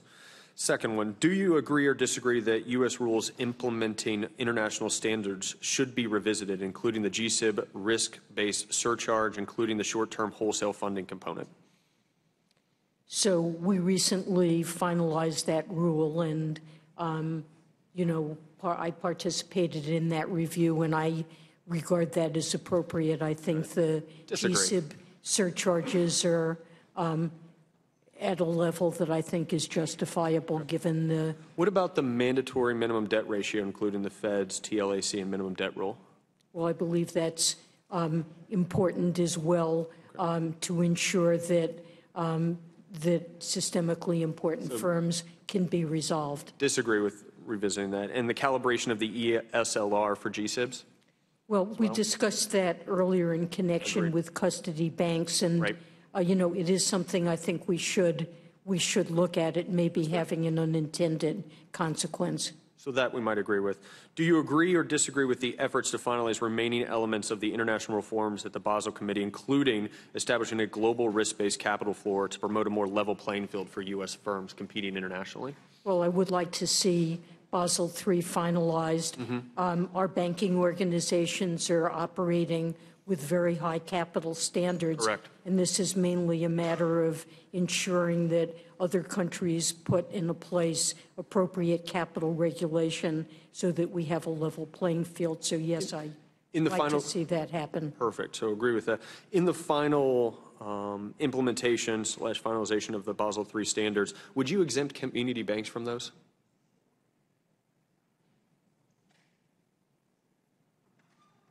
Would you exempt them from the risk-based capital regime that's promoted by Basel III?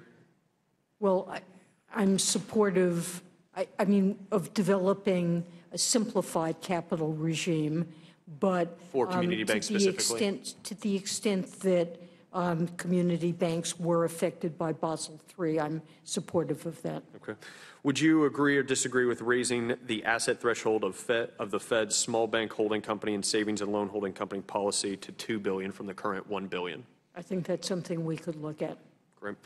And then the last one of these that I had was, do you agree or disagree that the Fed should carefully consider the implications on U.S. credit intermediation and systemic risk from implementation in the United States of a revised standardized approach to credit risk under Basel III capital framework? That was a mouthful. Indeed. Excuse me? Indeed, yeah. I need to get back to you on that. Okay. Thank you so much. I really appreciate you taking some time and coming to see us again. I really enjoyed your first testimony and this one as well. Thank you. All right, with that, I yield back, Mr. Chairman. Gentleman yields back. The chair now recognizes the gentleman from Washington, Mr. Heck.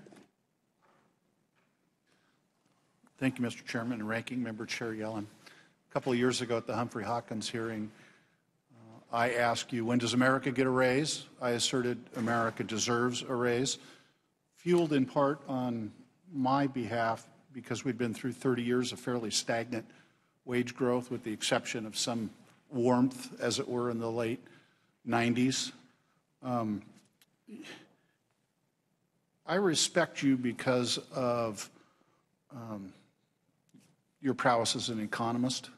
I admire you because of what I perceive to be your commitment to some values, including a concern for how the Fed's policies actually impact Americans, and that includes in this area of wage growth. I believed it 2 years ago. I believe it now.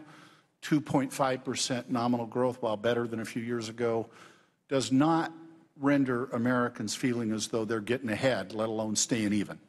So,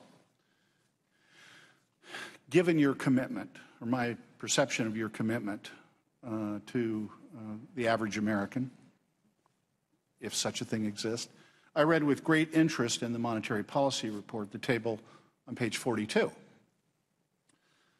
which essentially indicates that you project a definition of full employment over the long term of between 4.5 and 4.8% if you get monetary policy right, 4.5 to 4.8%, and yet an indication that 2 years hence the unemployment rate will be 3.8 to 4.5%. Little hard for me to read that as other than you're trying to or willing to let the economy run a little warm, presumably because maybe we can get wage growth above 2.5% and maybe closer to historic recovery rates of 4.0%. Well, inflation is running over the last 12 months at 1.4%, below our 2% objective, and we've had 5 years or more of inflation running under our 2% objective. That's a commitment that we have, and it's a symmetric objective. And I think allowing the labor market, allowing unemployment to decline to the kinds of levels that you cited looks to be consistent with achieving our inflation objective.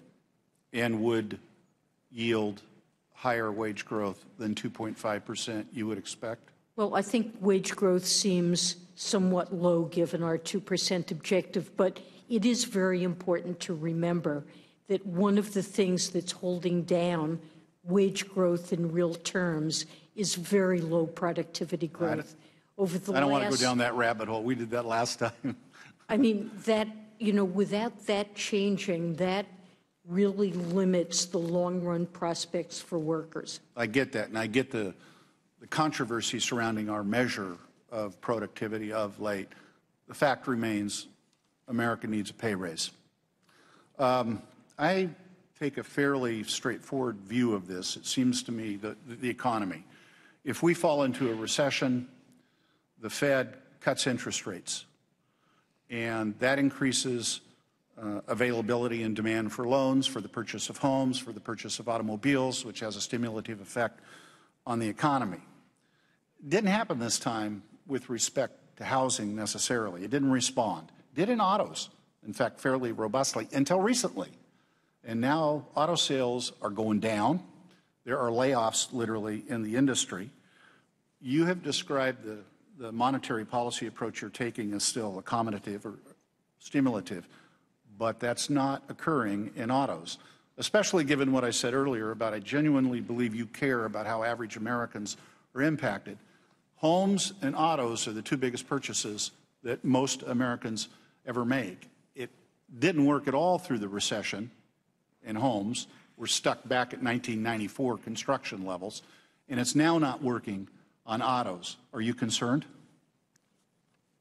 So mortgage rates are a little bit off their lows, although they're down from last year. Look, I think you have to look at the bottom line, which is this year we've had 180,000 jobs created a month, only slightly lower than last year, 190,000 or so.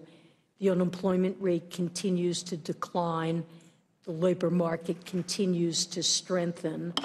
And that means that even if auto sales are off their highs, that we have strong enough demand through consumer spending, a recovering global economy, a pickup in spending on plant and equipment, that it is supporting continued job creation at rates greater than the labor force growth. Time of the gentleman has expired. The chair now recognizes the gentleman from Oklahoma, Mr. Lucas. Thank you, Mr. Chairman.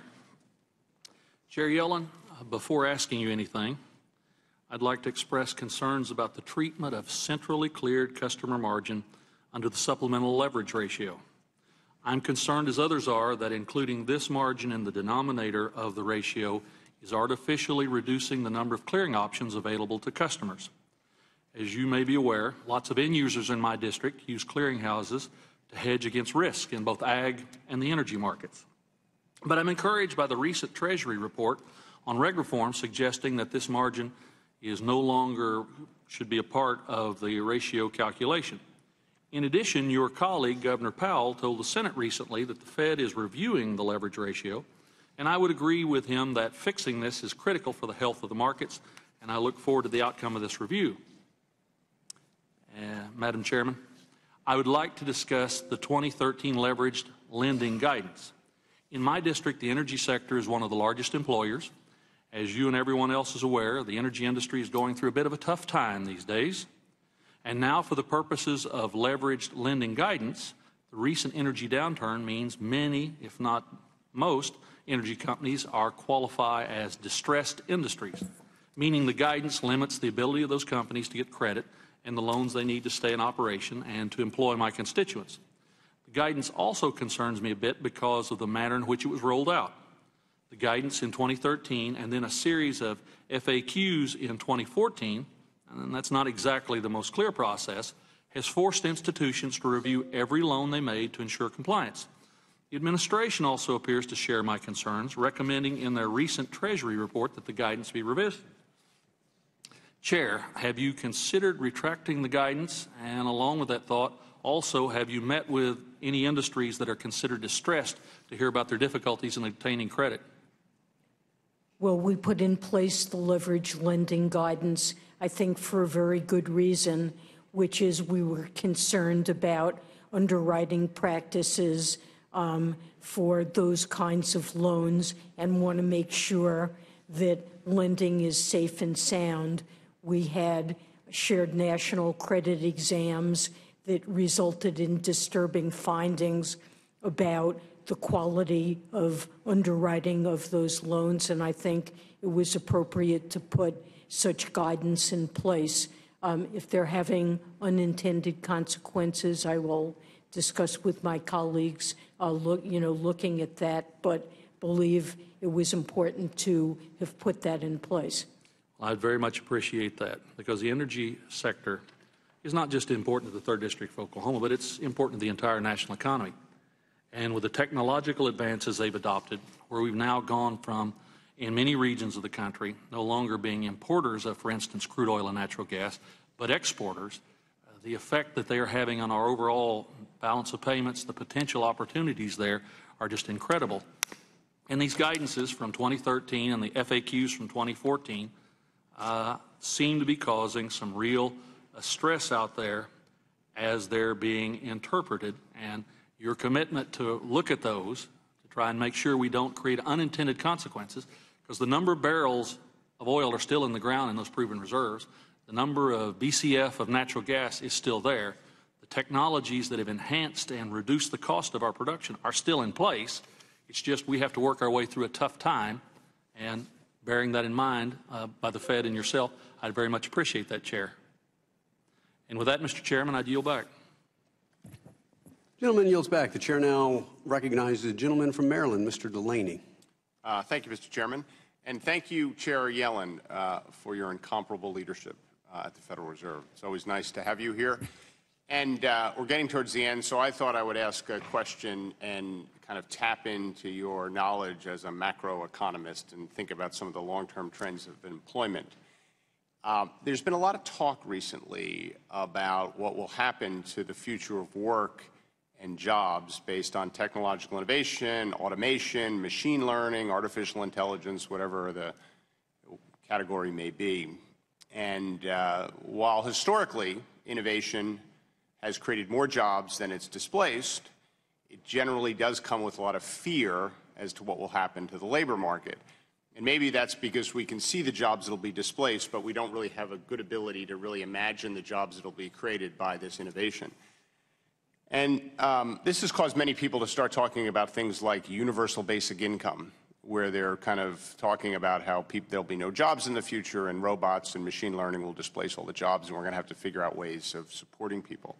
To me, that's premature for obvious reasons. Unemployment's very low. There's a lot of jobs in society that are being done that no one gets paid for, and we should certainly try to figure out how to pay those people for what they're doing before we start paying people to do nothing. And again, historically, more jobs have been created. But what is your thoughts on this topic as someone who spends a lot of time not only thinking about the macro, but obviously someone who cares deeply about employment and its importance to people's dignity and ability to raise their family and earn a living. So Well, how is this going to play out in your opinion?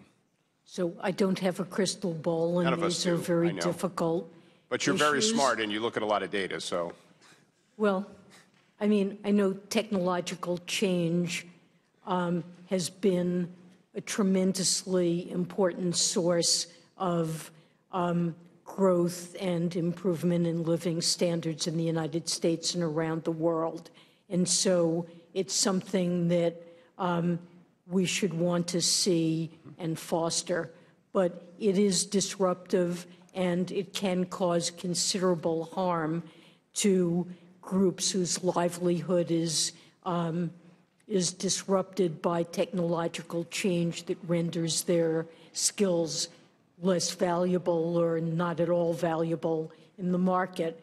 And I would expect that the kinds of technological changes that you describe will continue to change the nature of work, the kinds of jobs that will be available, and the skills that will be needed to fill those jobs. And to my mind, a very important focus for all of us should be. So what should be the three things we should do to prepare? Because I agree with you, it's going to change the nature of work, it'll create jobs, it'll displace jobs, and people need different skills. What would the 2 or 3 things you would do to best prepare the future to be able to succeed now? So to my mind, education and training are absolutely central to the ability of workers to fill the new kinds of jobs that will be available and have the skills. When I talk to businesses that are adopting new technologies, they tell me it's also creating new kinds of jobs, that they find that younger workers, even those with less education, have nevertheless been exposed to the kind of training that will enable them to fill the kinds of technical jobs that have been created with appropriate training. But it's a tremendous challenge for older workers who don't have that kind of training to make adjustments.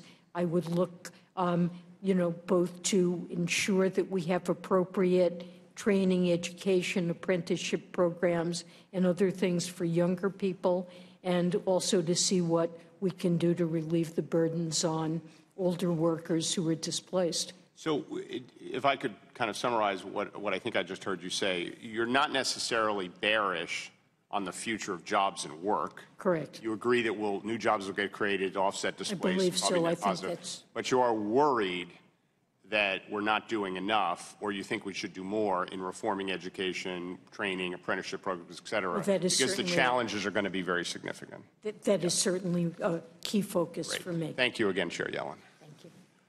Gentleman yields back. The chair now recognizes the gentleman from Illinois, Mr. Holmgren. Thank you, Chair. Thank you, Chairman, and thank you, Chair Yellen, for being here. Chair Yellen, the financial sector's commitment to cybersecurity is perhaps better than any other.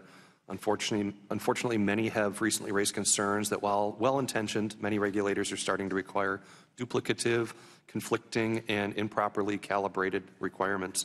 We want to keep everyone, regulators and industry, moving in the same direction, and that is to achieve stronger cybersecurity. Do you believe the efforts by the Treasury Department to coordinate regulatory harmonization of rules and requirements with respect to cybersecurity? Do you support those efforts? I am supportive of those efforts, and we have certainly heard in our own outreach on cybersecurity the importance of having uniform standards so that firms are not facing different regulatory demands that may be technologically conflicting, and I think that is an important goal. You maybe have answered this enough, but just to dig in a little bit more specifically, in its recently released report in response to the President's executive order on financial regulation, Treasury Department called for federal banking regulators to harmonize cybersecurity regulations using a common lexicon. Wondered if the Federal Reserve is committed to achieving this goal. Yes. Great. During the last appearance that you had before this committee, I expressed my concern about the treatment of centrally cleared customer margin under the supplemental leverage ratio. The regulatory treatment of customer margin diminishes clearing options for customers while forcing them to pay more for these services. I applaud the Treasury Department's recommendation in its core principles report to grant an offset for centrally cleared customer margin under the leveraged ratio. An offset would have a relatively insignificant impact on bank capital while driving down costs for clearing services. I understand British regulators have already granted an offset for client margins in the UK, and the EU is expected to offer European banks an offset as well. For the sake of clearing customers in the United States, I hope the Federal Reserve will follow suit and work with its fellow regulators to adopt an offset for U.S. firms. Well, I think the supplementary leverage ratio may be having unintended consequences, and it is something that we should look at very carefully. I'm committed to doing that. Thank you. Chair Yellen, on a similar note, on June 22nd, Federal Reserve Governor Powell testified before the Senate Banking Committee that, and I quote, "We believe that the leverage ratio is an important backstop to the risk-based capital framework, but that it's important to get the relative calibration of the leverage ratio and the risk-based capital requirements right. Doing so is critical to mitigating any perverse incentives and preventing distortions in money markets and other safe asset markets. Changes along these lines could also address concerns of custody banks that their business model is disproportionately affected by the leverage ratio," end quote. And on April 4th, former Governor Tarullo gave a speech where he stated, and I quote, "As to the impact of the 2% enhanced supplementary leveraged ratio, our experience leads me to believe that it may be worth changing to account for the quite different business operations of the GSIBs, particularly those in custody business," end quote. He further stated, and I quote, "In practical terms, the asymmetry is most significant for the two banks that are dominantly custodial and transactional in nature, rather than lending and trading firms. These banks have had the lowest risk-based surcharges of the 8 GSIBs, currently 1.5%, but their leverage surcharge is 2%. This is especially problematic for their operations, since they prudently reinvest customer deposits into safe and liquid assets," end quote. Furthermore, the Treasury Department's June 2017 report states, and I quote, "Exceptions from the denominator of total exposure should include cash on deposit with central banks," end quote. I wonder, do you agree with this assessment, and when we could expect the Fed to take action to address these concerns? So I agree with the comments of my colleagues that the supplementary leverage ratio may be creating the set of problems that you addressed. You discussed there are different ways of dealing with it, committed to looking at it and trying to recalibrate it so that it avoids these adverse consequences. I know it's maybe difficult to say, but do you expect that the Fed will take action before January 2018 when the new enhanced supplementary leverage ratio goes into effect? Let me get back to you on a timetable. Great. Thanks again, Chair Yellen. Appreciate your work and appreciate you being here today. I yield back. Gentleman yields back. The chair wishes to advise all members that the chair intends to release the witness at 10 after 1 and anticipates clearing 4 more members from the queue. The chair now recognizes the gentleman from Texas, Mr. Green. Thank you, Mr. Chairman. I thank the ranking member as well. And Ms. Yellen, I thank you for appearing today. I'm looking at currently an article from the Washington Post dated May 17th, 2017. It's styled, "The nation's biggest banks have a common gripe. They have too much money." I'd just like to read some of the relevant portions. Banks are sitting on a $131 billion in excess capital, according to March research report by Goldman Sachs. If capital requirements are lowered, banks can return the money to shareholders in the form of dividends, boosting the payouts perhaps by 45% in 2018. This is according to the Goldman Sachs report. Hampering the industry's arguments has been record profits. Despite higher capital requirements, the country's banking industry reported more than $171 billion in profit last year. And the volume of bank loans has increased significantly since the financial crisis. So the question I have, Madam Chair, is this. Should we change the capital requirements simply because we can have the opportunity to return more dividends, boost more payouts? Is that a good reason to change capital requirements? I strongly believe that we should have strong capital requirements for the safety and soundness of the banking system, the financial sector more broadly. I'm comfortable with the level of risk-based capital requirements that are in place at this point, and especially the most systemic firms should have the largest capital buffers. So once those capital buffers are in place, the Federal Reserve has no objection to firms distributing profits as dividends to shareholders or in the form of share repurchases. This year in our stress tests, we approved the plans of almost all of the firms involved to return capital to their shareholders, but that's because we're comfortable that they've built the capital buffers that are necessary for a safe and sound banking system, and comfortable that they can go on even under severe stress, meeting the credit needs of the U.S. economy. Thank you. Let me move to another topic because this is quite important and I don't want to neglect it. Thank you for your response to the letter that I and some 36 colleagues sent you concerning the African Americans, Latinos, and the fact that the unemployment rate for African Americans and Latinos always seems to lag behind Anglos. I'm mentioning this to you now because in your letter you do cite some things that may be beneficial in terms of some studies that will take place. But I do want to call one thing to your attention, and it has to do with something that these studies probably won't address. And it's just the issue of race itself. Just race itself. Plain old invidious discrimination. We have a difficult time legitimizing invidious discrimination as a cause for unemployment being higher among certain groups. We know that it exists, but we can't get the actual empirical evidence to legitimize the existence. Can the Fed, aside from these additional things that you'll be doing, and I salute you and applaud you for doing them, but can the Fed endeavor to engage in some sort of process that will allow us to acquire this empirical evidence? Because until we can present that, we still have persons who are in denial. Your response, please. So it is certainly something that we can try to get at, although perhaps not definitively in studies that we do. There are studies that I'm aware of, experimental type studies that do pretty clearly document what you're talking about, that economists have produced. One quick, if I may just ask this, could we explore the possibility of allowing testing to take place within banks? That's something that we have difficulty acquiring, testing empirical evidence. I need to look into that. I'm not.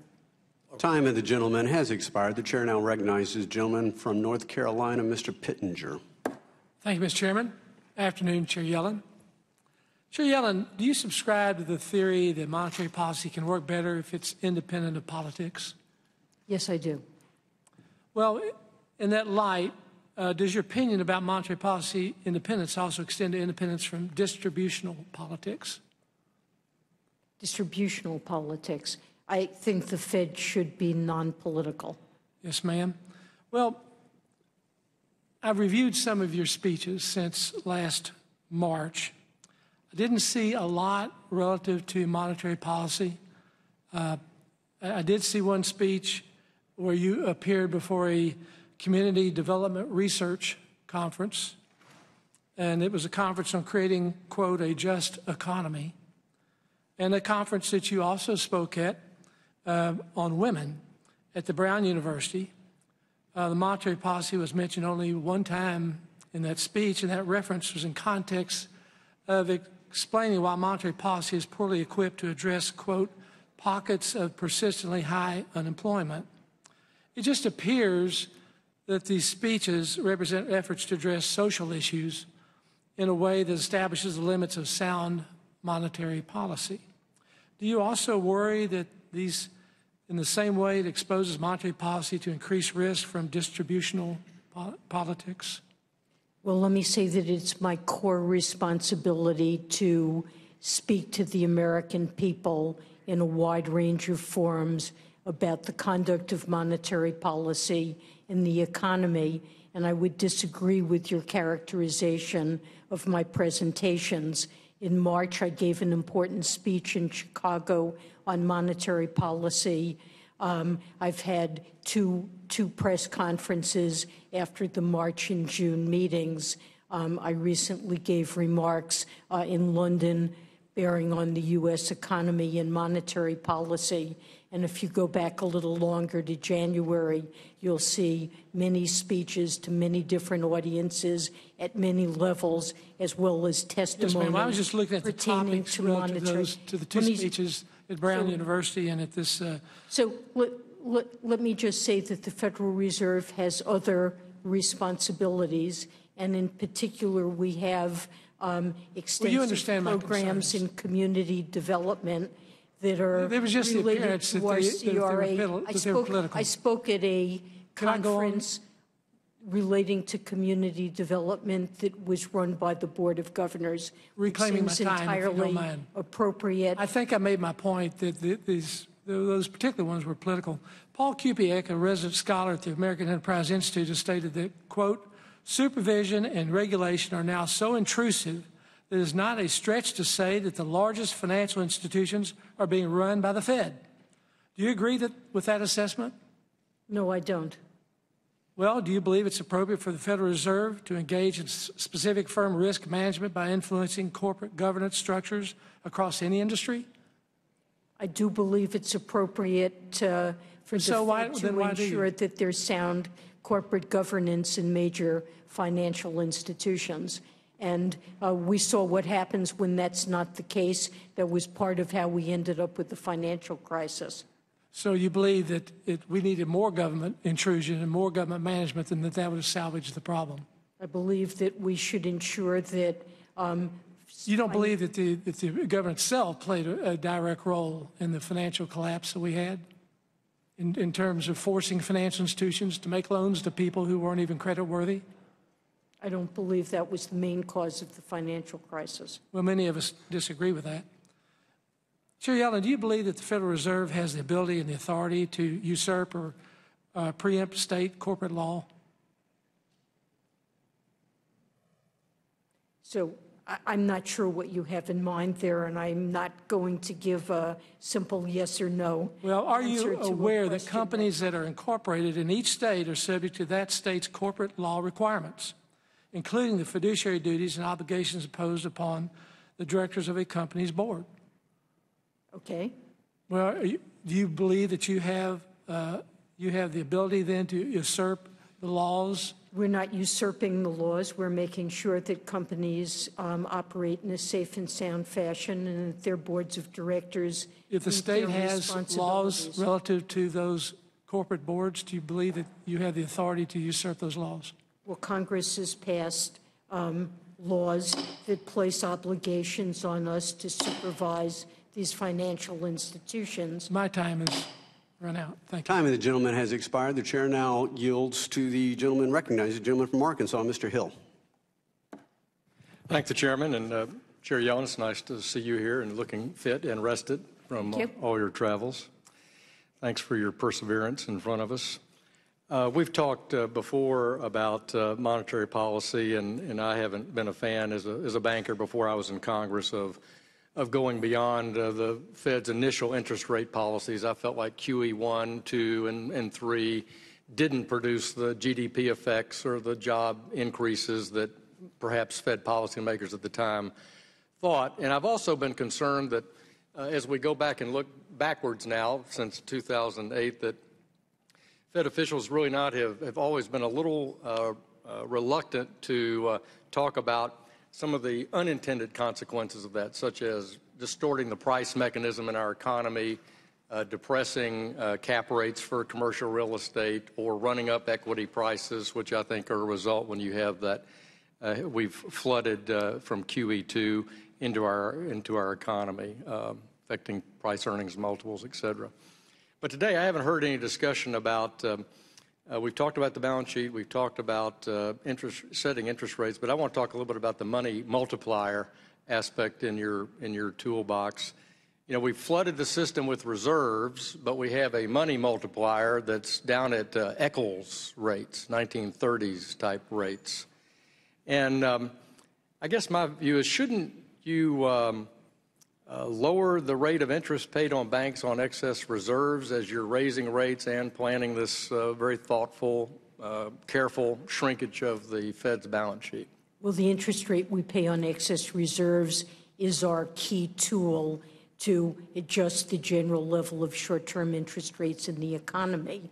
And the committees deemed it appropriate to gradually raise the level of short-term rates as the labor market has strengthened and we've come closer to achieving our objectives. So, no, I wouldn't agree that we shouldn't be using that tool to normalize the general level of short rates in the economy.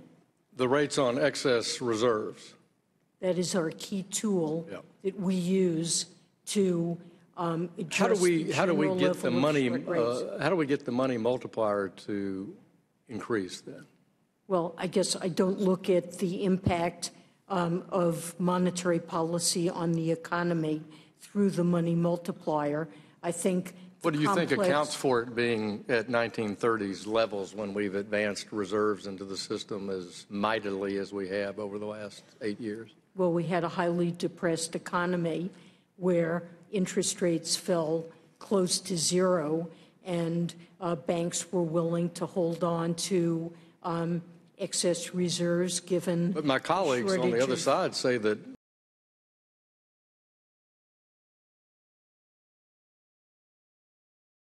For sure. Well, gold hit that 1220 for me.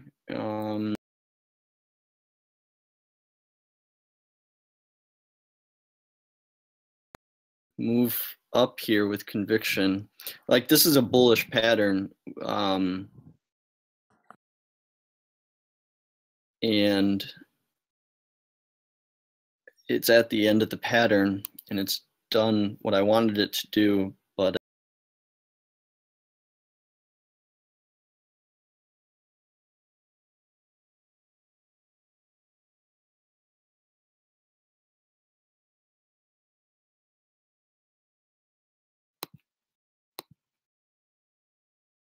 I just want to, my mic's working? Yeah, cool. Awesome, my mic's working again. Cool. Your mic wasn't working? No, it was working. I just didn't want to, had you guys muted. What are you guys up to? Heroin. Heroin, okay. Spoonfuls. Spoonfuls. Okay. So XPI is looking like, so I wrote out a lot of stuff in my chart. So what have you noticed in the last hour or two or so is that I started drawing out these hard and semi and soft resistances, rated 1 to 3, 3, 1, 2, 1, 3. We're just looking here at the hard resistances, seeing what they want to do. Right now it's pushing in 78. Go off my chart, 68.65 is a semi-hard, so it looks like it's coiling around here. Whether or not it's going to break down from here, I'm not too sure. But UJ here, bearish divergence on the 1 hour, so watching for that to form. Possible double bottom here on DXY as well. Gold miner showing very good strength, but I think it has come down here. I think we're gonna come back down to my entry point right here. Gold, we're closing the COMEX gold close here in the next 25 minutes. Watch for either a bullishness or a bearishness from there. Last few days, COMEX has been buying every single time at 130, so maybe they're making that next little right shorter here still. I'm gonna go ahead and get my pizza, and I'll be right back. You guys can keep talking here in Discord. Now I don't want to talk.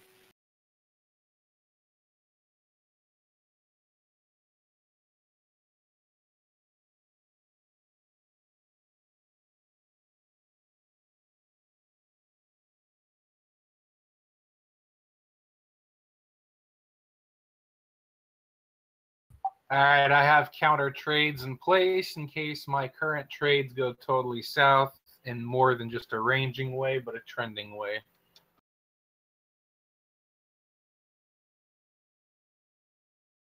Yeah. Heard that. You guys tired? No. No? Maybe. Maybe. Never! This is exhilarating. It's a really boring day. It's kind of not moving anywhere since morning, to be honest. Nope.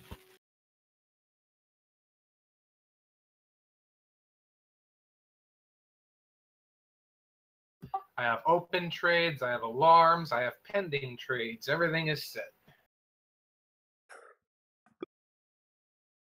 Look at the tug of war in oil today. What kind of like bullshit is this? Up, down, up, down. How do you read that? I How do you read read it that? as lies. I read it that technically it should go up, but fundamentally it wants to go down. I wish for oil here at 45.85. I'm done for the day here. I've been just working on a lot of other stuff here today. I just don't see why oil keeps trying to go up here. After that big move down. Dude, the I best thought part maybe is a that she's doing 50% this again retrace. tomorrow. Yo, Kyle, she's doing this again tomorrow. You ready?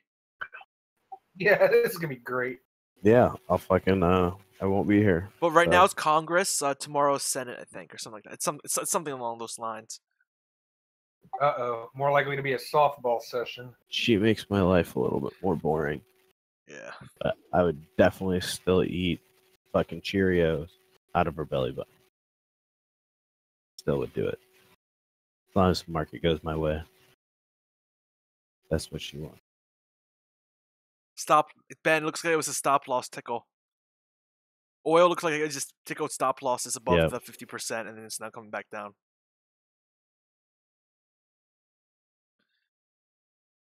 I got the 618 retrace. Is that where you got it? I have the 0.5 here.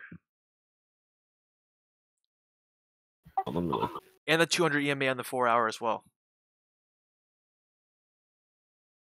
Gold has to violate 12, Oh, 19, yeah. 18 to really start moving in my book. Yeah, you still got the same numbers. Yo, guys, if you guys are here new in my room, my name is E here with 25K Trading, and I do this every day from 9 to 4. If you like what you see, hit subscribe. We do this every day. I'm going to start in the future posting free alerts on my charts just like this. Entries and exits posted just like this for free. No charging anything. So if you just want to come in when I'm full-time and just pop in and see what my thoughts are today. For example, I think this resistance is working out pretty damn well. So if you like that, hit subscribe. If you like today's video, hit the like button, and I appreciate it. Thank you. But I think we're gonna bounce here at 12.18, 12.19 or so for gold miners. James Ryan or James asked Ryan, what do you think of DGAS right now? Ryan, he's Ryan, not you got the floor. He's not here. Should we just do it all like the Senate? You missed your entry. All right. Floor is now, time is up. Thank you. Back to 25K trading. Because that's all I heard from fucking Yellen today. That fucking stupid floor. Tired of it. And you said we have this tomorrow. And I probably would slit my wrist. Not even kidding. So bad. I hate her with a fiery passion.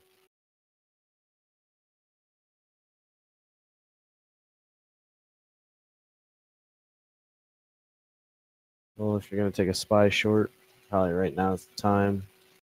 Just a little bit.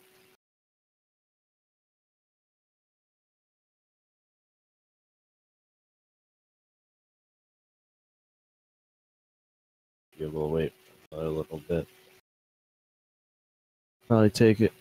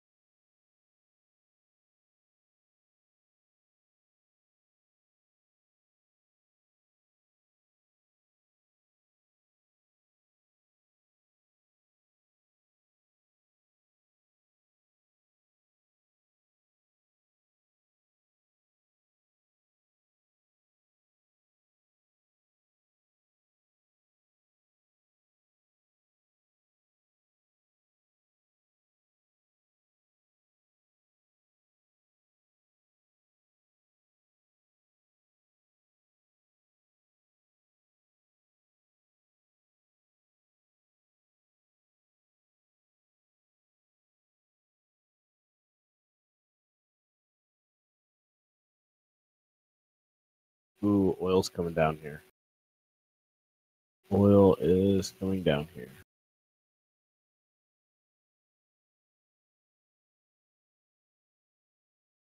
Ben, are you shorting AAOI?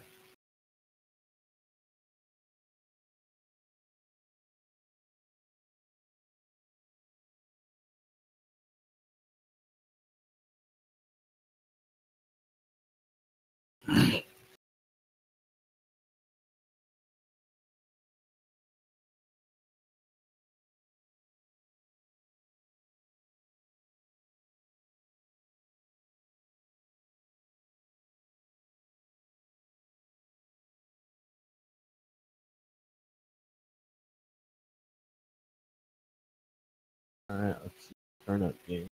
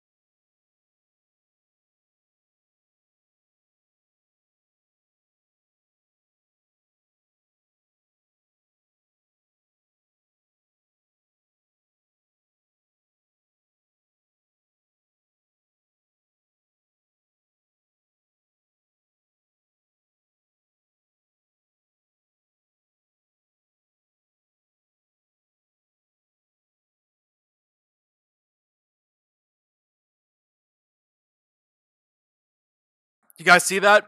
Stop loss poke and comes right back down, right at the 50% retracement. Just slightly above, just to freak you out a little bit. Bam, drop it right back down. Crazy. So we should see everything else selling off here too as well. So oil selling off. We should see SPY and NASDAQ selling off here. Let's see. Yeah, I called that SPY short. We'll see how far he goes. Finally, 243.64. Let's see how. Yeah. So it should bring. This should bring down the SPY. Not sure what's going to do with miners. Miners look pause. COMEX closing here in 15 minutes, guys, for gold miners.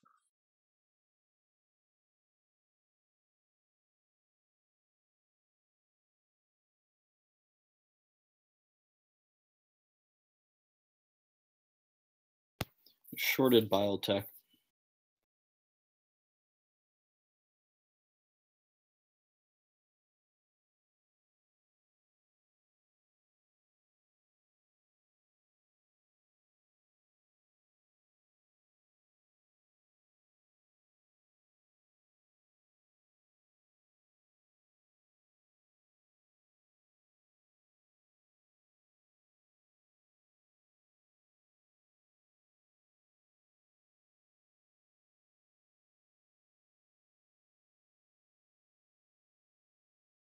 Oil accelerating a little bit here.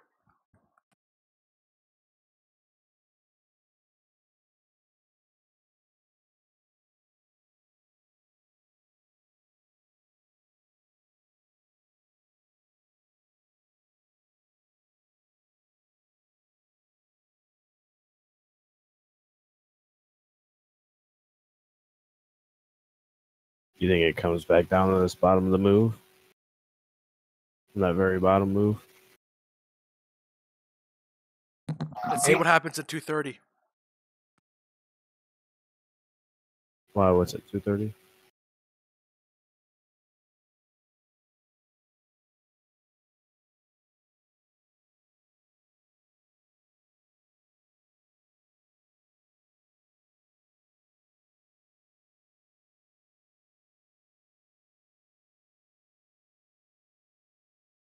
There it is.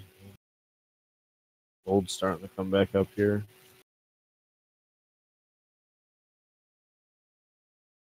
It's retraced 50% of its previous 10-minute candle.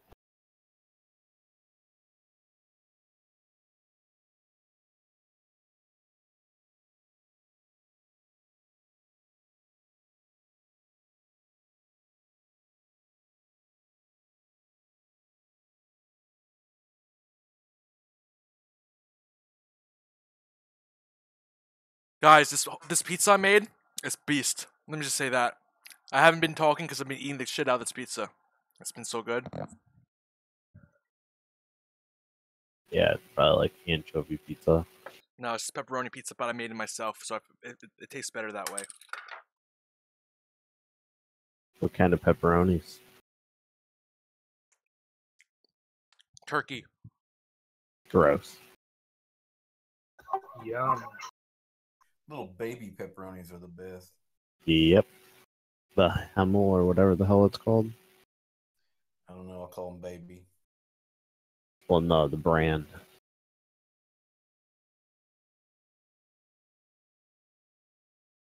Oh, You know, I think it would be a great pizza to try making. a spinach artichoke pizza with olive oil base. Nope. With some fennel and bruschetta cheese. Make your own dough out of all-purpose flour and yeast. Let it set overnight with aluminum foil over it at room temperature, and then bake it. Gives it a real yeasty beer taste.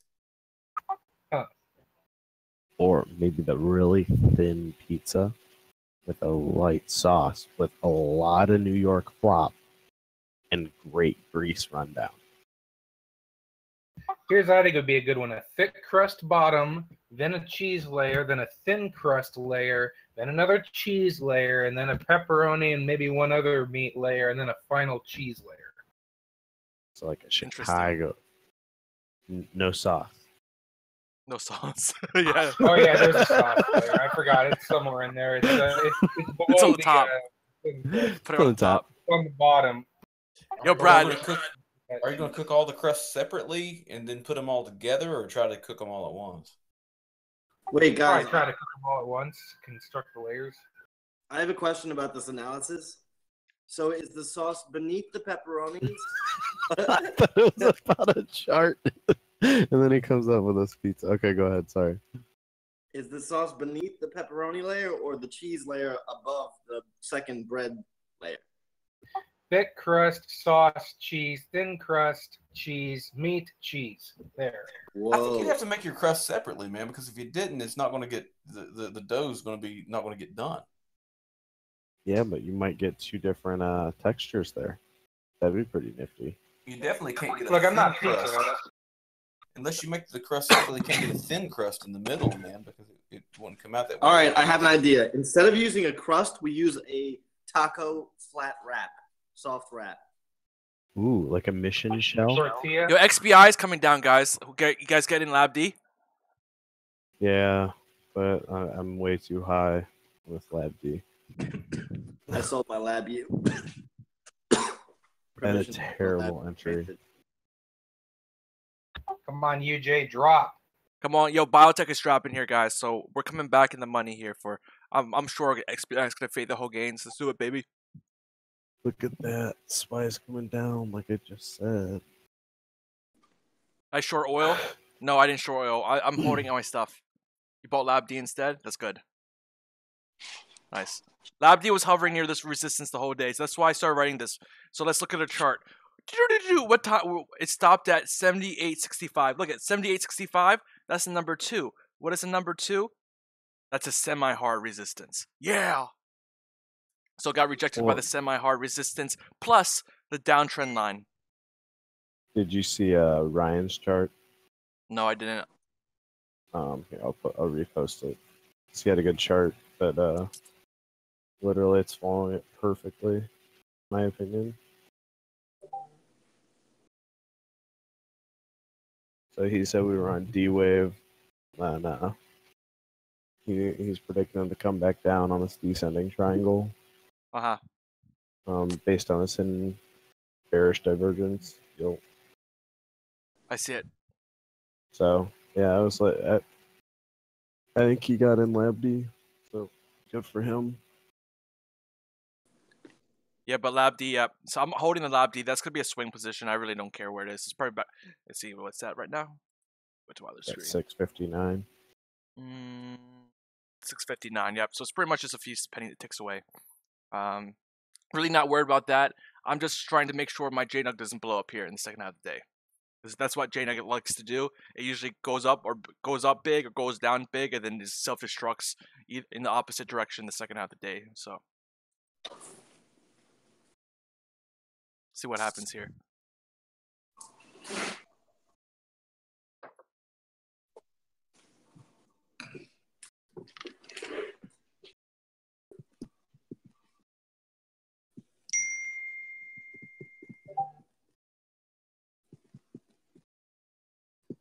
Once I come back down here. Keep on coming. So right now we're looking at gold. Gold is the gold pits are closing up in the next 7 minutes, guys. Looks like they're buying it up. Ryan also called that. I knew it was going to go one way or the other, but he called the number. I'm pretty much just letting my positions marinate, guys. Yeah, that's what I've been doing all day. I played video games. Do you have a PS4?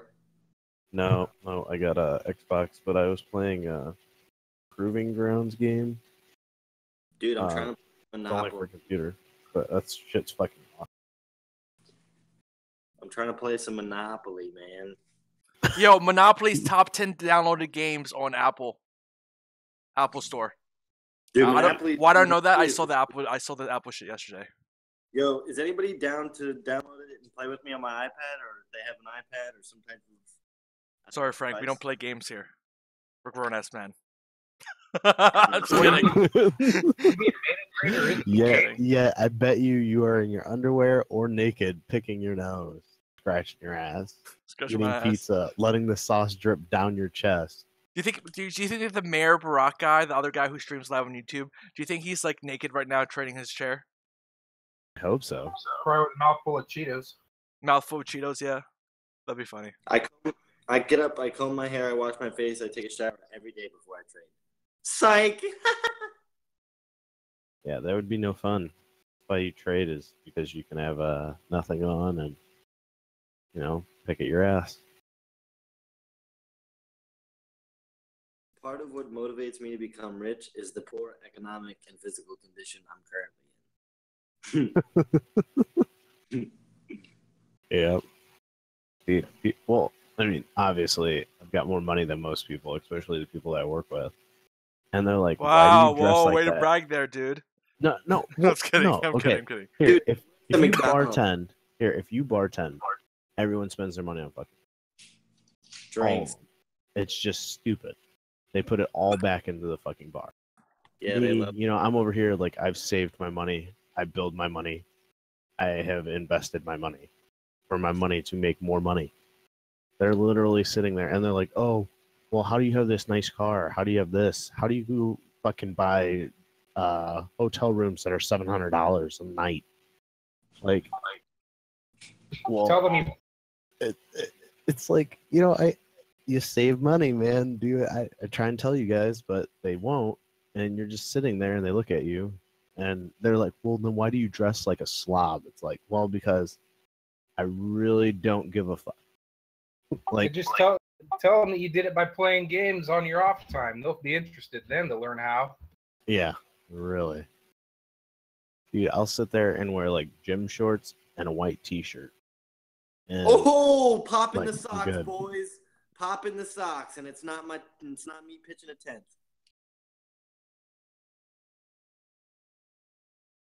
Yeah, like 30 cents. Okay, 30 cents. Okay, well, I mean, not to minimize, what we do every day, but I mean, the markets can be pretty much seen as casinos that you can play in your underwear in your bedroom. Yep.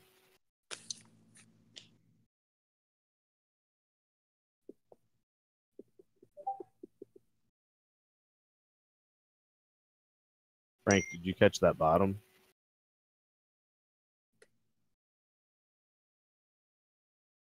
He had to catch it somewhere. I know when he called it, I looked at it, it was 27.37.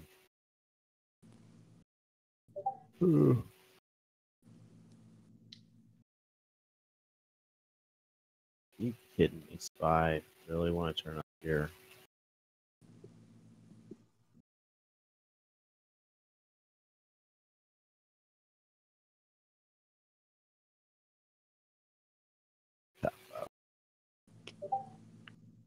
Gold pits are closing.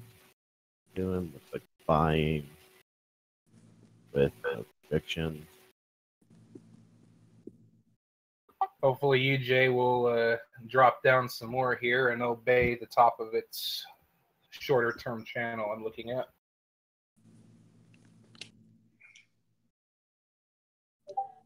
Hey, can YouTube hear us or no? They can hear you. They probably just don't care what you guys are saying. Let's hope not. They're too busy talking about making money and stuff like that. Kyle, Frank. What? Frank is over there pitching tents, or whatever the fuck that means. Yeah, over socks. Fucking it's pitching literally tents over there. SOXS. What? I'm confused. Dude, everything is so slow. I bet you for the next 3 hours nothing's gonna happen. Yeah, I'm about closing up shop. This thing looks like done for the whole day. Yeah. Can somebody explain Skyper's comment to me? I don't get it. Did you sell SQQQ? Wouldn't that be? I guess I sold QQQ, not SQQQ. Well, that SQQ is the shorting one, but I think you're playing QID. Or you were playing QID. No, so is she asking me if I'm still in QID? No, I sold my QID. Yeah. I think that's what she's asking. Oh. But I don't know.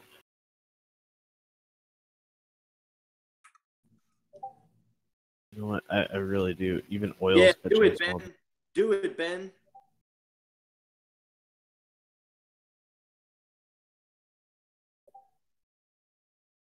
Ooh, gold's coming down here. Sorry. What happened to gold? I'm pretty sure I announced that 1763 was my exit. Ooh, what the fuck? Why are they doing this? Dude, I Right think gold into the- miners is stuck. Right Gold into miners looks the- very well Here they stuck. go. They're coming down. Gold's coming down. Yep, gold's coming down. UJ's pretty much flat on where it was. So that's dollar. That was the close of the pits, guys. That 1 minute looks like Comex closed immediately. It was short $2. Yeah. Word. Comex is definitely buying then. That just happened right after the Comex closed. They've been buying for a long time. Ben, how many days have they been buying out of the last 10 again? 5 like out of 7 10. or 7 out of 10 or something like that. It's retracing now. Back up. Short AMD. Short AMD. Woo, woo, woo, woo, woo. Honestly, guys, I would short GDX. Fuck GDX.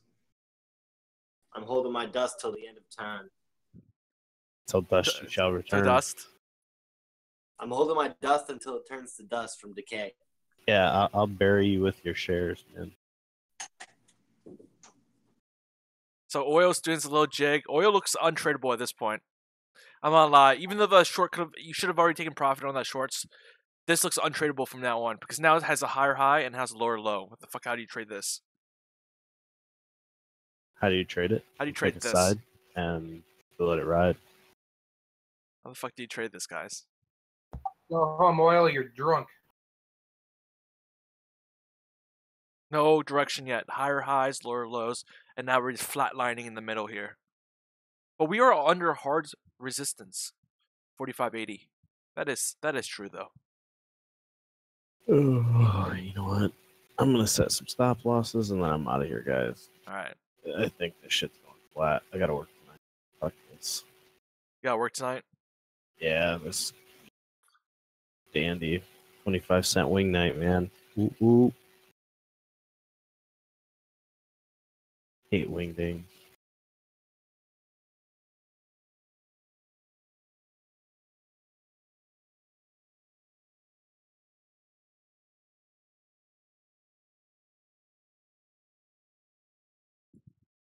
Hey, John, nice call on that IWM short.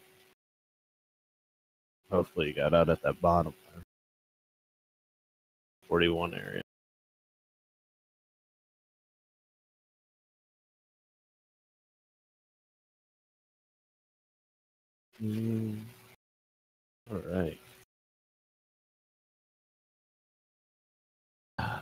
real question. Should I leave this BXX play open? Just put a stop loss at even. I'm below even. Oh, you're below even? Yeah. BXX, that's long on volatility. Probably not. Yeah. Or I'll just go to the low of the day. You know what? I can take that loss. I'm only down by like 6 cents. Shit. Ronnie Sanchez, I'm just looking at the different charts on the screen here. This is SPY, which is SP 500 on the left. This is QQQ, which is the NASDAQ here on the right. Maybe I should label these a little clearer. Yeah, but I don't know, man. This can go any ways here, I think. It's just floating to the upside though. That's the only thing. Just like yesterday. But I got squeezed yesterday, so I'm gonna be biased and say, yeah, it goes up today. Looks like it wants to. At least tech wants to. Gold on your 1220. So Ronnie, what do you trade? And by the way, welcome to the channel, Ronnie.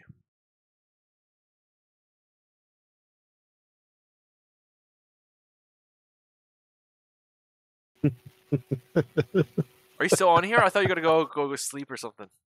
Yeah, I'm going to, but Ronnie's I have no idea what the fuck I'm looking at. That got me, man. I'm looking to where to set my stop losses. I don't want to set them too high where they poke at them and get me screwed over. So 1233 on the VIX. Cool on that. Come on, gold. So here I'm looking gold miners on the left, GDXJ, which is junior gold miners. Gold. I need to start labeling my shit better. Now I am out of here. See you later. Goodbye, trading.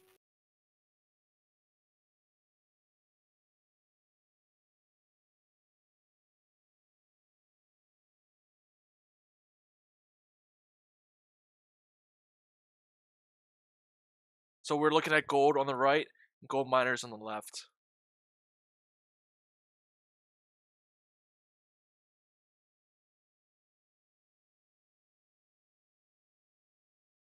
Essentially, these numbers here, my support and resistances, correlate with them if it's a hard or soft support. And then if it hits the support or resistance, that's a sell. If it goes down and bounces on a support, that's a buy. It's easy as that.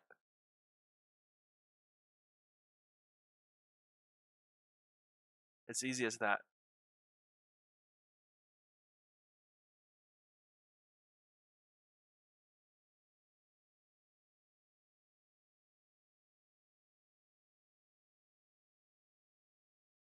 NASDAQ is almost up 1% here, guys. Well, it is up. Qs are up 1%. SPY is up 0.71%. Do you think we start chopping down 1% tomorrow? That'd be interesting, right? Very interesting.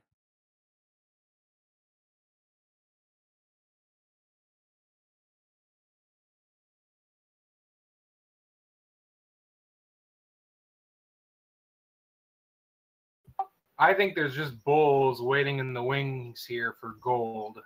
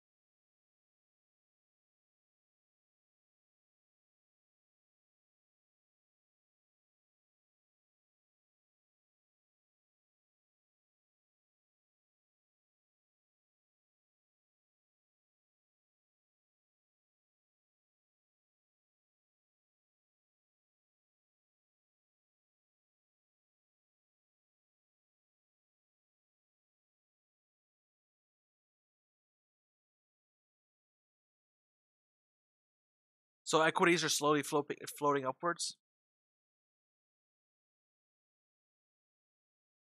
Gold is not really bouncing; it's come staying in the same place. Biotech is staying in the same place. UJ here is hitting resistance at the key level 113.28. Oil, look at that, it bouncing back. Isn't oil crazy here today? Crazy, crazy oil.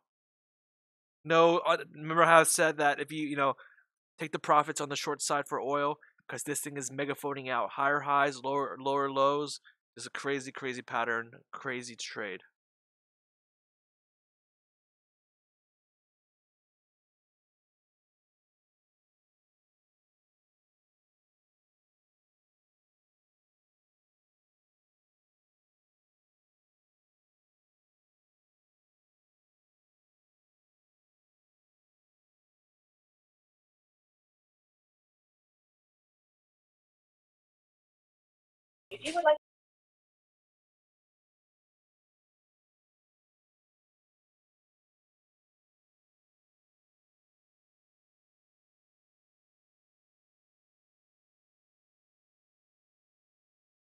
I think the Qs can keep going up.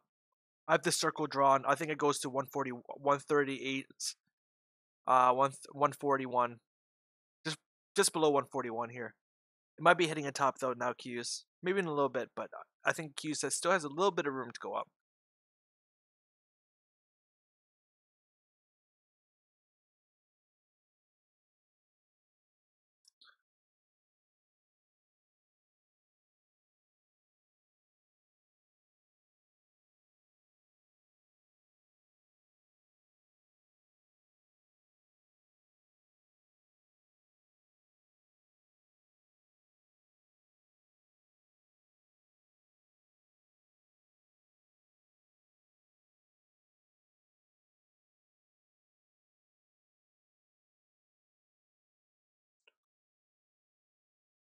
Excuse me.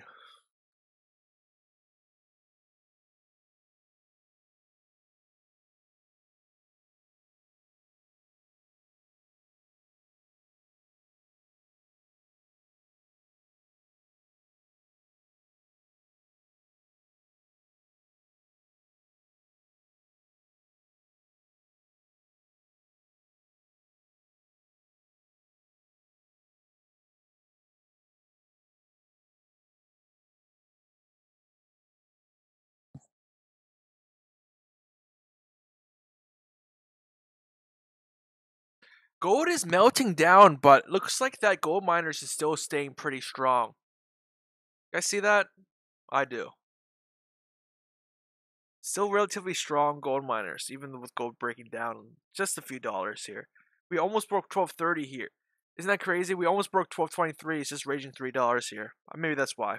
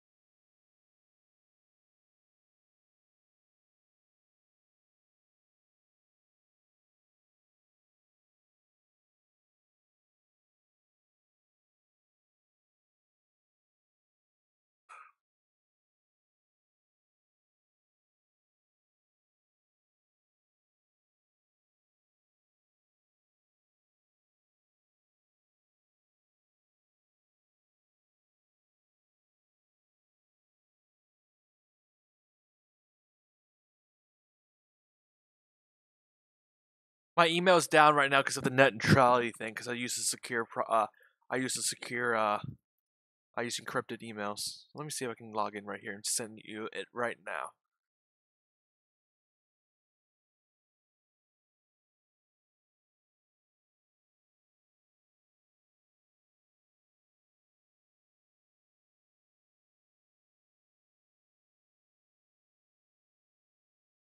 What does net neutrality have to do with your email being down?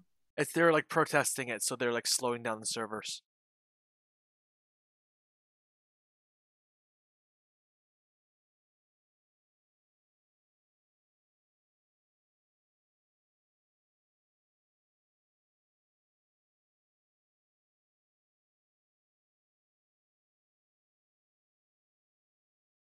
Oh, there goes JNug. It's cracking. Okay, so gold is finally on support line here. XBI immediately response. UJ is breaking upwards. That's why it's breaking through this key level, which I have, but it has to be sustained for sure. We dropped on that. The Yellen testimony was, this is the Yellen testimony right here. This drop. So see what happens here. Whether or not it wants to go higher or the dollar wants to bounce. Oil's still kind of stuck. And the 1 hour candle still shows it negative for the 1 hour open. Gold again is bouncing at 12.19 here.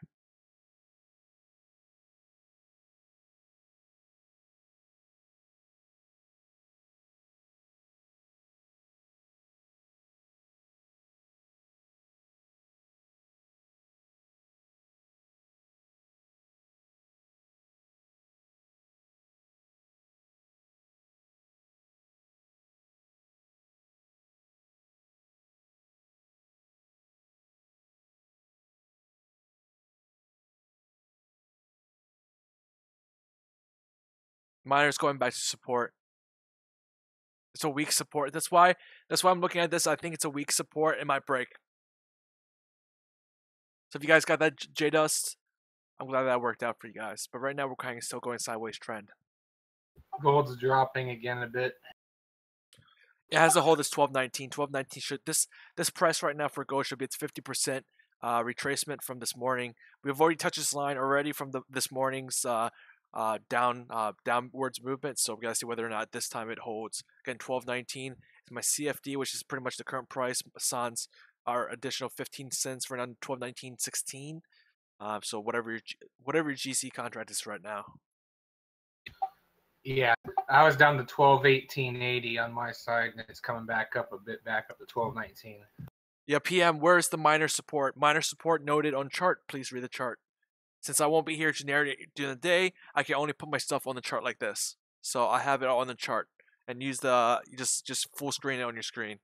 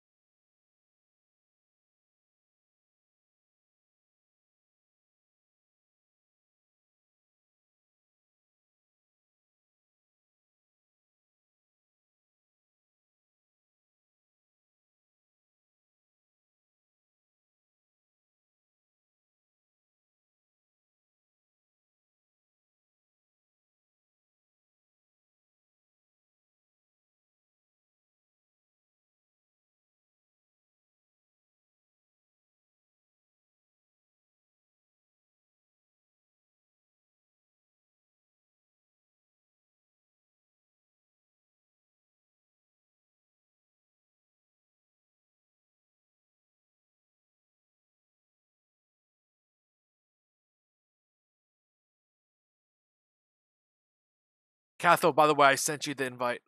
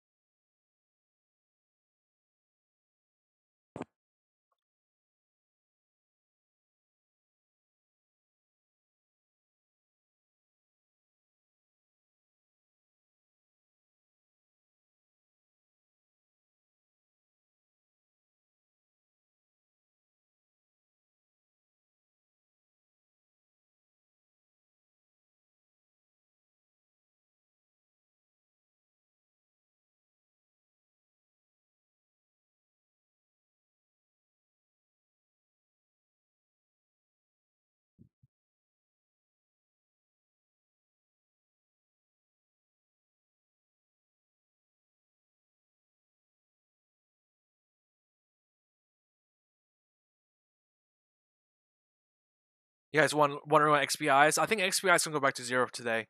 We got denied from this hard resistance here, so we're going back to this next white one.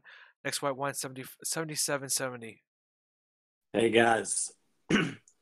So Brazil's president they sentenced Brazil's ex-president today to 10 years for corruption. BRZU broke $30 for the first time in a month. Is that going upwards or going downwards? Going upward. It was oh, at upwards. 23. Okay.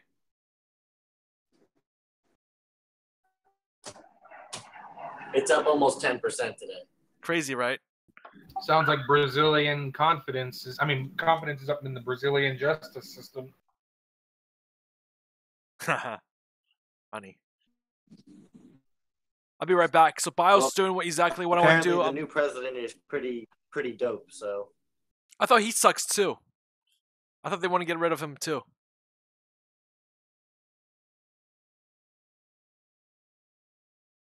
All right, let me go get ahead and charge my phone. Be right back. All politicians suck. This is why they're trying to develop crypto governments now.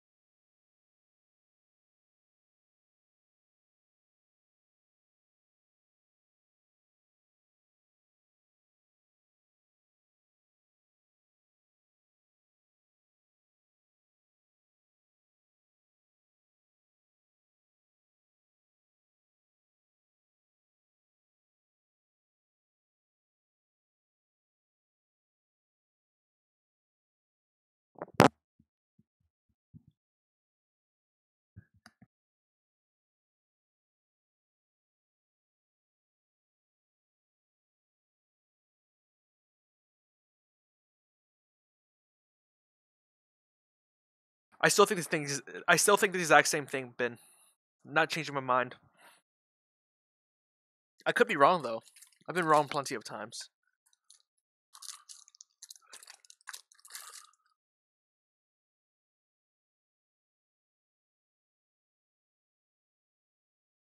I still think biotech is short. This healthcare news is going away real fast. Not even on the news anymore. I need NASDAQ to go away real fast. Can you wiggle your nose or something? I'm short at this level, but I'm out of the money 60 bucks. 12 ticks.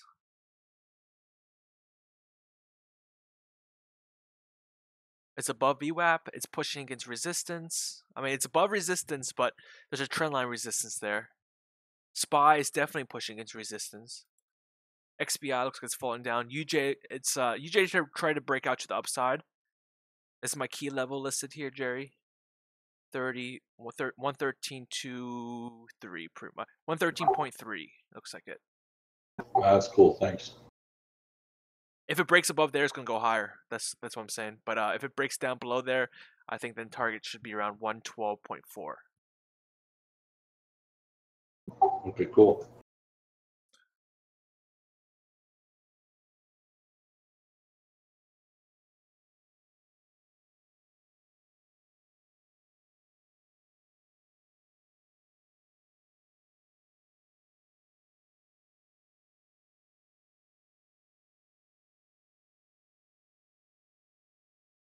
Here's another pop. JNUG's staying very resistant against the drops. JNUG being very resistant.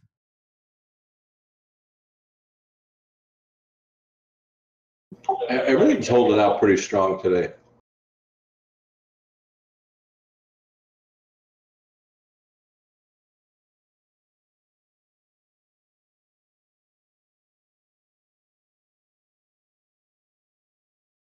Everything's moving. Everything's going flat. Flat. Just one direction. Just a small movement, though. Small movement. Still looking for any signs of life anywhere. Is Yellen all done for the day? I don't know. I turned her off like an hour ago. I think so. She has to be done. There's no way she's. Yeah, she has to be done. What to buy GE at? Let's look at GE real quick. So we get the bounce from 25.80. Yeah, buy it now because it's down like fuck in my long account. Yo, GE's at a 50% retracement. You can buy in here.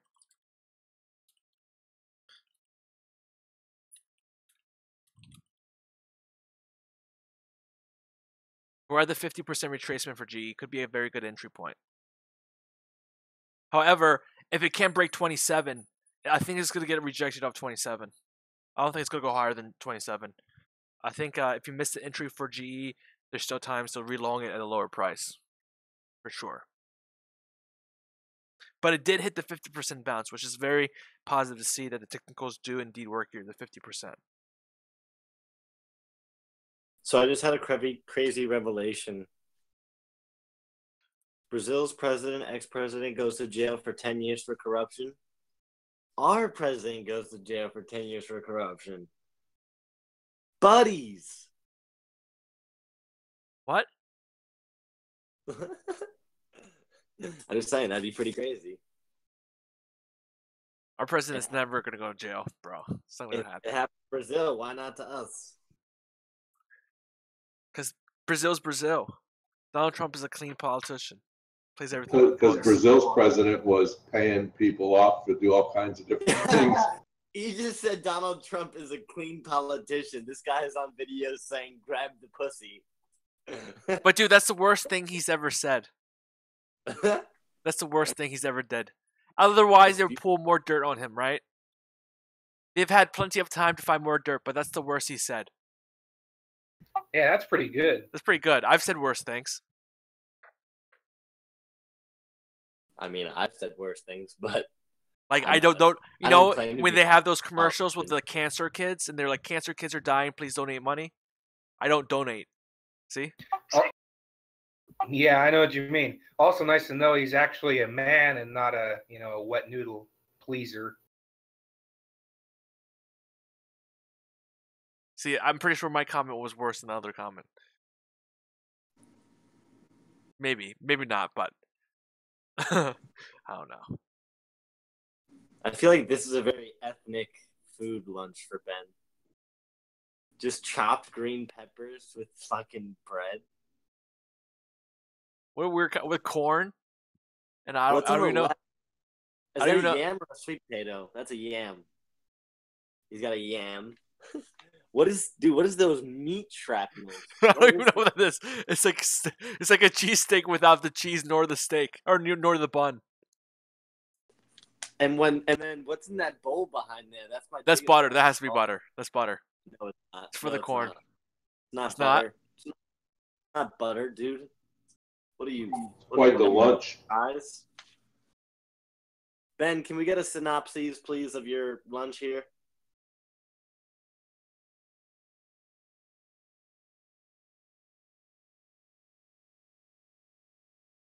Well, I guess he can't because he's eating. And then to tie it all, he's got the flour dinner tray. And the peaches plate. The flying peaches. I have a sandwich of potato chips on a paper plate. I feel bad. Yo, I use paper plates now. You know why? Because I don't have to do dishes. Only use paper plates. We always use paper. Always, right? It's so convenient. You guys are bad people. Why? Because, dude, the environment, bro. Who cares? I don't want to waste water. Yeah, go paper plates, man. Bro, we can recycle water. We can't recycle fucking paper. You can't recycle water. Once you use water, it's gone forever, Frank. What? Mind blown. Yeah, dude. And that's why we're going to declare war with Saudi Arabia. It's because all that water is out there. They're almost in maximum capacity water. What? Also, landfills are cool because even though they're landfills today, tomorrow in recycling, tech catches up. Eventually, hopefully, it'll be cheaper to recycle then at that point instead of making new, and then there'll be resource mines. You guys have some pretty strange logic, I must say. Strange, or is it genius? I don't know. It's strange. I'm just glad that it's not driving my financial decisions. Apple green now. Yo, wait. So guys, Friday we should have a lot of ERs based on financials. Yeah, it's gonna be dope. What's keeping tech so strong? The fact that I shorted socks. I mean, that I long socks, and the world hates me.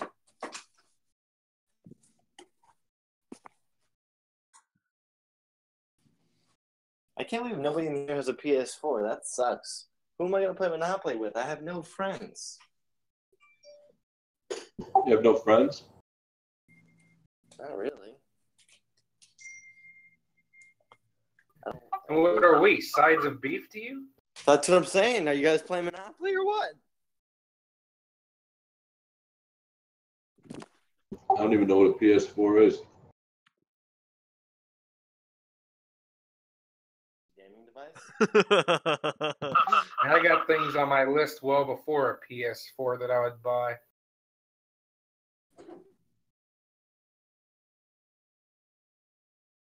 Like machinery for your evil lab? Well, I would like to pick up an Ultra Spark box, something that isn't an Intel or Intel clone. Get one before they're either pretty much totally gone now that Sun Microsystems was eaten by Oracle.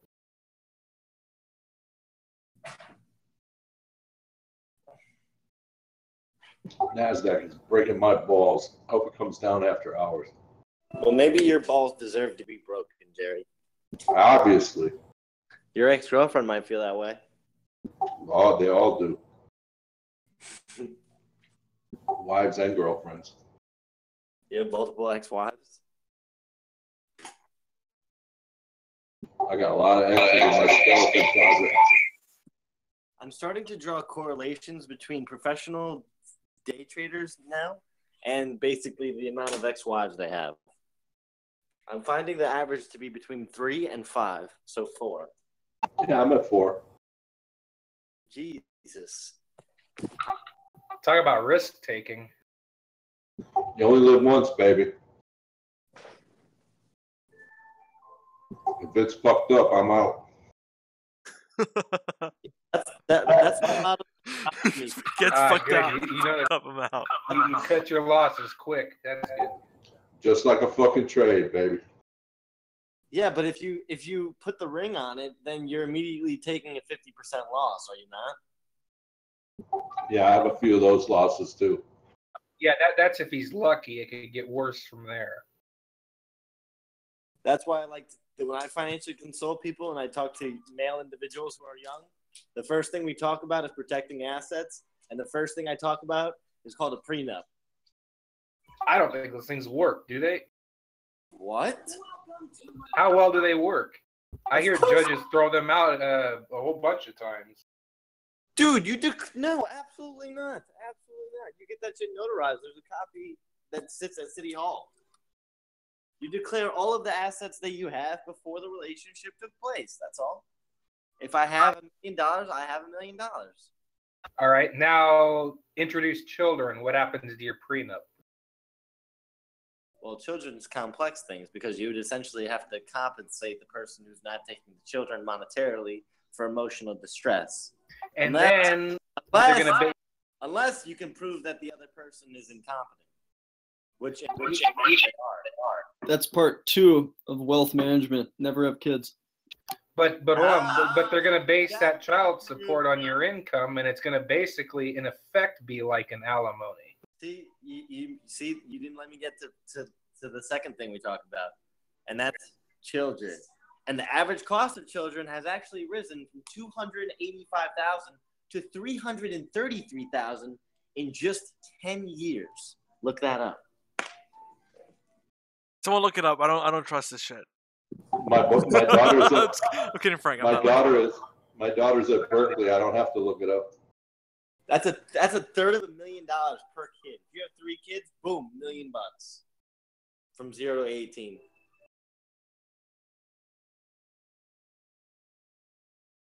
What if I adopt one that's already halfway through to get a 50% discount? You might. Nice. Like, what if I adopt a 9-year-old? Do I get a 50% discount there? It's like TJ Maxx. You get last year's model. Prenups are valid, and marriage isn't too bad. They base it on time. Like I have a retirement account, and if I'm married for 2 years and I get divorced, they'll give her a certain portion of that, 10 years and 20 years, different portions. It's not quite 50 right off the bat, but that would be a 35-year marriage or something. You might be up to 50% then, obviously.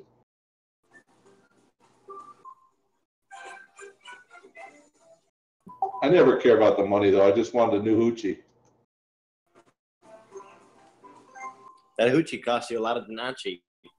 My whole life. My whole life. But what does your life sum up to when you die anyway? It's just how much fun you had, how much hoochie, how much tattoos, how much partying. That's the game, baby. How many tattoos do you have, Jerry? Just 4, 2 on each arm right now. Okay. Oh, damn it. Yeah, well, there is another game. It's accumulating wealth and empire. There's a part of me that absolutely agrees with Jerry, and like I want to like go get a tattoo right now. And then there's a part of me who's like, yeah, but not really though. Well, it's a preference. If it's something that you're not dying for, then obviously you shouldn't do it. Yeah, I guess it's just what you're meant to be doing. Like if you want to be partying and getting tattoos, then you should do that. I'm an advocate for doing what you want. But it's not for everybody. No, well, what it is a lot of it depends on your sentiment. I'm a very sentimental type of guy. I'm a tough guy on the outside, but sensitive on the inside. So when you're like that, things mean things to you, and a lot of times that's what tattoos are something meaningful in your life. So and some people they exhibit that in different ways. It might be a poster on the wall or a tattoo on your body. It depends.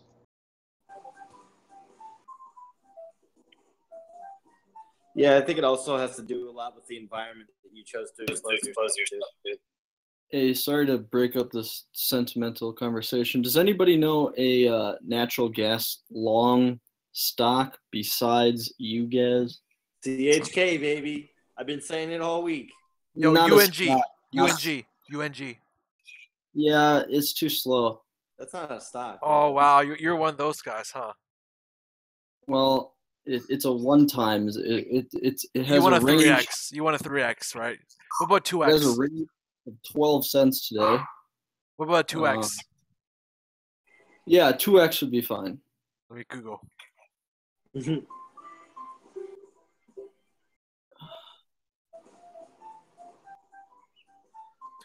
Gas L? No, that's not gas related. No, that's it. Let's see. Gas X? No, those are it's Boyle. Boyle, thank you. There Perfect. you go. I knew it was this one. There was one Boyle, yep. But I think Boyle has a lot less liquidity though. A lot less. As Boyle? Like Boyle's only at 38,000. No, I see thousands of dollars. Only 38 million. Dude, Boyle is like nothing. It's just too small for me, in my opinion.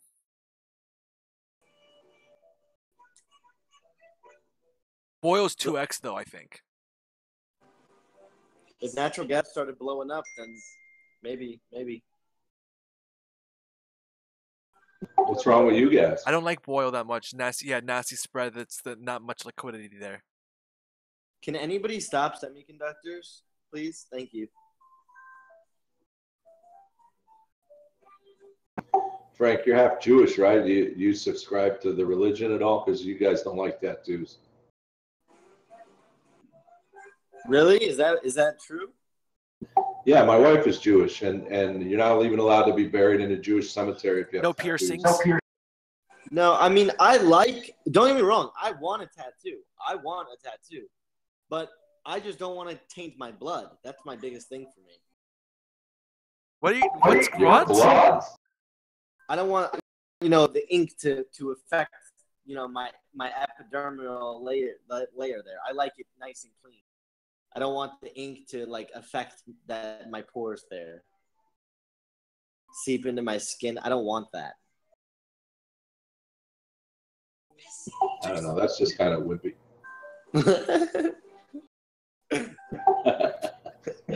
Yo, guys, dollars coming down. New afternoon low for dollar here, guys. New afternoon here. Finally, UJ's cracking a little bit, going down. That looks like that 113.3 level held, and UJ's going down. What do we have to do to get the Nasdaq down? I don't know. Nasdaq should be shrinking with dollar though. I hope so. There was a guy on Bloomberg yesterday who was pretty angered by the fact that everybody thinks that nuclear war is going to occur. He's like, people don't understand that nuclear war isn't going to happen. And I was like, bro, you're just saying that because if it does, nobody's going to be here to disprove you. Am I right? I think you're right.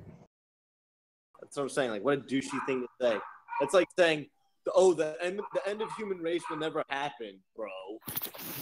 Oh, okay, great fucking prediction, douchebag. Yo, someone's dog is going nuts. I think it's Robin Hood Ryan's. Ryan would have a little dog. And he's away from his system. Oh, I gotta mute him. Sorry, guys. I don't know why. I picture Ryan like the guy from Austin Powers. All right, remind me to unmute Ryan. I picture as one of the guys on The Bachelorette. Really? Stud Muffin? I don't know, man. He seems to have like a vocal demeanor that,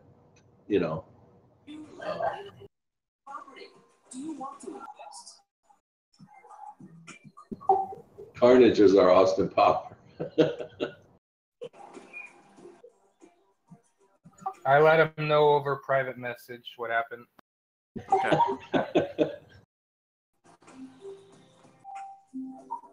UJ is coming down here. That means gold should pop here. So let's see if this flag formates here. There is a bull flag on gold. I didn't see it before, but there it is. See if it pops. Gold can die. Gold can die. Nasdaq can die. Yeah, come on, gold, pop up. Where's our Davian when I need him? Well, at least UJ is dropping. Dude, honestly, UJ dropped almost a full dollar, dollar point, and gold didn't even pop more than $8, so that's not that impressive. That's how they do the sneaky slippage everywhere. That's why the dollar isn't correlated with gold anymore. Like, do you remember when we were seeing that direct UJ correlation, 20, 30 cent, 20, 30, cent moves every UJ tick? Gone. Yeah, UJ fell like 120 ticks in the last 2 days. Yeah, and gold barely moved because it's weak. It went from 1204 to 1226. 20-hour move. We just need 4 more of those. 4 more of those would put UJ at like 108, though. Hell yeah. For UJ to be at 108, the yen would have to... Yeah, I'm about to go over to Japan. I'm about to take a flight over to Japan and stimulate the fuck out of their economy, bro. Dude, you have no idea. Their economy is going from, we were producing a bunch of stuff, to, we don't really want to produce that. No, they just have a lot of debt. They're still producing a lot of stuff. They just got a lot of debt. They're not producing as much as they used to. It's a population thing. Yeah, they've got an inverted pyramid population. Yeah, they don't want to fucking make products anymore. They want to start enjoying them. Like Jerry said, they want to start getting tattoos and changing pussies every week. Do you know like 50% of men and women from the ages of like 18 to 30 in Japan are virgins? Yeah, the Hikikomori, I think you're talking about, right? I don't know, but I might move there now. Oh my god. Sexual predator. Well, basically the grass eaters. You guys do not go over to Jerry's. Don't go to Jerry's house. Don't bring your... Japan tends not to like immigrants or immigration, which is why they're not stuffing their numbers with immigrants like the U.S. and Europe is. I mean, to be honest with you, if you were a country, why would you want a bunch of immigrants unless you didn't have something already established? Gold is going up. It's bouncing from that low, from that COMEX close for sure. And guys, this looks like it's a bull flag, dude.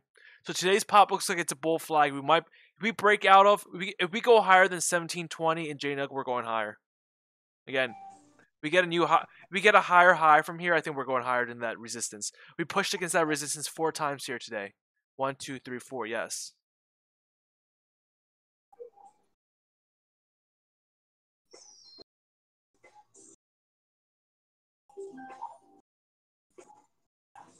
You have enough money to buy this property. Would you like to invest? God damn, it's getting to that time of day where it's getting fucking boring. Moving everything sideways. UJ is fading the pops from this morning. Oil still very, very, very volatile here. I'm a freak, I admit it. Jerry, it's okay. We like it. Hey, you know, guns, girls, guitars, and Harleys. I can't speak for everybody, but yeah, I like it. Cool, brother. Not so much that I want to take part in it, but I like it. Hey, as long as you don't swap swords, being in part of the party isn't a bad thing. I tend to keep my swords away from parties because it tends to have a sharp blade. Still want to cross swords, I meant. Oh, Frank, you're still young yet. I keep like, oh my god. Frank has a dagger. Oh. I have a katana. You have a katana. Okay. When it comes to that, I got more Italian genes than Jew. That's with me. I'm Italian, baby. Yeah, go to jail, bitch.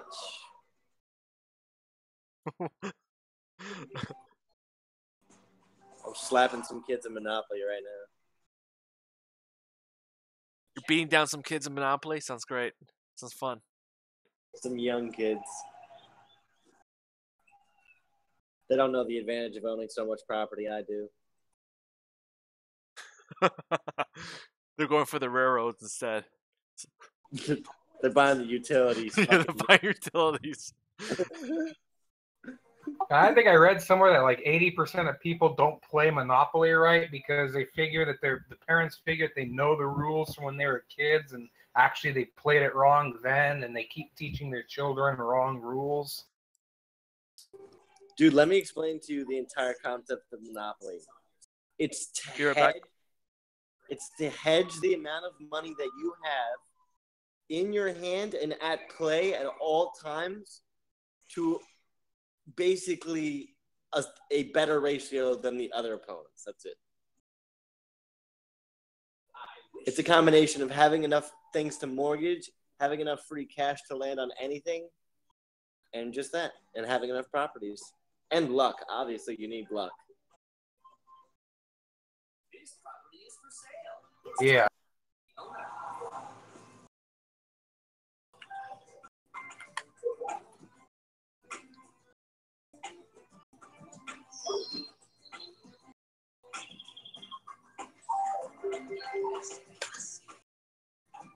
You landed on a free property. What are you talking about, Skyper? Q's pooped. They're fucking, it's going up like crazy.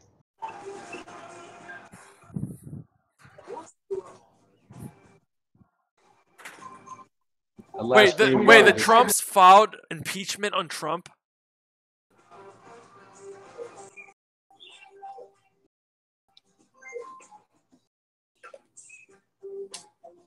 My Q's pooped. Your time has come. That last green bar just cost me a C note. Damn, Socks is taking a shit. Wait, what was that you just said, E? House Democrat files article of impeachment against Trump 24 minutes ago. You have Pretty stupid. That's old news. He hasn't even made any crimes. There's no elements of any crimes met. What an idiot. Yeah, there was a hard bull candle in gold about 20 minutes ago. I would short now. Now is my time. I would short NASDAQ and equities on this low pop. It finally touched the trend line. I'm going to get a second contract here, then see what happens. It's moved to high enough here. Gold is popping. It's still holding this 1220 here in the CFD.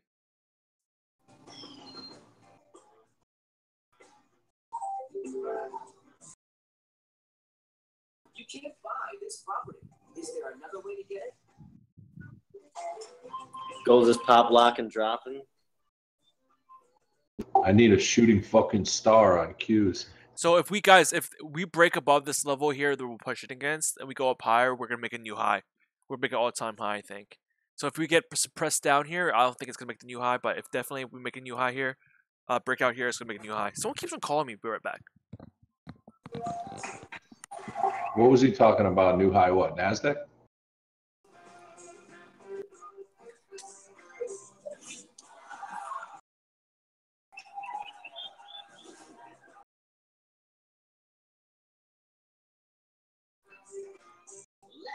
Getting another contract. I'm either going to go big or go home. Wait, I'm shorting it and it's doing just fine. Shorting what? NASDAQ? The Qs. Yeah, NASDAQ. So my J-Dust is also going up. What'd you get? My UGAZ is like sitting on a stump doing nothing. How are you shorting that Qs? SQQQ. Sometimes bad things happen. I don't understand how they can be going down when the index is going up. That's weird. Well, SQQQ is going up and QQQQ is going down. I have them both on my screen.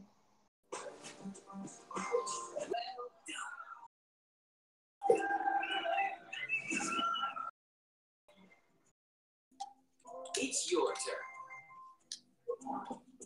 What is that stuff in the background? Who is that? That sounds like Monopoly. Oh, Monopoly music? That's me. All right, guys, I'll mute my mic. I'll catch you guys. Bye. Yeah.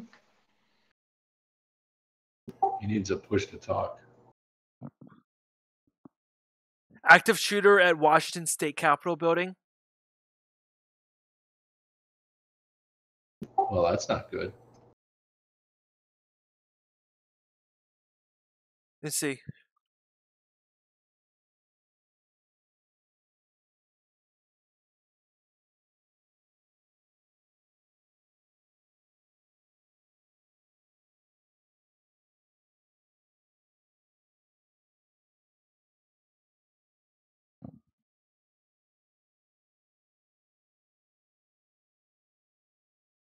All clear.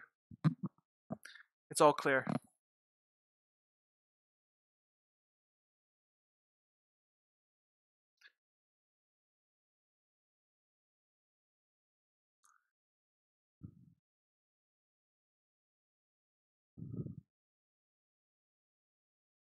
Dollars on yo. If you guys think you have a clear direction on oil is not giving me any signal right now. Other than a slight moving average cross, there's really no signal for me to say that oil is going anywhere. You guys see the up and down movement here? Really no specific movements. Yeah.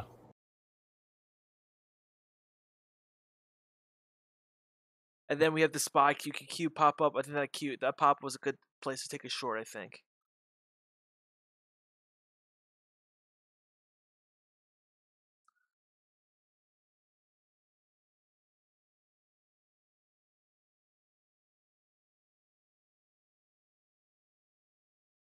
And then gold is just chilling on 1220. I'm about to end the day here. It's about to be so boring. I got some stuff to do. I'll leave my laptop on, or I'll leave my computer on here. But I think I'm gonna be done for the day here, guys. So It's not. There's not many people left in the room. This is literally going nowhere. JNugget's not going anywhere. Gold is not going anywhere. Spies, I don't think it's going anywhere. It's not gonna like break out another 1% for the rest of the day. I doubt it. XBI is still up less than 1%. I don't think it's gonna, unless we gap up again tomorrow, which I don't think so. I don't think we gap up again. Let me just go over what stuff is gonna be on the news here.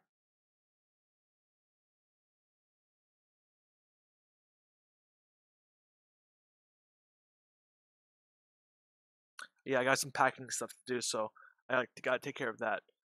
So we have Chinese data tonight. We have Japanese bond data tonight. Tomorrow we have American CPI data, PPI data. So we got a lot of good stuff from PPI inflation data coming out. Nothing in Europe really, and then we have Janet Yellen testifying again. That's tomorrow here on Thursday. Baynard also speaks again at 1 o'clock. So not necessarily a lot of data, but I think I'm gonna just leave my computer on and do something else. It's just nothing's really happening. I'll leave it here on my cause since a lot of people here trade gold, I'll leave it here on my gold screen. I'm gonna go ahead and I gotta work on my laptop, but I'll see you guys next time. What's up? All right, I just wanted to see if I was still muted if you left. Oh no, you're good. You're good. I can hear you. But, yeah, I'm gonna keep this on. What do you guys want me to keep this on? If you guys want, if anyone's really looking at my charts right now, what do you guys want me to keep this on? It's fine. It's fine. Oh, well, you just switched. I mean, you can just rewind, right? Yeah, you can just rewind to see all these charts. Let me just go through these real quick.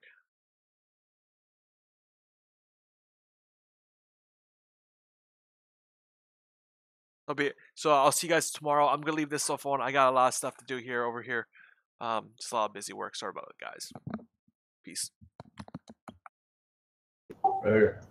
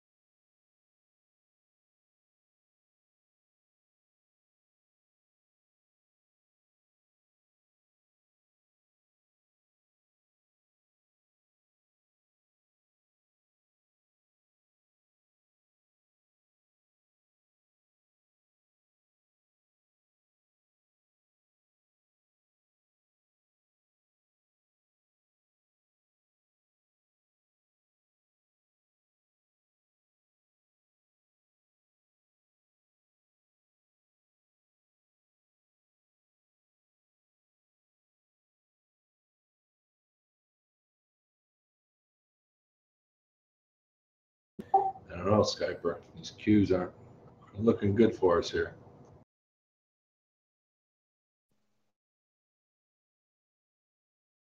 You know, I got 4 really nice red bars and then 4 pretty good green bars. So I don't know. And now it's sideways. So we'll see. Well, this is comforting. I'm about to post. You're about to what? Discord. What about it? I posted something. Oh, how nice. Is it time to get out of J-Dust now? That's not fake news.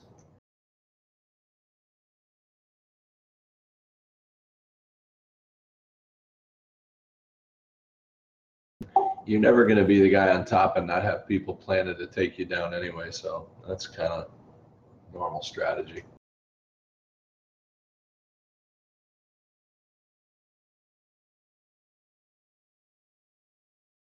It's like NASDAQ. It's trying to take me down right now.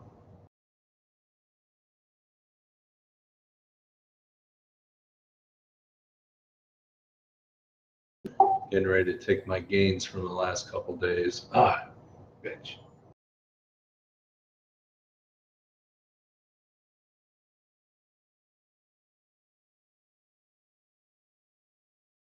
I need one of those, what do you call them, shooting stars?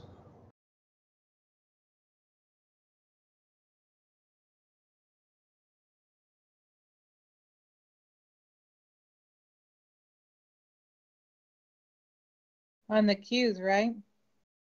Yeah, I mean, didn't they just have, let me see, since 6 o'clock this morning, like huge gains? You'd think they want to retrace back to at least like 57.45 or so. Or even 57.52 I'll take.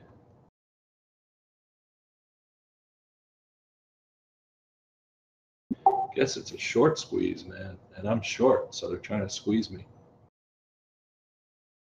I'm going to be a motherfucker, though, man. I'm going to hold like a motherfucker.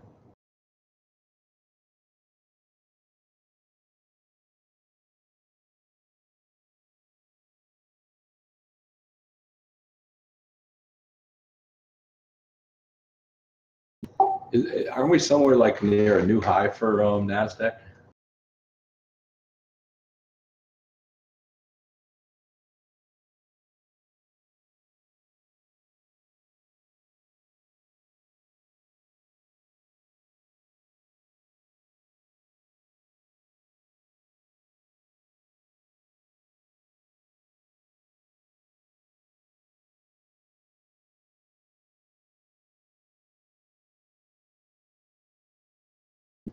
S&P's raging too. Everything's freaking raging.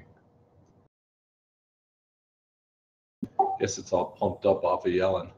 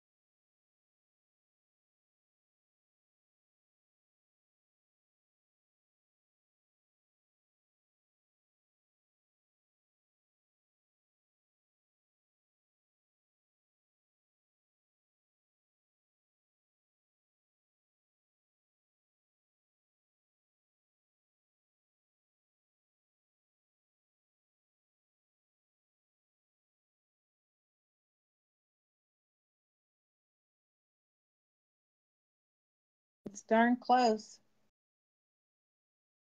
to a new high. Yeah, it's not something. You think so? Yeah. I'm counting on you, girl. Well, it just makes sense that, new highs don't come easy. Yeah, I don't see the resistance line he was talking about either, so I'm kind of in the dark. I just took a shot because it went up so much. I figured it would retrace a little bit. It was more of an emotional trade than technical. It's definitely fighting. Stair stepping, though, it hasn't. I took the short at like 10 o'clock, and it's been doing nothing but going up, man. $5 a whack here. I want to get another contract and bring my average up, but I'm afraid if it goes up $20, then I'll regret doing that. I'll have to get out with a loss. Well, I did that a little bit ago and it went down lower, so I wouldn't recommend doing that. It went down to 30.09. I don't remember what I got it at. Let's see. Well, in the I future, got the new one at 30.15, so. Or did I?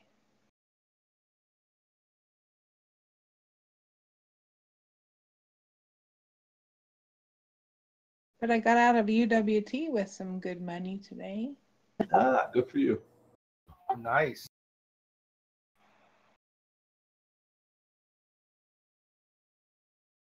It's good you got out. It looks like oil's trickling down here. Yeah, as soon as he said it was not looking good, I set a couple pennies up and said goodbye. Goodbye, goodbye. It was only like $200, but hey, it's more than Green is green, man. Yeah, green is green. And sometimes I get so tired of red on my screen. When it's green, I don't know how to handle it. It's like every trade I go into the red automatically, no matter what. And then it's just, it's just like happiness if it goes the other way. But like now, I shorted NASDAQ and bang, I'm out of the money, $200 now. Fuck. That's all I made yesterday, so it's going to eat up my yesterday gain if I have to close this out at a loss.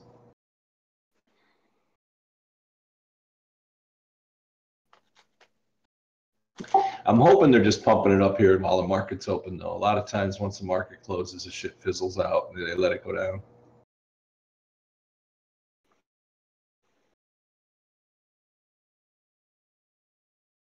Or later tonight it'll go down. I'll close it out after dinner.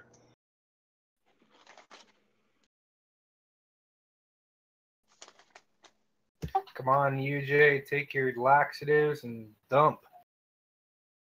I don't think so, bro. I mean, all my UJ boards, these people, there's a lot of UJ bulls, man, like 75, 25 sentiment, man. These people are just buying the shit no matter what. I read an article yesterday, too, about how, gold and silver and dip bonds are good hedges and things like that. And they're like, but why is everybody putting their money in the yen? Well, what kind of stability is that?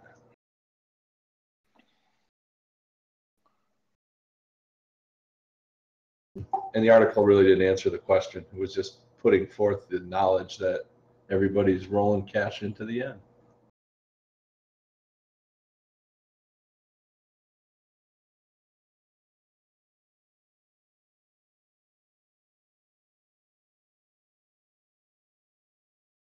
I'm hoping this is our green pop. Well, nope, it turned red. Well, the MACD is kind of parallel at about, 2.8. I'd like to see it slide under 0.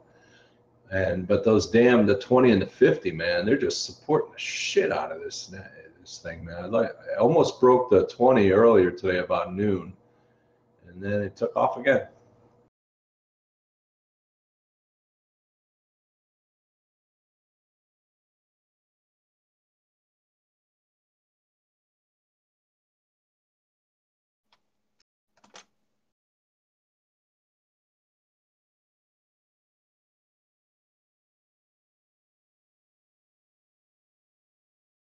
I'm going to watch it close. I threw a line there where he said it was meeting with his resistance. So let's see how it works around this line here at 57.78.12.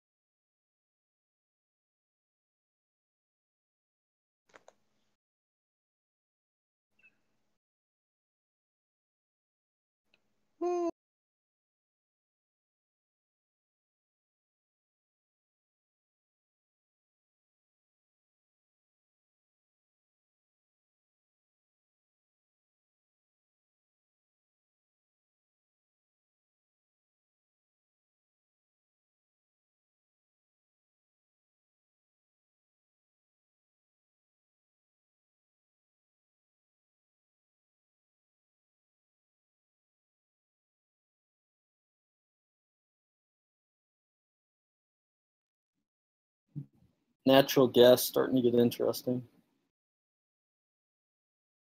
After long, are you in a position?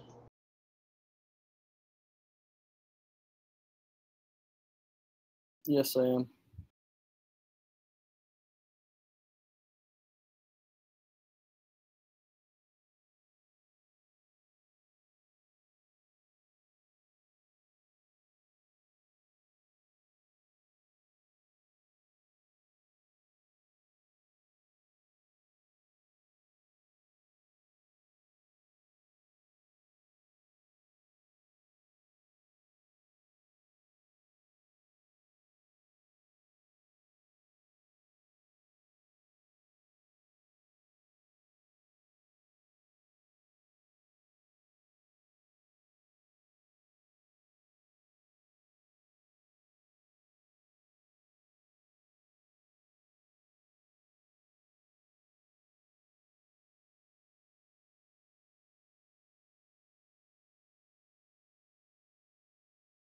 Frank, are you still in NAC?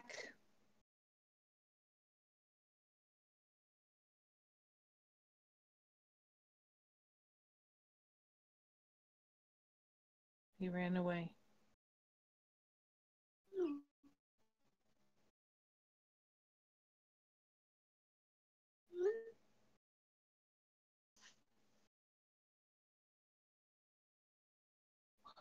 Um,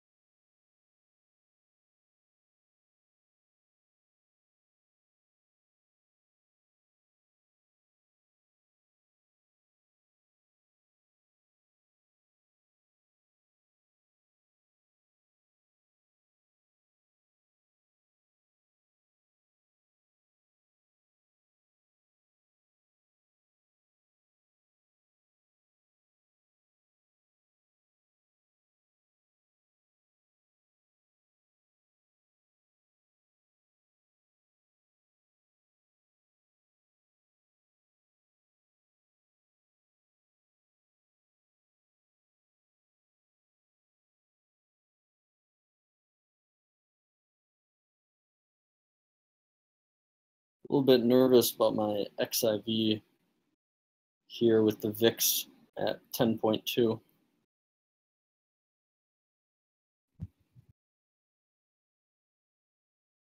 Also, I started streaming my charts on YouTube. If you're interested. Did you post a link somewhere?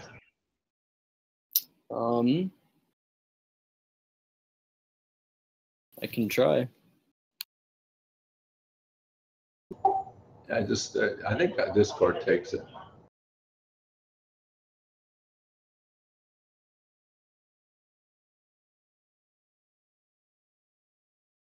Always interested in more knowledge.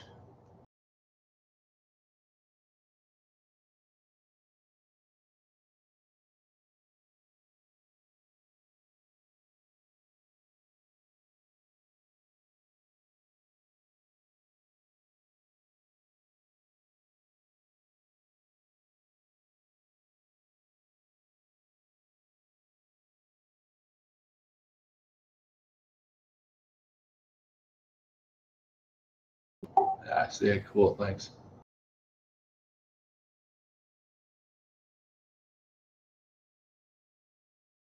You bet.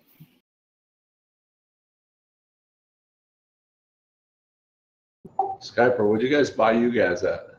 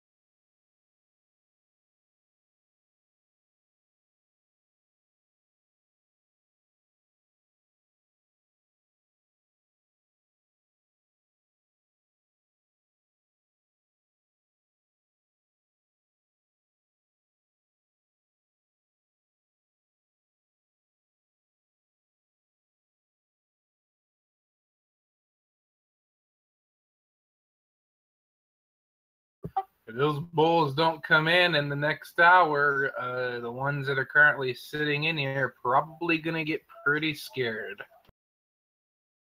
For you, Jay.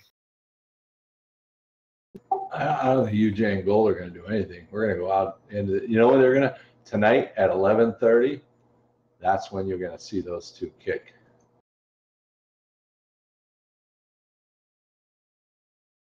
When Asia kicks in.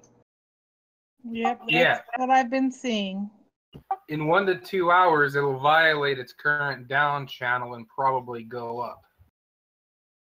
I bet it doesn't move until tonight. It's every day it's been doing this. It just stands pat when it finds its equilibrium, and then 11:30, man, UJ's just either, well, it was going up day after day, but the last 2 days to 3 days we lost ground. But I don't know what to expect for today and tonight. I'm going to stay out of there for now. UJ's kind of scaring me, but NASDAQ's not being my buddy either here.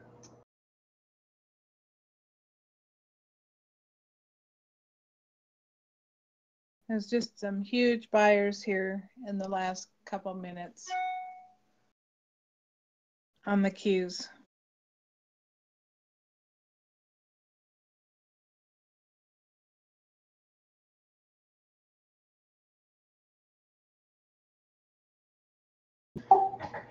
Well, they must be cleaning. Only thing I can figure, if there's buyers, that means there was people that shorted up here and need to cover. Those people have to have been holding these shorts and should have fucking sold a long time ago. I don't know why they'd still be holding them from back when it was this high before. It makes no sense. Unless it's current shorts like me today and the buyers are trying to pick people like me off. I don't know.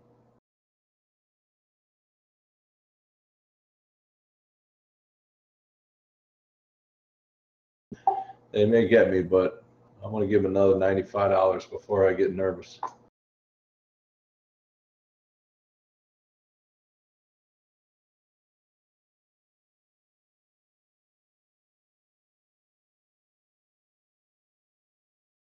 Personally, who the fuck buys shit at the very top? It's just weird. Who are you asking? Talking to myself, I guess. That's a huge drop there. You can say I'm buying at the top of a channel, but I'm buying with the assumption that the channel is breaking or selling at the bottom, but you know, it's usually outside of the channel. I do that. Yeah, maybe this channel he was talking about, just it's been violated a little, just a bit. Maybe they're trying to push it up farther to but yeah, I do like their last recent 1 minute, 5 minute red bar, Skyper. That was a nice one. That wasn't what? That was a nice one, but a green one starting. But there's still green on the SQQQ too.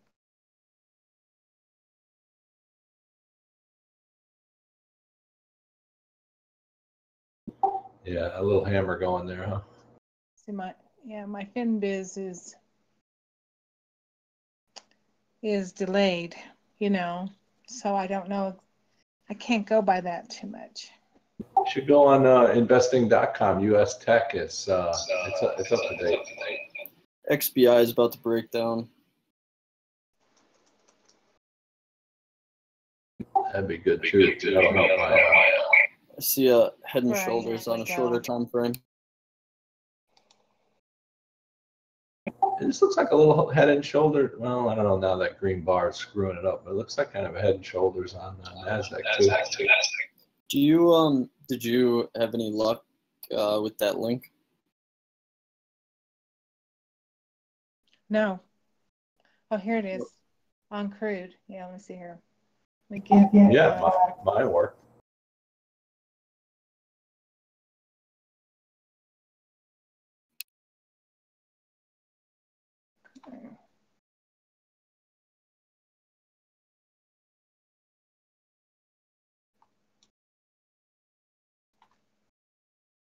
Yeah, mine worked. I got it bookmarked now.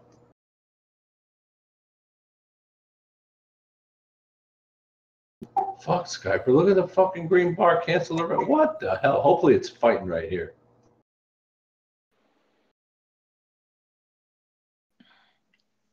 Those Bears need to win. For our sake, I hope so.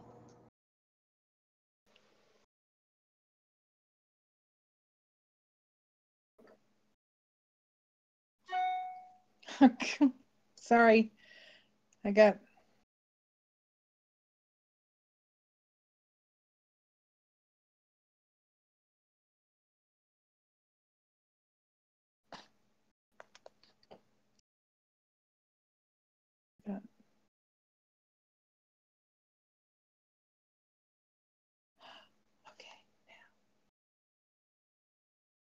All right, the next green bar, I'm going to get another contract and bring my average up some here.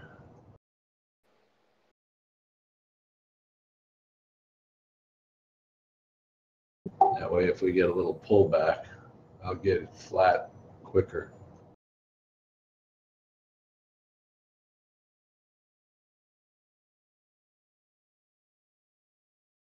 Of course, if it goes the other way, I get fucked quicker. Yeah, well, that's yeah. Oh, I'm no stranger.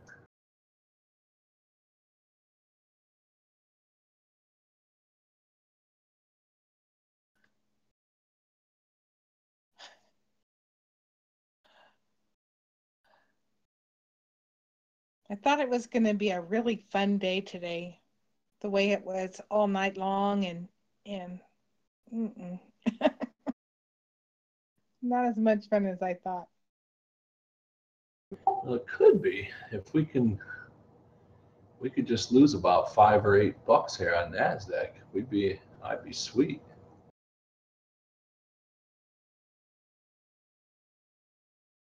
I have a low. I shoot for about $200 a day. If I can make that, then I'm a happy man.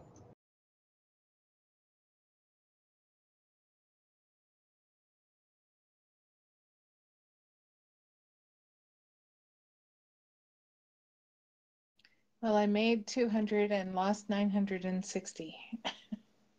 So you're -7 something. Well, we'll see at the end of the day how it turns out, because things rapidly turn to shit at the end of the day for me. Yesterday I was down $6, and in 5 minutes I was down. I don't remember what it was yesterday, but it was, let's see, 500.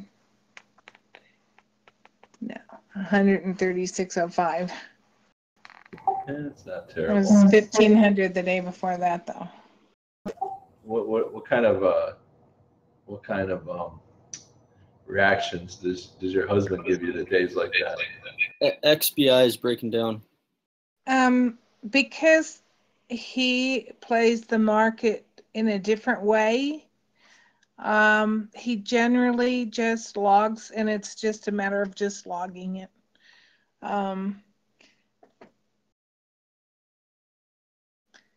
He keeps wondering when I'm going to get a brain and start doing more of the, the Lockheed Martins and the Raytheons. But we have a lot of money in that already, so. Yeah, those are good longs, but those aren't much for day trading, I don't think. Yeah, see. So does he swing trade? He buys stuff and then buys in and out after a few weeks or months? He might trade 13 times a year. That's what he's allowed. Oh, okay, yeah, and that's what he's doing then. Yeah. Where I'm trading 13 trades in 2 days, or 3. I like my long account. I bought Boeing at like 142, and now I don't know. I haven't looked in a while. It was like 190 or some shit. Like if it was a trading account, I would have sold off now at that and took those profits. But it's a long account, so just kind of meanders up and down at will. Gives me dividends. Yeah, it's 206.71. Damn, I should sell that shit anyway. Or a portion of it anyway. Just declare dividends. Yeah, I get my quarterly dividends from them. Yep, $1.42. Yeah, I know they're nice. That's pretty nice. Come on, Red Bar, break that 50. Come on, baby. I'm on a different laptop looking sideways trying to do some work and got a report that I got to finish. What the fuck, man? That nice Red Bar turned to green. God, I can't get a break today.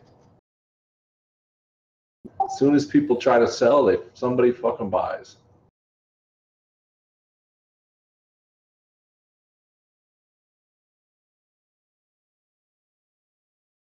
I'm gonna have to find the NASDAQ stock to its page and go talk some trash to these motherfuckers.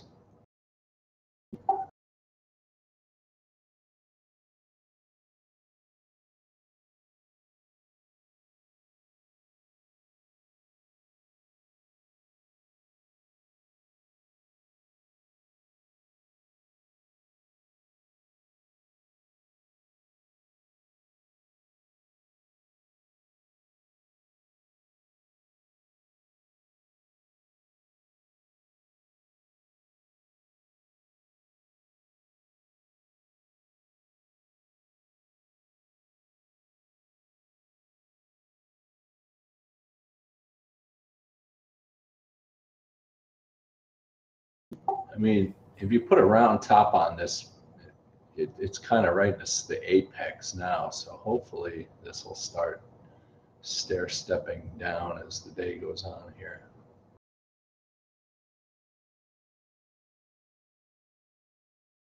Well, we just got an hour.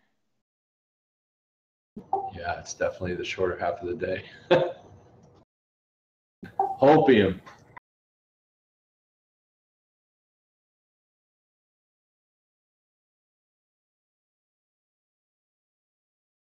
And I get the feeling that the people who buy the Qs are the people who stay in a long time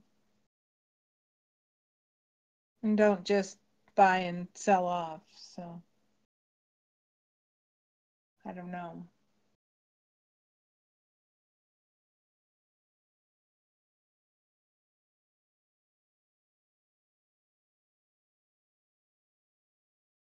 Well, I guess it depends on the outcome. Like today, if this would drop $5 freaking, I'd be out. But if not, I'll be carrying my NASDAQ bag into the evening. Yeah.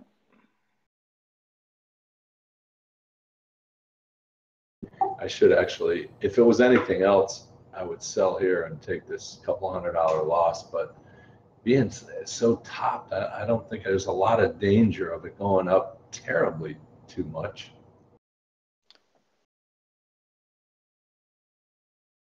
Well, I don't consider 100 enough to get out for. Huh? No, I don't know. You what? I right now I'm down 115 on it is all. So that's not worth. But on JDust I'm down 11. Yeah, I'm down way more than I should be. Let's put it that way. I'm down quite a bit. But yeah, I screwed myself the last couple trades. I lost about $3,000 in the last few months, and that's all because I didn't follow my rules of getting out like this. I'll take a little more pain here, but when I get close to 300, I'm done. It's just another fucking green bar, man. There's just no win in this NASDAQ thing today, at least not yet. oh, there is a green bar. Wow, look at that one. That one's impressive. It's coming off though.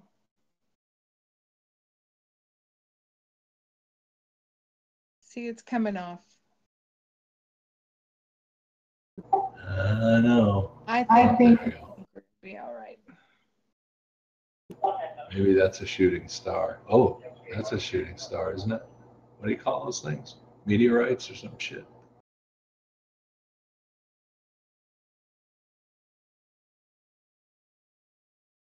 Yeah, Are you looking at the 1 minute? I'm looking at, now I'm on the 1 minute, yeah. When I get close to the pain tolerance thing, I start looking at the 1 minute. Yeah, I want to see every single bar, and that kind of a bar is supposed to be like a shooting star red with a big wick on the top. That signals reversal usually. So work with me here, Nasdaq.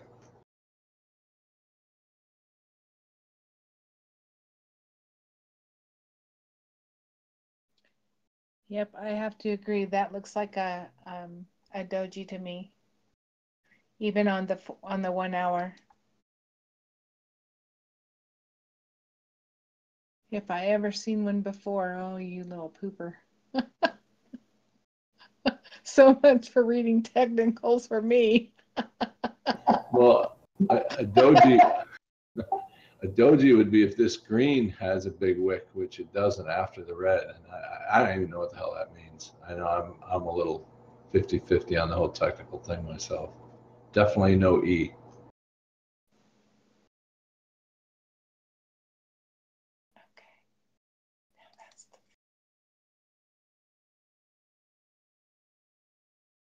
Oh, okay. Yeah, it wasn't very clear there. I see that's the 1 hour. See, that looks like it to me.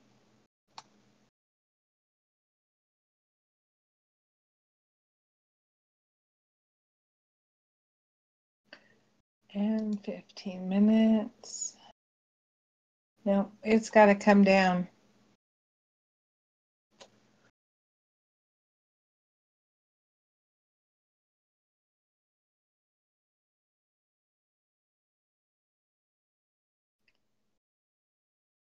Well, that would make Jerry a very happy boy. 139.20 to 95. See, I think it looks like it needs to come down 75 cents.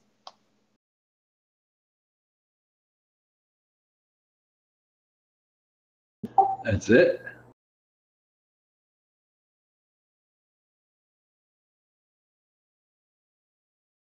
I need about $5. From 57.80 to 75 would make me happy.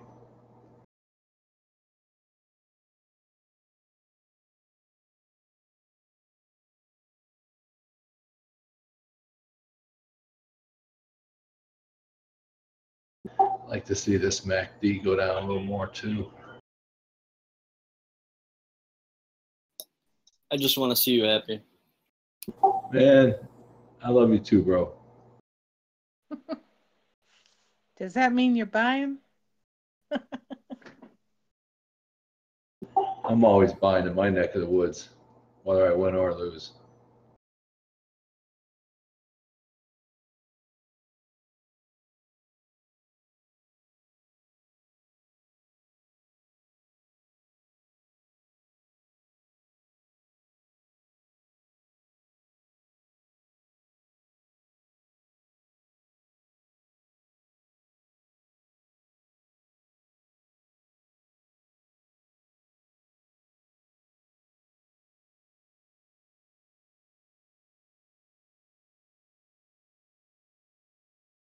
Fucking positive MACD cross again. Jesus.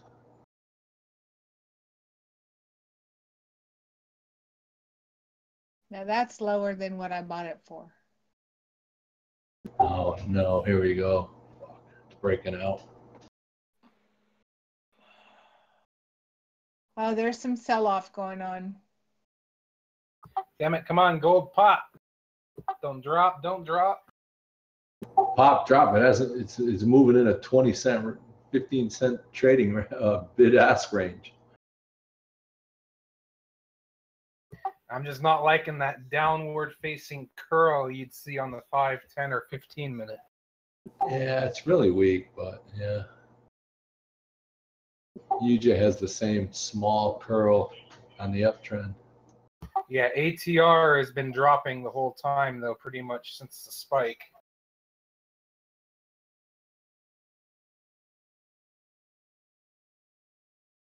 Oh, brother.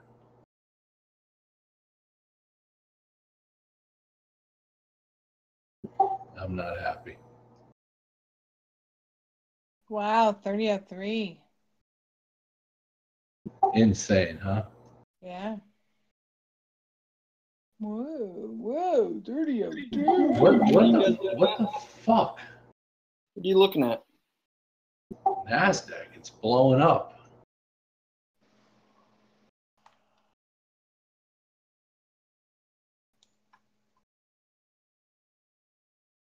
Well, poop. That's a good way to put it.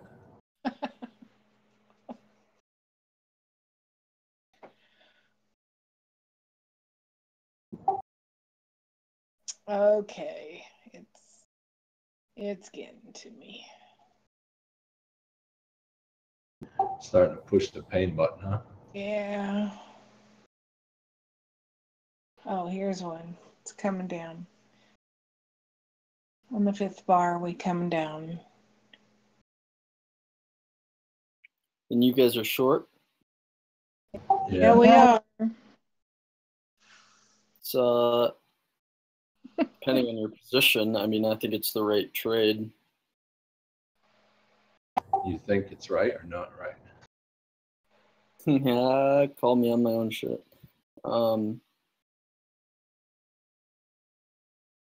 Yeah, I think it's ready to go down.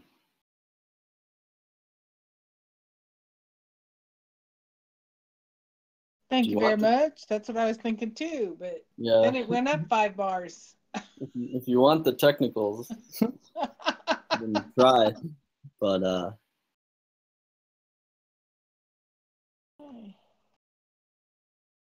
come it's not doing Tell me everything I want to hear. It's overbought. Tell me everything I want to hear. Oh. I don't care if it's true or not. So overbought.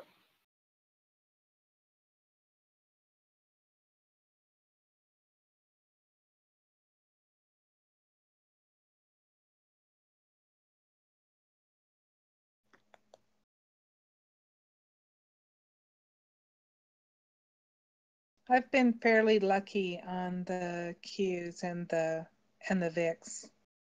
In fact, I got to the point where I was thinking maybe I should just be trading those because I've been doing so good on them. So now I'm going to get cocky here and buy some more. And that's what happens. Every trade I make that I lose is because I got cocky. And this might be one of them. I was like, oh, look how high NASDAQ is. Why not short it? Dumb fuck. Because it's just going to go higher.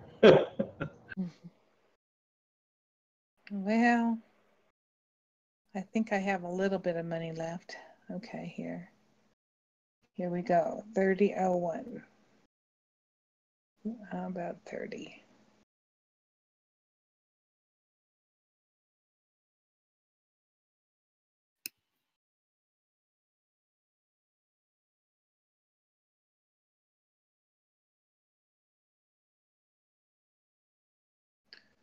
We'll go for 20. The XBI is ripping too, so I guess I should double up on my Lab D at the top here.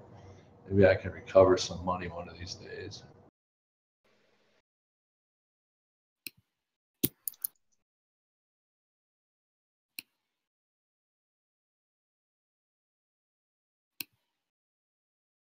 I tried to find the resistance lines in these.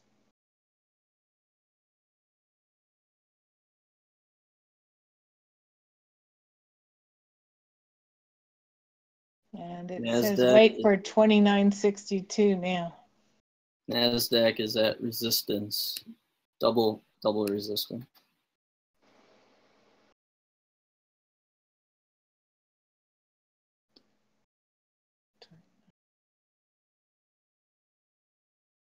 Hey, Owen Wilson is a good guy.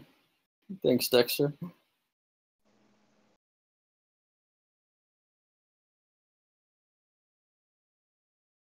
Oh, look at that rejection. Look at the rejection. I might short NASDAQ with you. Okay. Although the next buy point is 29.62. Or the next support level. Is that Jerry? Kyle. Jerry right here. Jerry. So are you looking at my stream at all? Not right at the moment. I got a work computer I'm working on, and I'm just watching NASDAQ right here. And I'm kind of getting near my close limit here on pain. Well, let me know if you want to see the chart that I see for it anytime. Yeah, give me a second here, because I'm trying to decide if I should knock another contract now and either totally fuck myself or really make it a good day. Take your time, bro, anytime.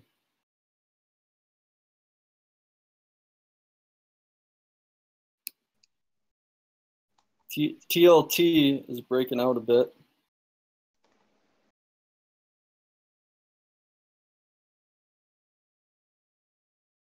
Well, I got a strong sell on gold. Yeah, so what's going on with XBI? It's following the cues up. I guess so. Strong sell on gold. I'm not seeing it. I did investing.com. Sorry. Okay, I'm not sure if this CFD picked it up or. And just as soon as I said that, look what happened to JDES. Woohoo! 69.11, 69.13, 69.15. Oh, darn it. It's going to turn around. Come on, go back, go back, go back.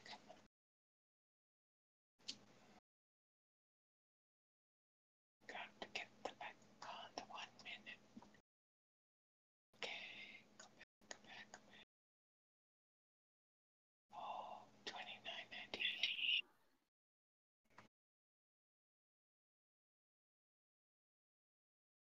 I talk to myself a lot. That's why I have to remember to put my microphone off.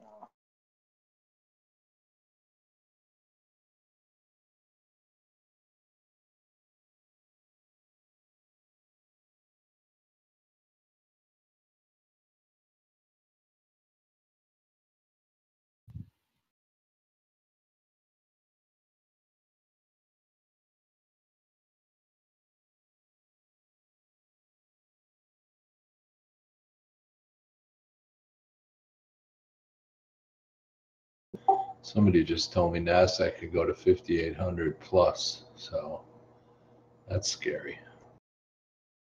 Oh, I'd say it's time to run then. 186.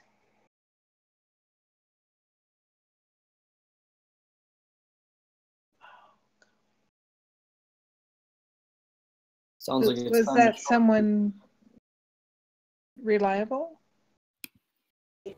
I don't know. I don't know them. They're just another person in the trading rooms here. Yeah. They generally seem to know what they're talking about, but ooh.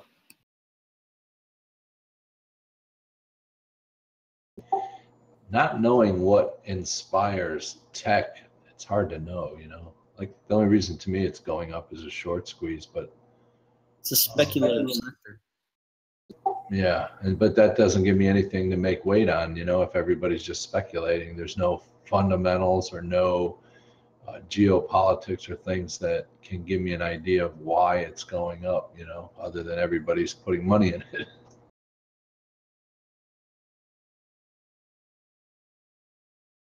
And I guess I should have jumped on. I have the worst problem going with the trend. You know, the shit was going up. I should have just took it long. But every time I do that, it reverses. So that's, I was telling somebody earlier, that's what creates contrarian traders. Amen. Yeah, that's what I was saying is because I have the same thing, but I know it's going to happen because of the nature of where I place my entries. Usually it backs off, so I usually have to have a wide enough stop. and I'm basically trading based on the trend in a higher, time frame.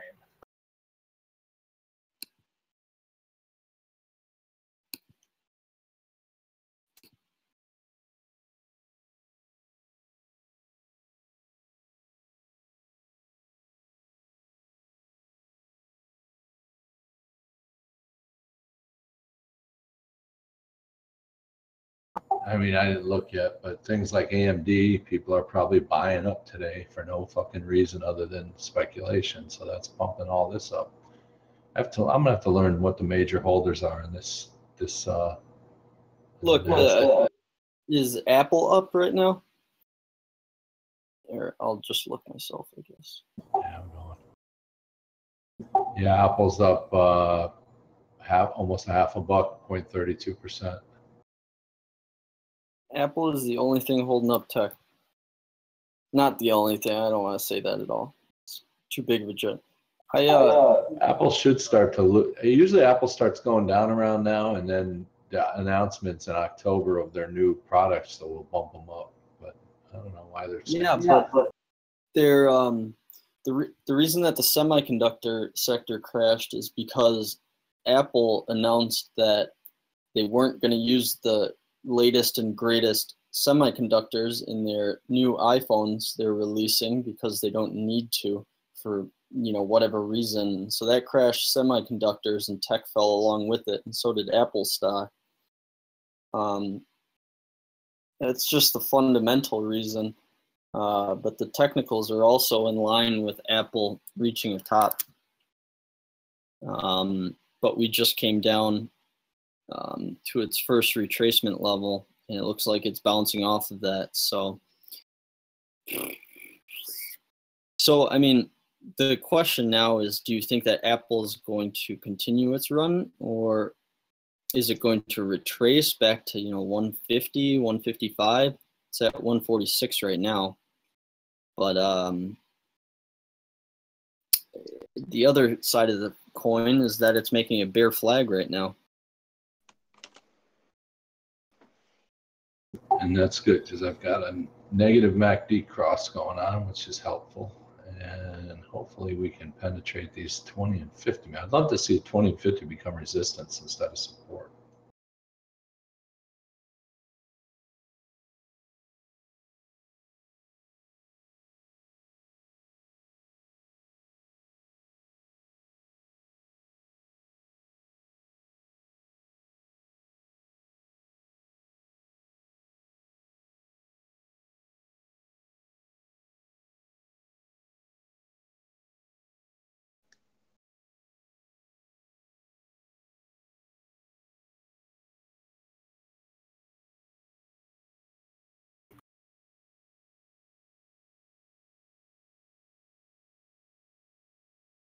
They're making us be patient, but it's paying off.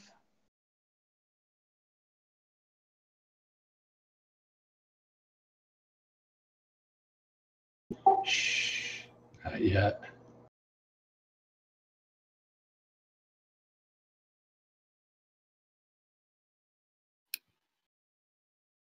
Don't scare my happy red bars. There it is. There's NASDAQ. Jerry, are you long NASDAQ? No, I'm short. Oh, okay. I'm out of the money 350 right now. I'm hoping to, I don't even know if I can recover it if it does drop. There's another, every time I get a couple red candles, they get knocked out with a green. Actually, never mind. I was going to ask what your entry is, but it doesn't matter. It's kind of inappropriate to ask, but. No, man, it's no big deal. My entry was one contract short at 57.69, and we're at 57.85. If I hit 89, I'll get another contract.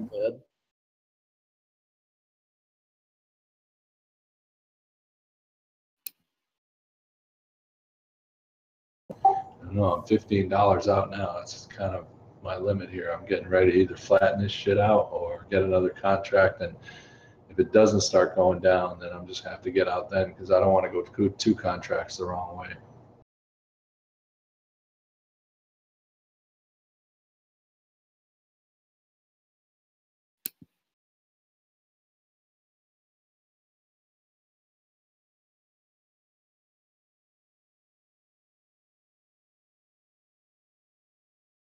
Gold is meeting resistance.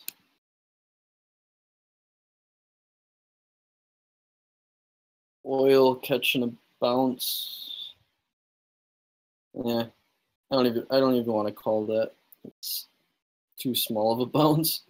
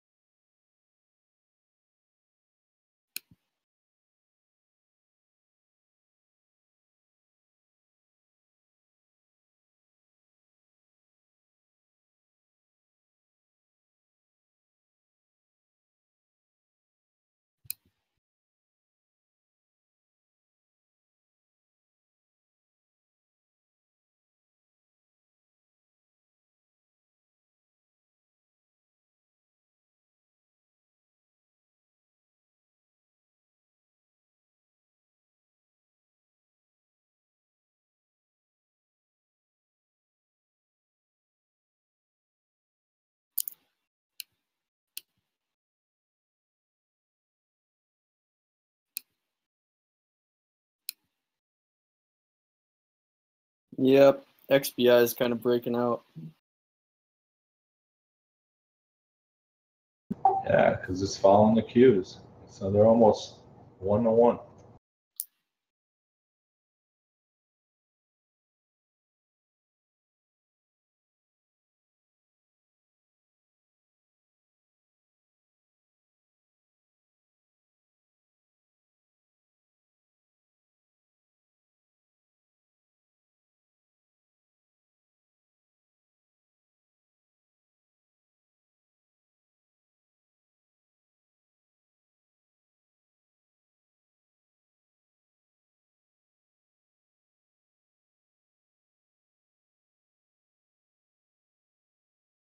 Can't believe the strength in Brazil right now.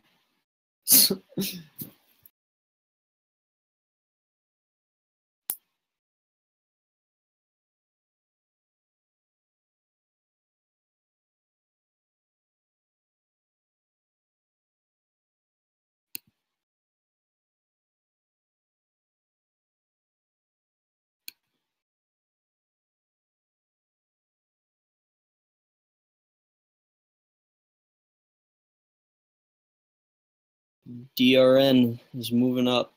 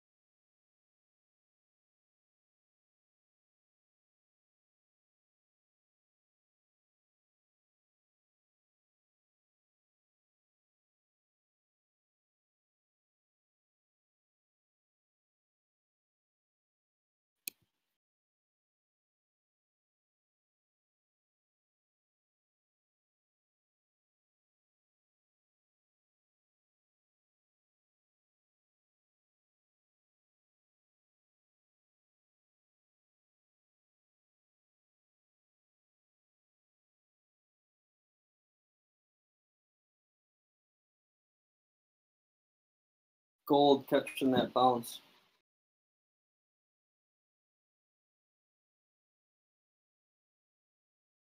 Yeah, go, go.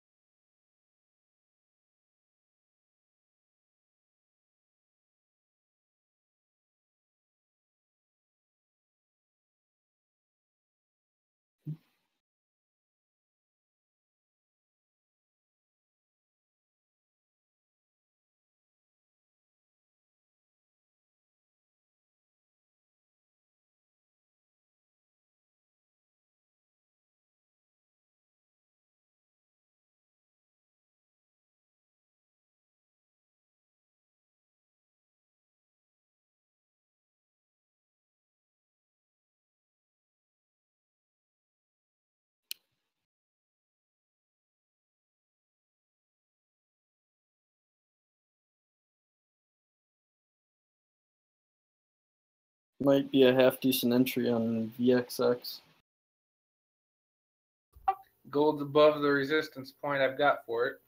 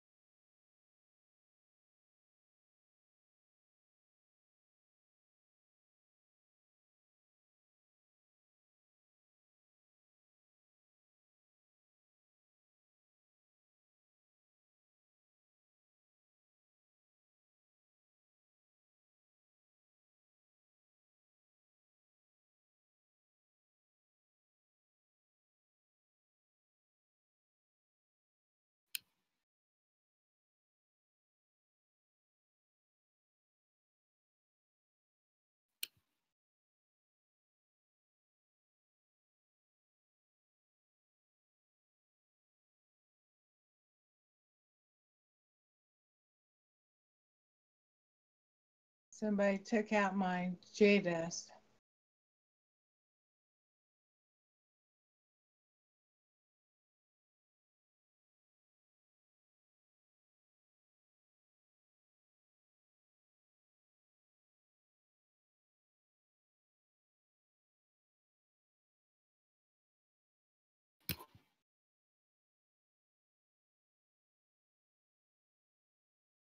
Hopefully we get a sell-off at the end of the day here.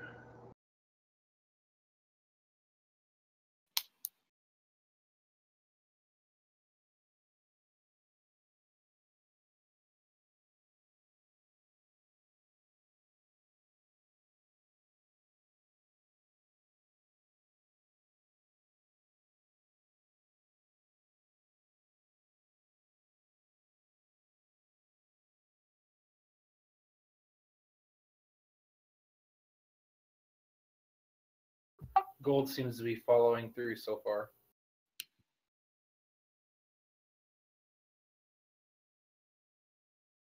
Just not much power behind it though.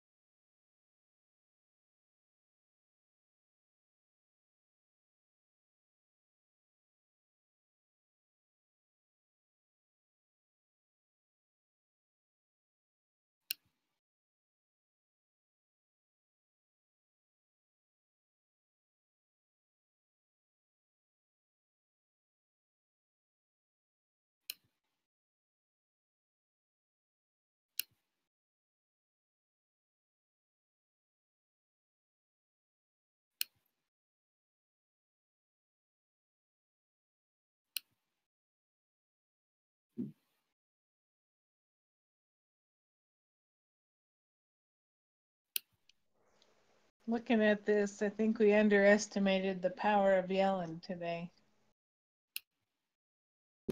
It seems so. There is a lot up. Everything's up, basically. Mm-hmm. What did Yellen say? Not much. Same shit she always says. She's dovish now instead of the hawkish message she was giving for weeks. What is that? Well, you would think dovishness would make things want to go down. And gold pop, you would think. I think the markets are pretty much figuring that Yellen would bail out any problems because she's responding to the environment.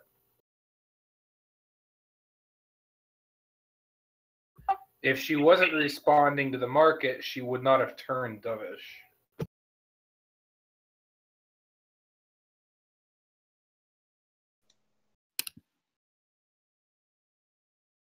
So I think the Yellen, in essence, if you know what I mean.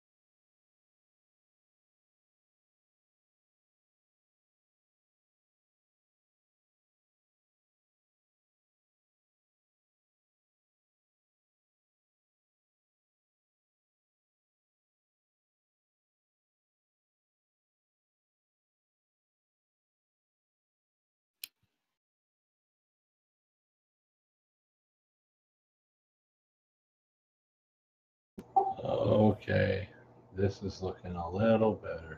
Go ahead, MACD. Get below that zero.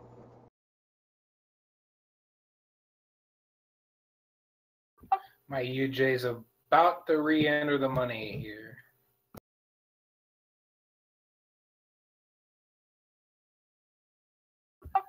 So is my gold. A lot of support there for you, Jay. You're just you're right about the zero mark where you are there.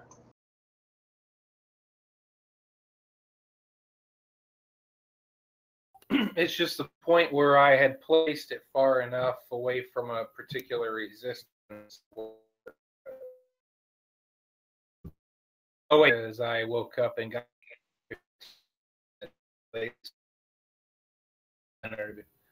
and the stop was above what I see resistance line, and well, so far it's obeying my channel line. A little hump on the fine, it is obeyed the down got.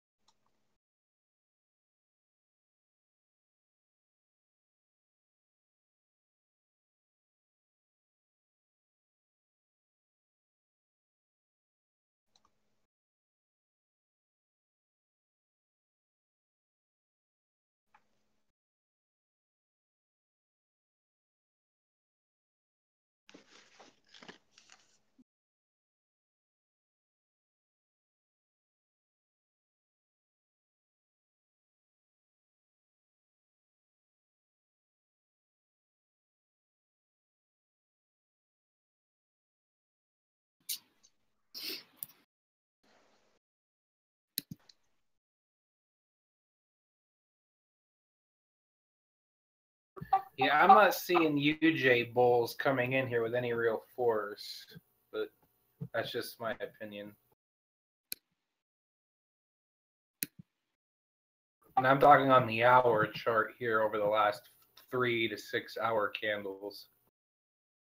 Yeah. ATRs for the last 3 to 6 hours on the hour candles, ATR drops while stochastic is rising. So that's telling me that for that rise, there's not many people pushing it. Or you have a hell of a seller preventing the rise, one of the two.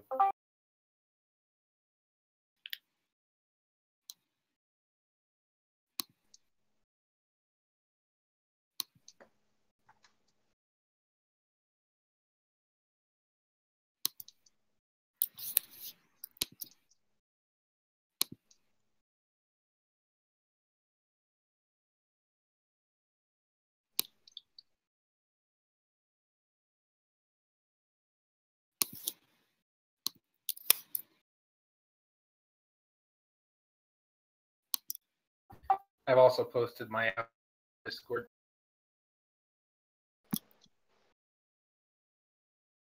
Is this Q's? What is this?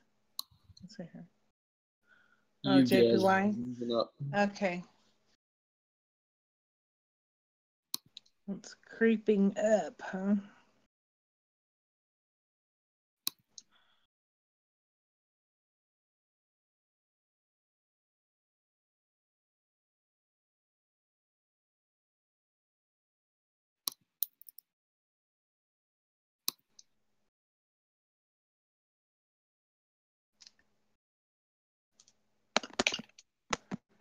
Well,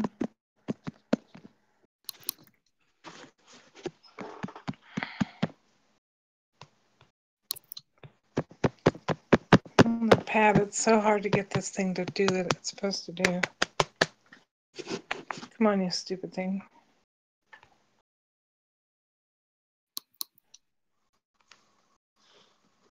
Huh.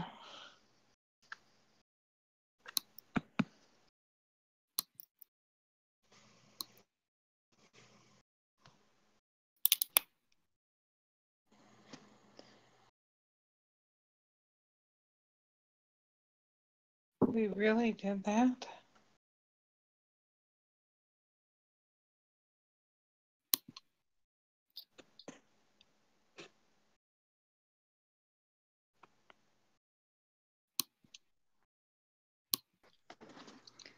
We really did that that red line right there? We went up and down like that?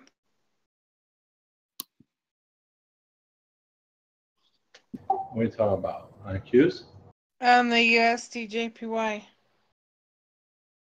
It really went up and then like That was a while. Are you looking at delayed screen again? Because it's been working its way down the last half hour. I just posted my 12-hour view now. 12-hour candles.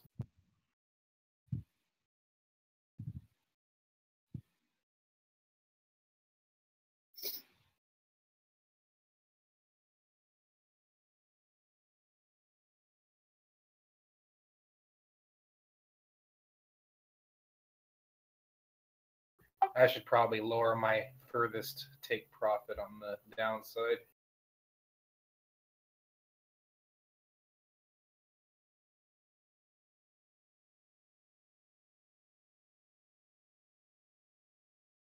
well, what should I do?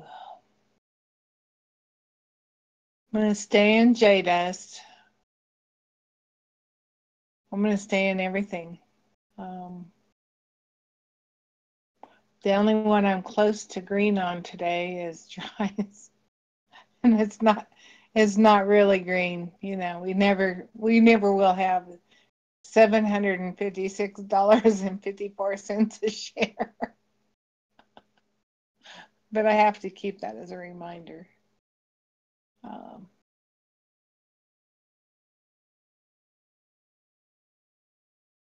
69 away there. I'm 99 away there. 82 away there. 281. Ooh.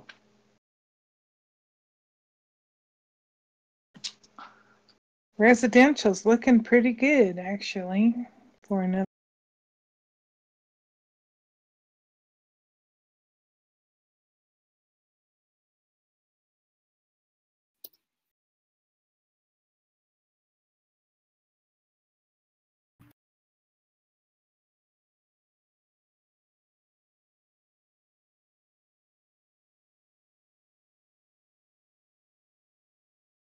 Jerry, are you still in XIV?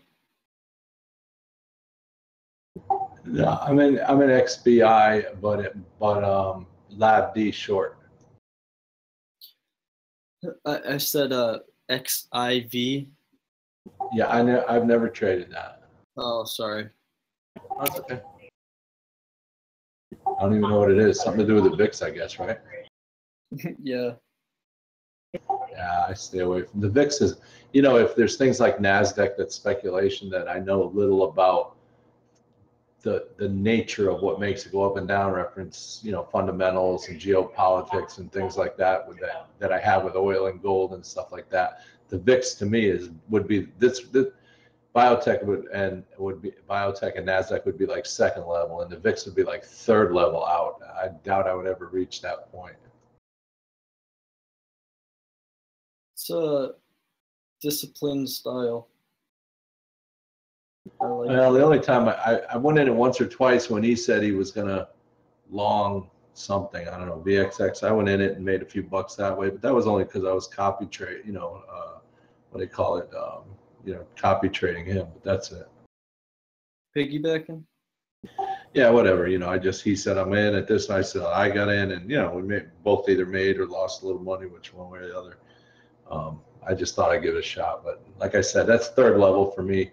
Biotech and NASDAQ are second level. I prefer to trade things that I can read the whys and hows, at least to some degree, that's giving me some information on why I'm going to make those trades a certain way. Yeah, totally makes sense to me. You know, because then you can back up, you know, you have fundamentals, you have technical, you have geopolitics, so you can make informed decisions. Things like this, where like today, like why is NASDAQ going up? And the only thing anyone can say is that it's speculation. You know?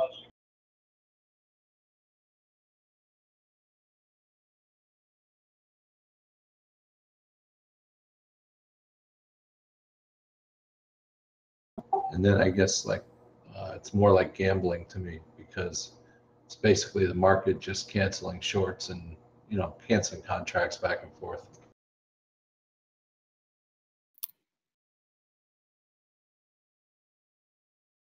And the market's getting ready to scare another short out of their position here any minute.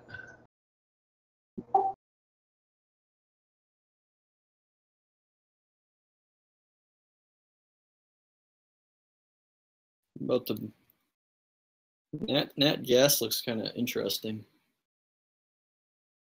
It's kind of middle range. What's interesting about it where it is? Said it's catching a pretty nice bottom. Depends on the time frame, but it kind of looks like a head and shoulders bottom. It's touching a resistance line right now. If it gets over it, I'd be more interested. The RSI and the 15-minute is it bottomed out. Now it's starting to rise back up. And on medium and long-term bias, I'm bullish for natural gas. So that bias is affecting my short-term, the way I see the chart. Okay, I think if I'd have picked it up there at the bottom at around 298, I missed that before that midday rise there. I would have probably grabbed some UGAS or whatever, but kind of missed that. So I feel like I'd just be chasing now.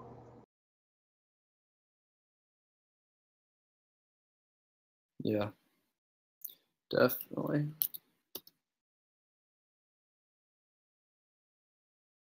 Okay, we're either in it to win it or lose now. 2 contracts short from here. Let's see, it's either going to go my way or it's not. And we'll tag out.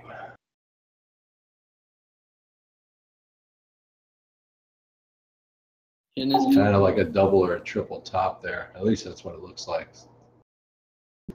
Q's.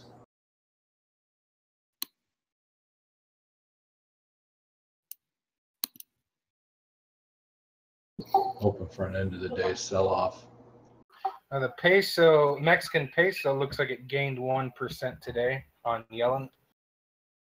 There's a bit of info I've been wondering about.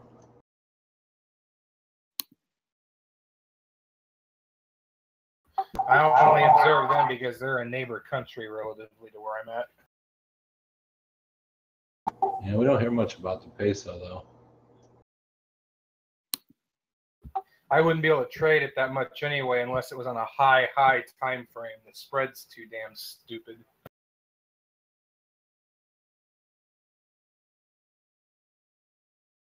So it's not as bad as the ruble. I think the ruble has a worse spread.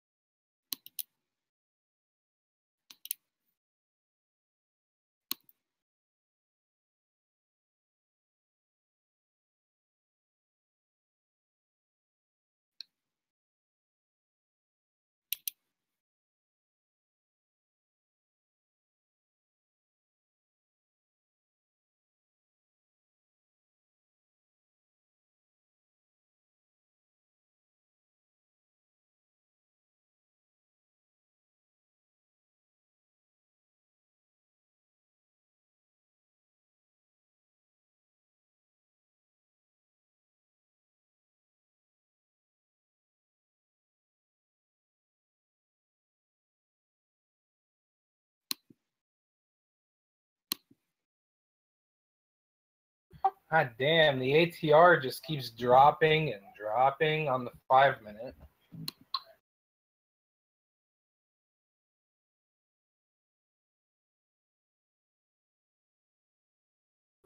Everybody's like, okay, we're done. We're going to go home. Crack the beers.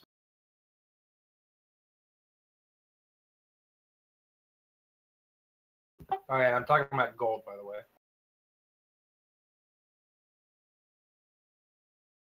If you want to be here for the good days, you got to be here for the bad days.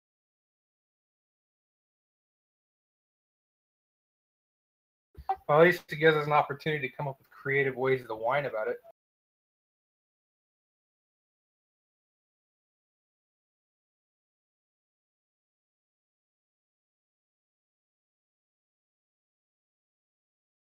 I need some cheesy jokes to go with my wine. There's one.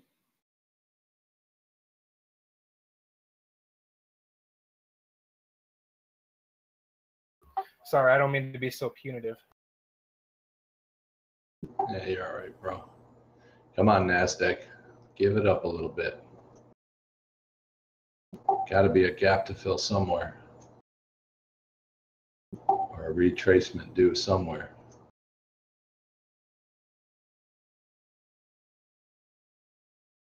My 2 contracts have me averaged at 57.78, so I'm $6 out of the money. Come on, baby.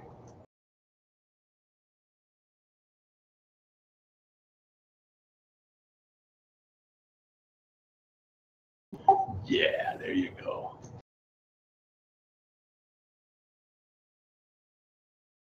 Yeah, baby, keep it going. I sound like a porn film, huh? Yeah, you do.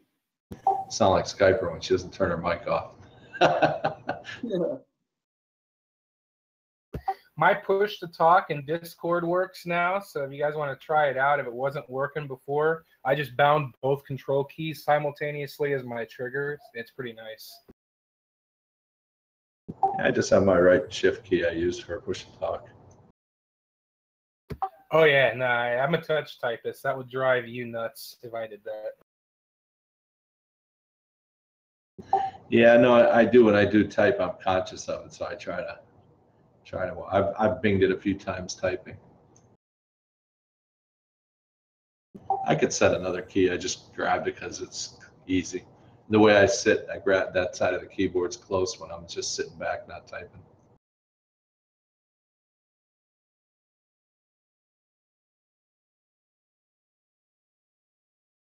Come on, Nazi, give it up.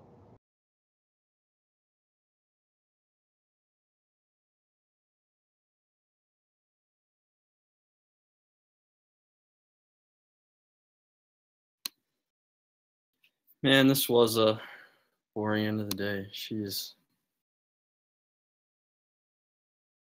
Here's a fun fact. That's my keyboard layout.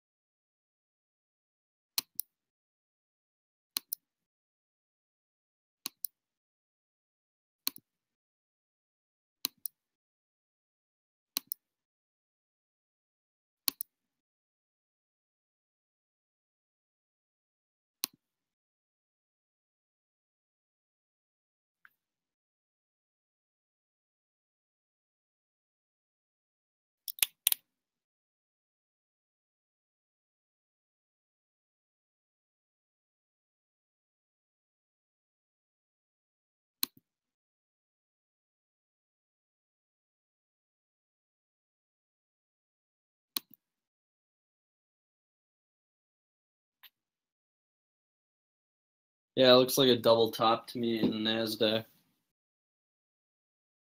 Yeah, that's what I was thinking. That's why at that last nice green bar over the 20, I doubled up this contract. If she flies, I'm just out, and I'll just take the loss. And if she drops and gives me $5 more here, I'll be in the money.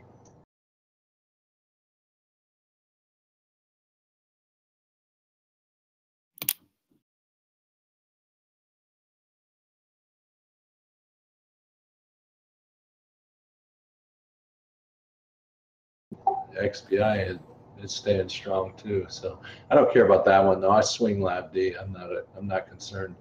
Like futures is a much more ever-present worry. I don't care about swinging the other stuff or cost averaging so much.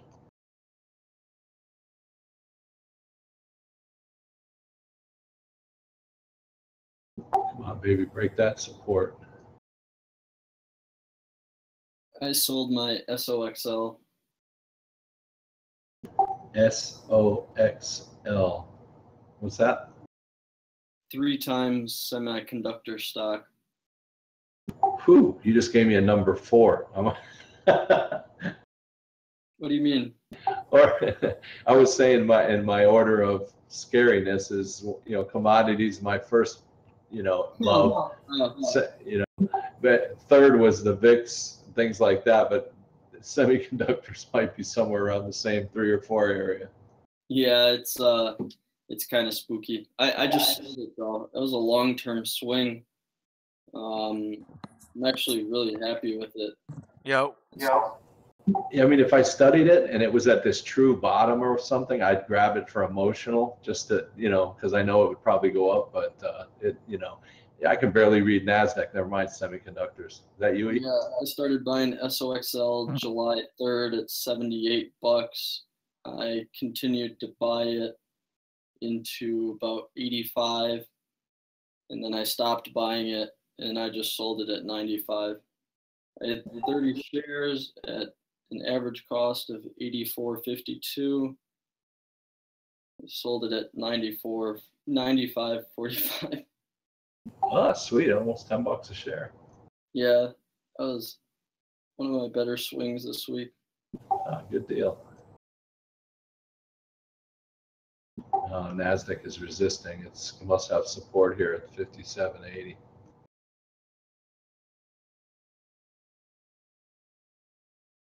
I mentioned that because semiconductors and tech are closely related, in my opinion.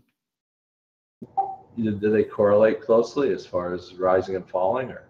Oh yeah. That makes sense.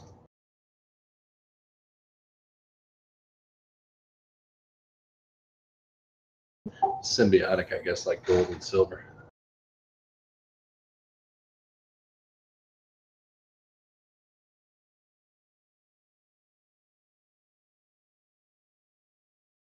All right, we have 1 minute till the market closes. And you think GXJ is going to go to 0 for the day?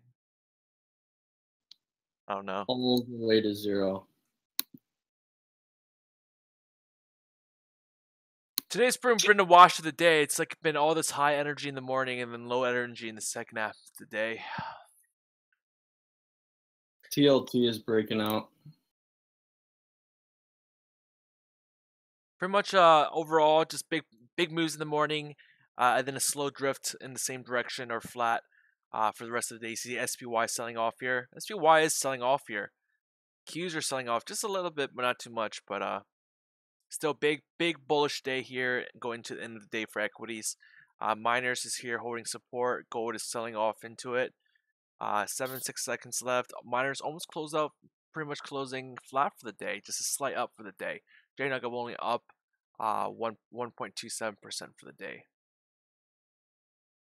So JNUG up over 1%. It opened up up 6% for the day, so it faded off 5%.